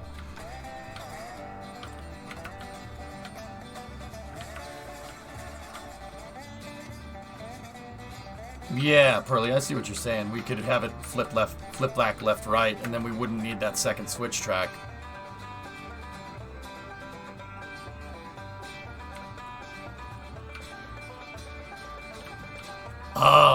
I can't make that left, right because there's no place to put the switch throw. Damn it. Yeah. Frick. Yeah, fellas, I see what you're saying. I'm gonna leave it. I'm just gonna leave it this way. You say like this? No, not diamonds. No. They're just saying that. See, we have two sets of switches going. If you're looking towards the freight depot, we have two sets of switches that are going from left track to right. See what I'm talking about? Oh yeah. It's they're saying that's redundant, and they're right. That's correct. Yep, it is. That's right. But I'm saying having that being able to choose is more suited because it is more complicated, no doubt. But being able to kind of pick and choose where you want to go with this could be more useful in the future. But yeah, Senshi, exactly. Yep, save. Thanks, guys.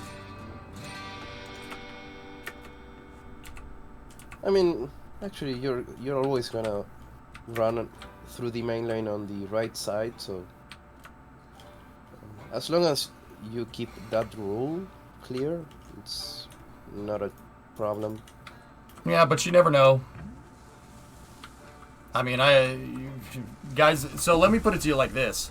Contra, the other end of the yard does what you're talking about. It's the simpler solution without two left rights, and they derail there all the time. So, I mean, yeah, Miles, exactly. That's why we did the buffer lines. Mm-hmm. We should probably start turning the tracks this way to get around that little part that sticks out there. We should clear it. Yeah, we should be able to clear it. It's pretty flat all the way. No, if you open the map, if you look at the way the tracks are going, there's that part of the mountain that kind of bulges out there. Yeah. You might want to turn slightly. Well, let's this way to make sure we can clear that. Yeah, let me check that real quick. I'm checking that at the moment. I think so. I did this in my save, and you should be just fine.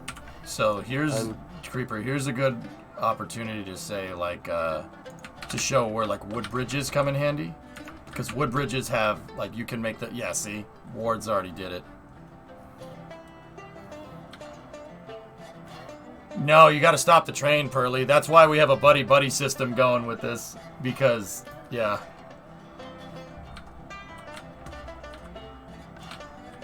I got the inside track coming up to you, Wards. Yeah, makes more sense. But we're good to clear that.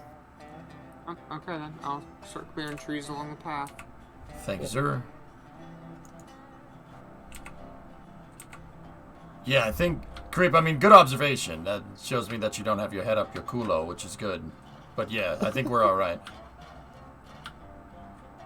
Actually, yeah, EJ, if you wanna just keep going, I think yeah. We're not gonna need a Y until basically after we get through that pass. Actually, you just don't need a Y over here. Well, I wanted to I placed down a bridge as far as I want the tracks to run for now. I'll tell you why I wanted to put a Y in here.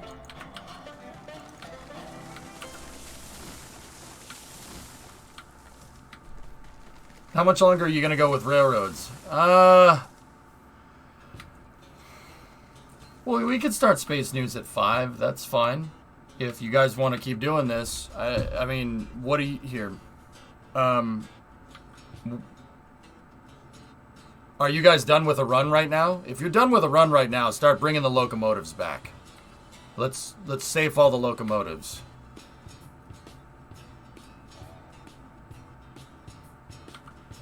I'd like more KSP today, so I'd like to do news now. Alright. That's fair. Here, let me go up into the ops channel real quick. Fellas, okay, what's the status on the trains right now? So we're just pulling into the yard, the depot. With all the trains? Yeah, with the train. We have all locomotives in the yard right now? Yeah. All of them are in the yard except the one that we're using. Okay, are they all stored in the roundhouse and stuff? Yeah, they're all stored in their respective places inside their sheds.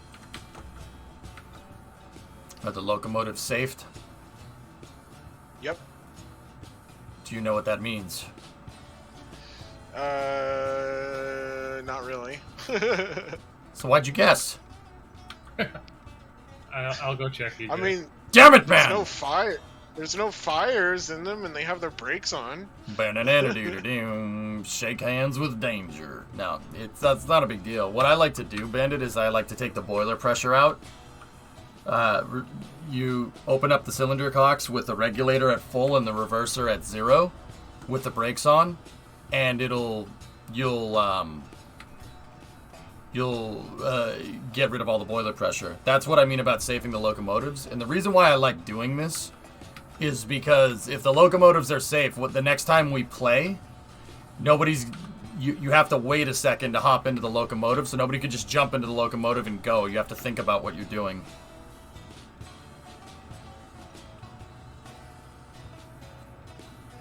The cylinder what? Don't worry about it. Don't worry about it. Yeah, there you go.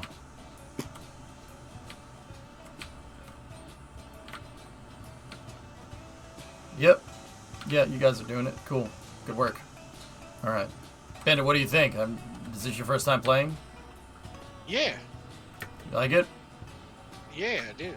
It's pretty dope. Alright, we're gonna finish up a straight. When all the locomotives are parked and safe and all the consists are on the... All the cars are on the tracks and everything, and you get all the locomotives stored, just ping me in chat. We're just gonna finish up what we're doing over there. Okay. Cool. Good work, guys, and thank you.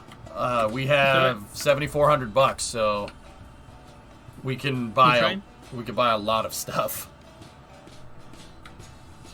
Bigger train yard. Oh, dude, we extended the yard. If you guys want to go look at the loop side of the yard, it's yeah, I've been seeing, yeah, we've done some expansions. I did some expansion today. Did you hear about Boeing? With that money you've got, EJ, that is enough for another DNRG. I mean, I don't think we can fit the thing into the. I don't think we have anywhere to store it yet, though. Yeah, I don't think we have any place to put it. Believe it or not. Yeah, it's gonna be tough getting that thing into the roundhouse, isn't it?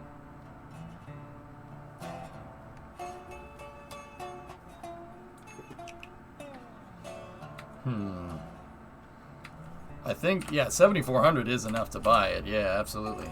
I think we should... I think we could actually do with a couple more cabooses. Probably not a bad idea.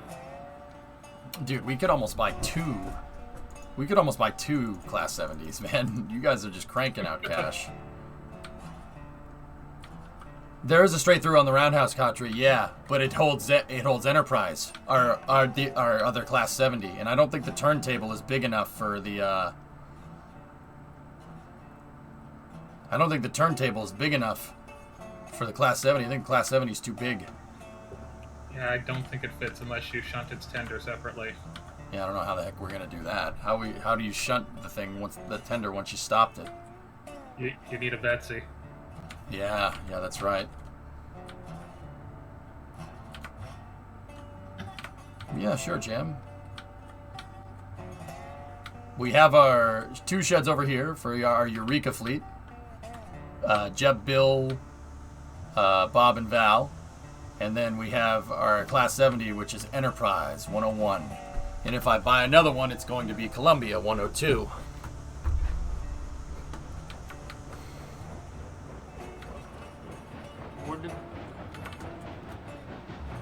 We have these 3 tracks back here by this like wood platform area that we could store the DNRGs at until we can get a better storage area set up. I was gonna the caboose sidings here. I was gonna set up a shed over here for the bigger locomotives. And then we could put Eurekas, and we could just have the. Here. To the left of the, or no, to the right of the roundhouses, back to where the default spawn area is. What? Back here where the default spawn area is, where you have this like wood platform, U-shaped wood platform. You can't. I don't think you can place on this. No, this could be used to store the DNRGs.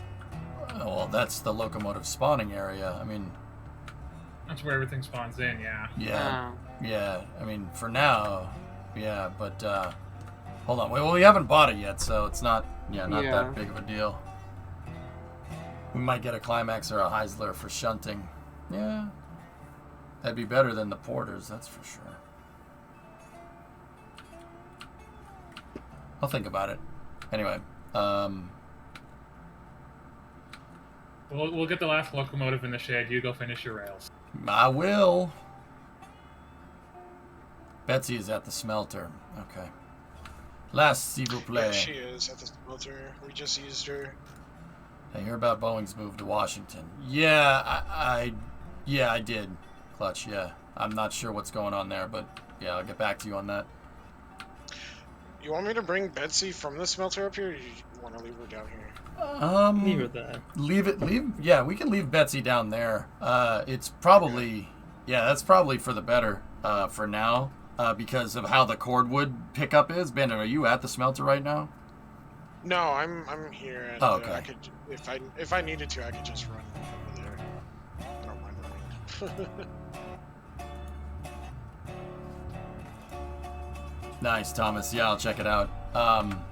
Oh, nice truck.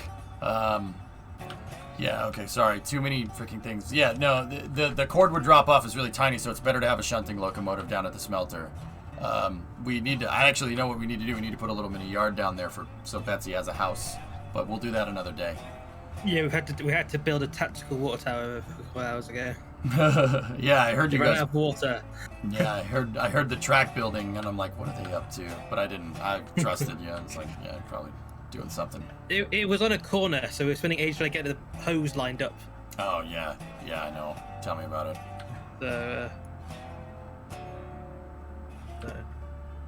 All right, rear brakes on.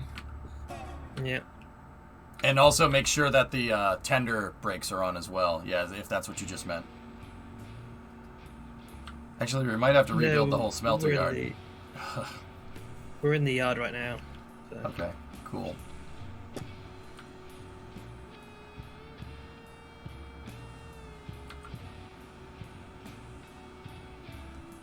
I just want that 2662 simple articulated Alco. Yeah. I want that one because raisins. Alright, well, this part of the track is, I don't see us adding anything to it, so we can, and this is perfectly straight, so, alright.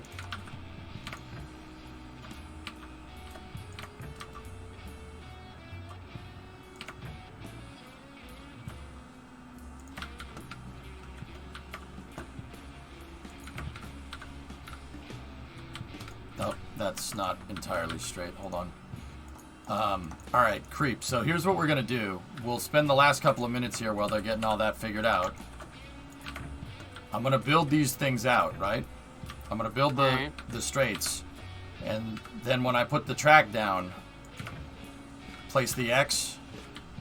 I'll build the track and then we'll place the X segments. This track can be just straight and it can be max segment length because we're not turning, we're not putting switches in or anything, and it's perfectly level. So we could just bust this out big time right now. Alright. I'm placing down track right now. Mm-hmm.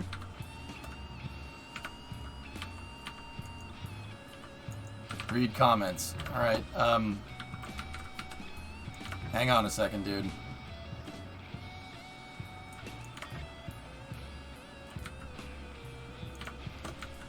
Let me take a look at that. What you're doing. Let's see. What do we got? Twitter.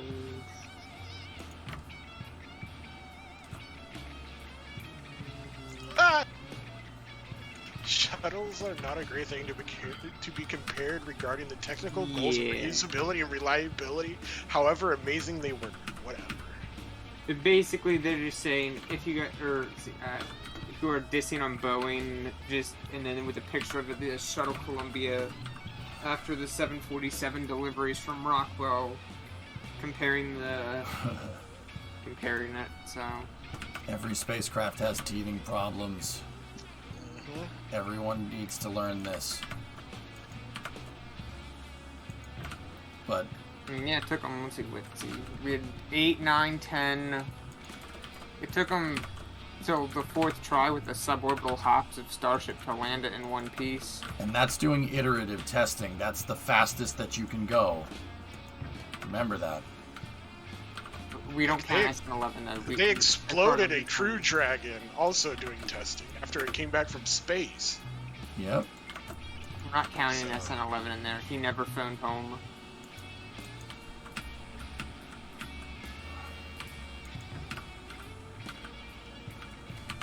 Yeah, I always ignore the people who are like, Boeing is in trouble with it, Starliner, SpaceX is blah blah blah blah. I just ignore those people now. It's just like, you don't understand anything. I understand being a spaceflight fan, wanting this stuff to get done on a timely manner, but you have to understand that this stuff does take time. We didn't go, everybody's like, oh, they went to Apollo in 10 years. I mean, yeah, that was based off of tech that was being developed basically since World War II, right? Like, this stuff does take time. It takes time, and it takes a lot of effort by thousands of individuals, right? So it's freaking funny to me, the entitlement that people have. They think they're entitled to spaceflight, especially the boneheads that, oh, well, it's my tax dollars being spent. Like, yeah, okay. It's everybody's tax dollars. Also with Apollo, you had the combination of a much higher budget than NASA does now. Now they're going to split it, so it's even less than their already limited budget. And we had the motivation of beating the Russians, whereas nowadays we don't really have much that same sort of motivation for doing it. Yeah, I mean, but yeah, that's not. And after Kennedy died, there was the motivation for. Or fulfilling his promise, but that's a whole separate issue there. Yeah, I mean, also, that's not really It's not really what I'm talking about, but yeah, you are right nonetheless. It's the instant and with Apollo. Sorry. Go ahead, man. I was saying, even with Apollo, it's like they first started testing in the Mercury program. They had 2 programs for the Apollo to prepare themselves. I mean, if you really want to be technical about it. Yeah, exactly. Spaceflight is like a steam locomotive, dude. You gotta build up. You gotta build up pressure. There's a lot to do. Keep coming, Geeson. You're not on yet. Now you're on. It's just funny to me how, people bring like tax dollars into it when in reality they don't understand the engineering and how long this stuff actually does take.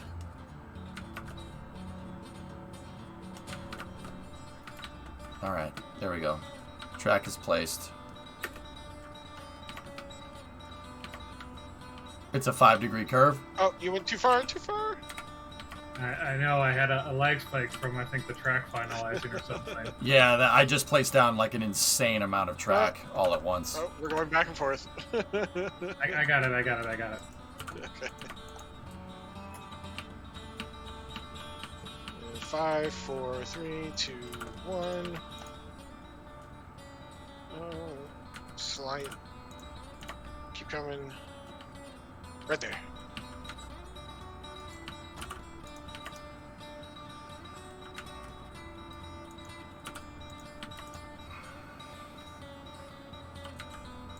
Creeper, are you making the X's? Yep. Don't make the X's on both sides. Just make them on the track that I placed. Alright. Are your X's going forward or backwards? Mine are placing backwards. Okay. I'm coming down the other end. Mine are going forwards. It's not a big deal. We just need to take that into account. And Robert's in his shed. Cool.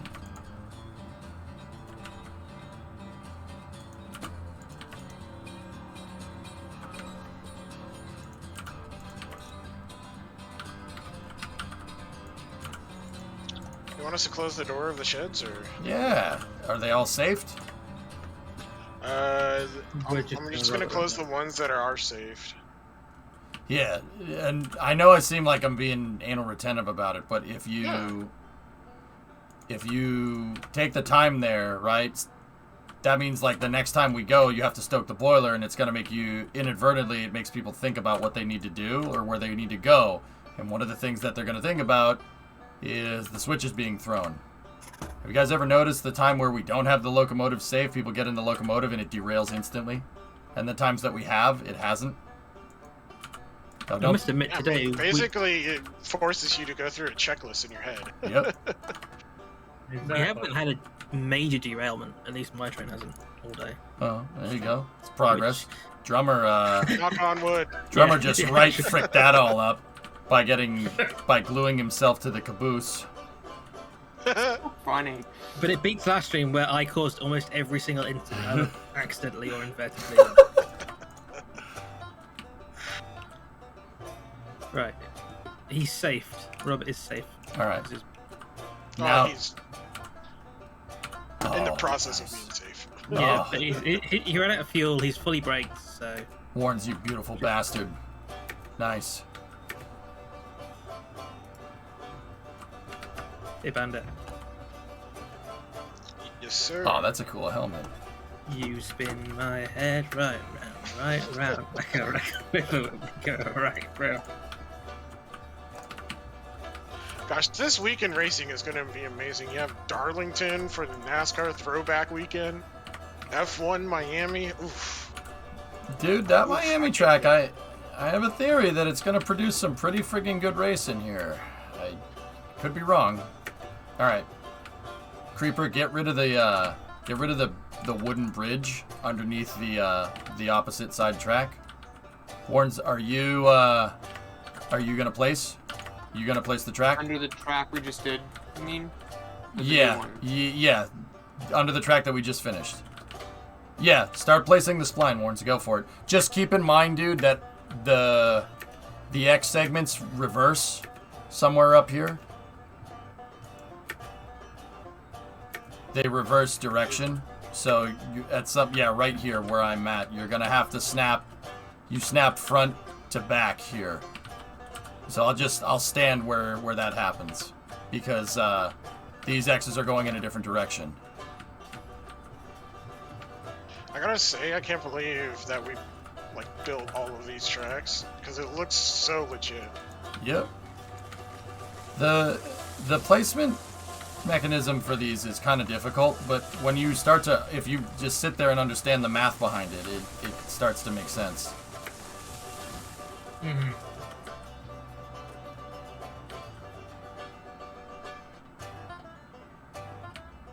Okay, now this one, start placing on the back side. Okay, you're good. Perfect. We're gonna finish up this straight segment of track, guys, and then we'll I'll take a break and then we'll start space news. Good work today, everybody, except Drummer. Yeah. Wait, I mean, Well, I didn't I'm really gonna do much be today. here, Just so I will see you around. all right, man. Thanks for playing with me. I appreciate it. Good work. No worries. Do you want me to delete these X's on this one as I come back that way? Yeah. Yeah, go ahead and do that. Except the ones that are at the very end. Don't delete the ones at the end that cap the line. Yeah, I kept that very last one. Cool. See you all around. All right, See ya. see you, buddy. Thanks for playing. Yes, yeah. Who's the other British person? That's Geeson. Serious? But, you know. he's the punster.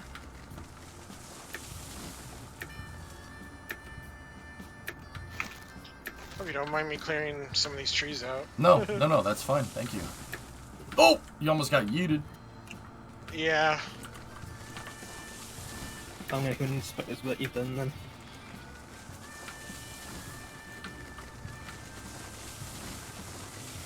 Yeah, we're gonna run one to the oil field. We're gonna run a line of oil field Ironworks refinery, and then we gotta make a split somewhere for the coal mine. I was thinking make the split here, but we can do that another day. Yeah, so Creeper, when Warns finishes the line, get rid of the X's on that side, and then I'll do the groundwork, and that should be good. Too bad you can't get rid of this foliage. Yeah. We'll put groundwork up on it, Bandit. It won't look nearly as bad. Oh my god, the lag. That was a big lag spike. Yeah, well, we placed down a huge segment of track. I'm going to save right here while we're on the subject. Well, actually...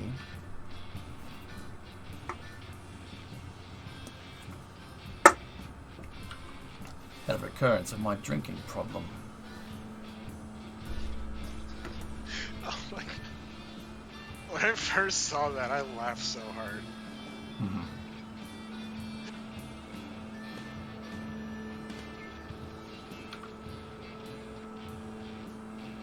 Gosh, that movie's such a classic. Yep. Oh yeah, absolutely. Okay. So, EJ, you actually want your coal mine branch to be after the ironworks. Why? Because the only industry that needs coal is the ironworks. Okay. Yeah, that makes sense.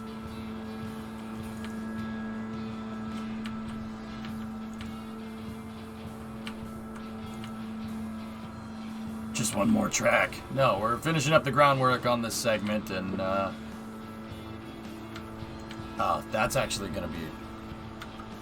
The ironworks is the only thing that wants coal, huh? Damn. That makes things a little complicated. My loop line... What does the ironworks need? Well... Ironworks needs beams. Iron beams from the smelter. Raw iron and coal.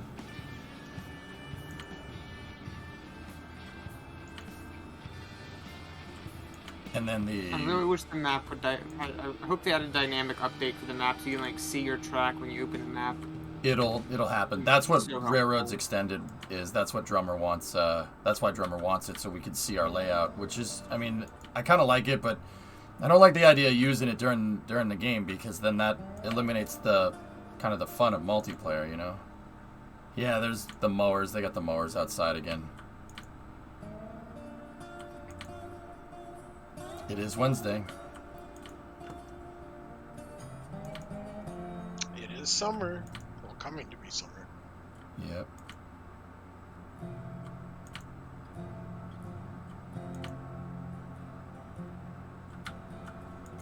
It's Thursday.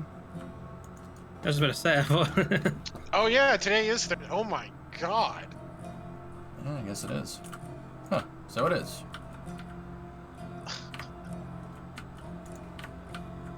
You sure? Yeah, it is. It is, because I played Summer Car yesterday. Yeah, that's right. Huh. Well, I'll be.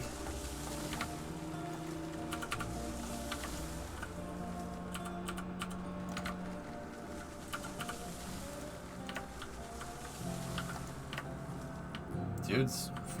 Time flies, I guess. No, then I feel older. Well, sometimes, you know why that happens, Elvish? Because I work Tuesdays. Tuesdays are my Monday. So, and then I have 2 days off. But my 2 days off are Sunday and Monday, right? So, I take Sunday, Monday off, and Tuesday is my Monday. And then Wednesday is my Tuesday. And then Thursday in my mind is everybody else's Wednesday. This is hump day for me. So, yeah, I'm not saying it makes sense. That's just one of those stupid things that your brain just kind of does without you really even realizing it. It's not right. I'm not saying that it is in fact Wednesday. When it's not, it's definitely Thursday. But yeah. Brain. Do not hump. Do not hump. Do not hump. Hump day! I'm gonna hump.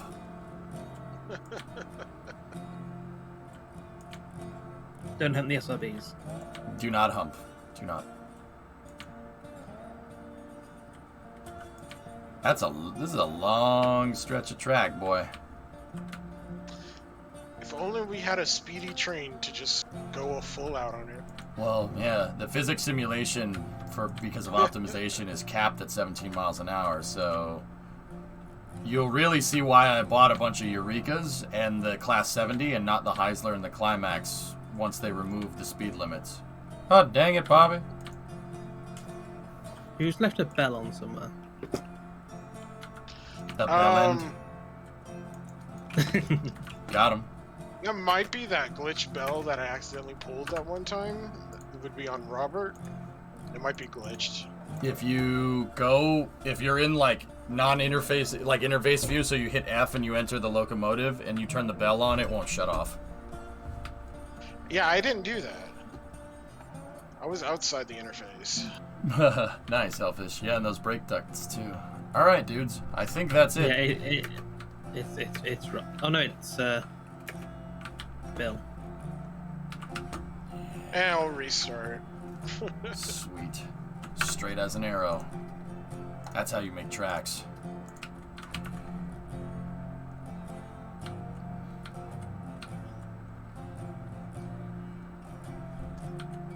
Okay, actually, it's all of the train bells are going off right now. What the hell? That's gotta be you.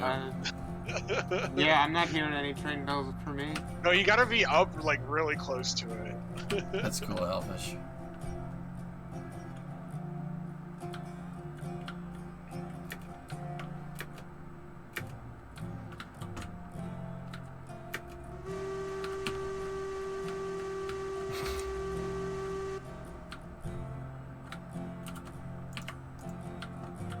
Can we connect into this track just out of curiosity?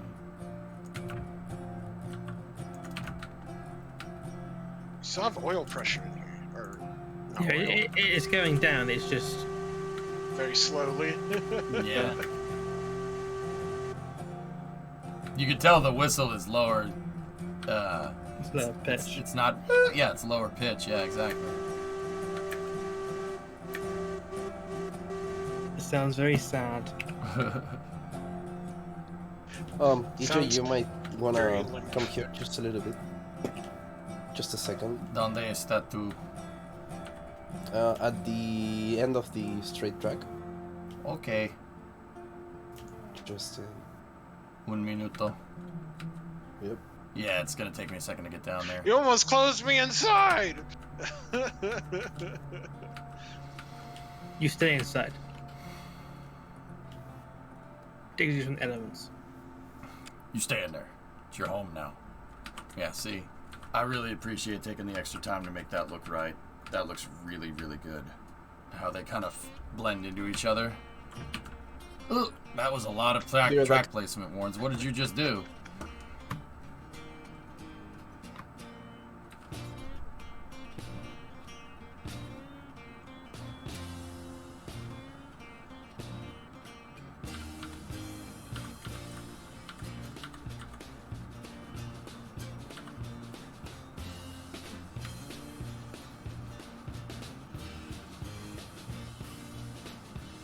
Sorry, I had to go.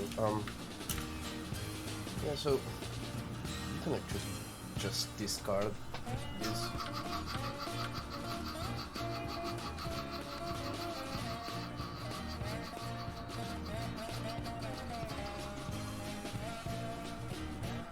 Probably should have taken, you know, like a train down here. That probably would have been faster. But it's alright. Oh my god. I read really something funny, but I can't read it on the stream. Hey Pete, what's going on? Yeah, so fellas, we'll be jumping into space news here in a second. So if you're done, yeah, head off. Thank you for playing. I do appreciate it. I don't mean to shoo you guys out. Sorry. Yeah, I'm sitting for a second. Tomorrow? Don't walk around. Shut up, Bandit. Get the frick out of here. Same time tomorrow? Yeah, I think. Yeah, I mean, yeah, shouldn't be a problem. I might early hours might be a little bit because of the 5:40 launch, so I might be a little bit late. So we might end up. Today is Thursday, right? Right? Thursday? Yep. Yes, today's Thursday. As far as I know. Splashdown and a launch. Whew, man, busy day for space. The last 2 weeks have been amazing. So yeah, tomorrow I might be a little bit late. If I can manage. Yeah. I mean, what we could do is I could sleep after the splashdown, and then wake up at 5 o'clock. You know, splashdown's at 1, so I'll get like 3 or 4 hours of sleep, and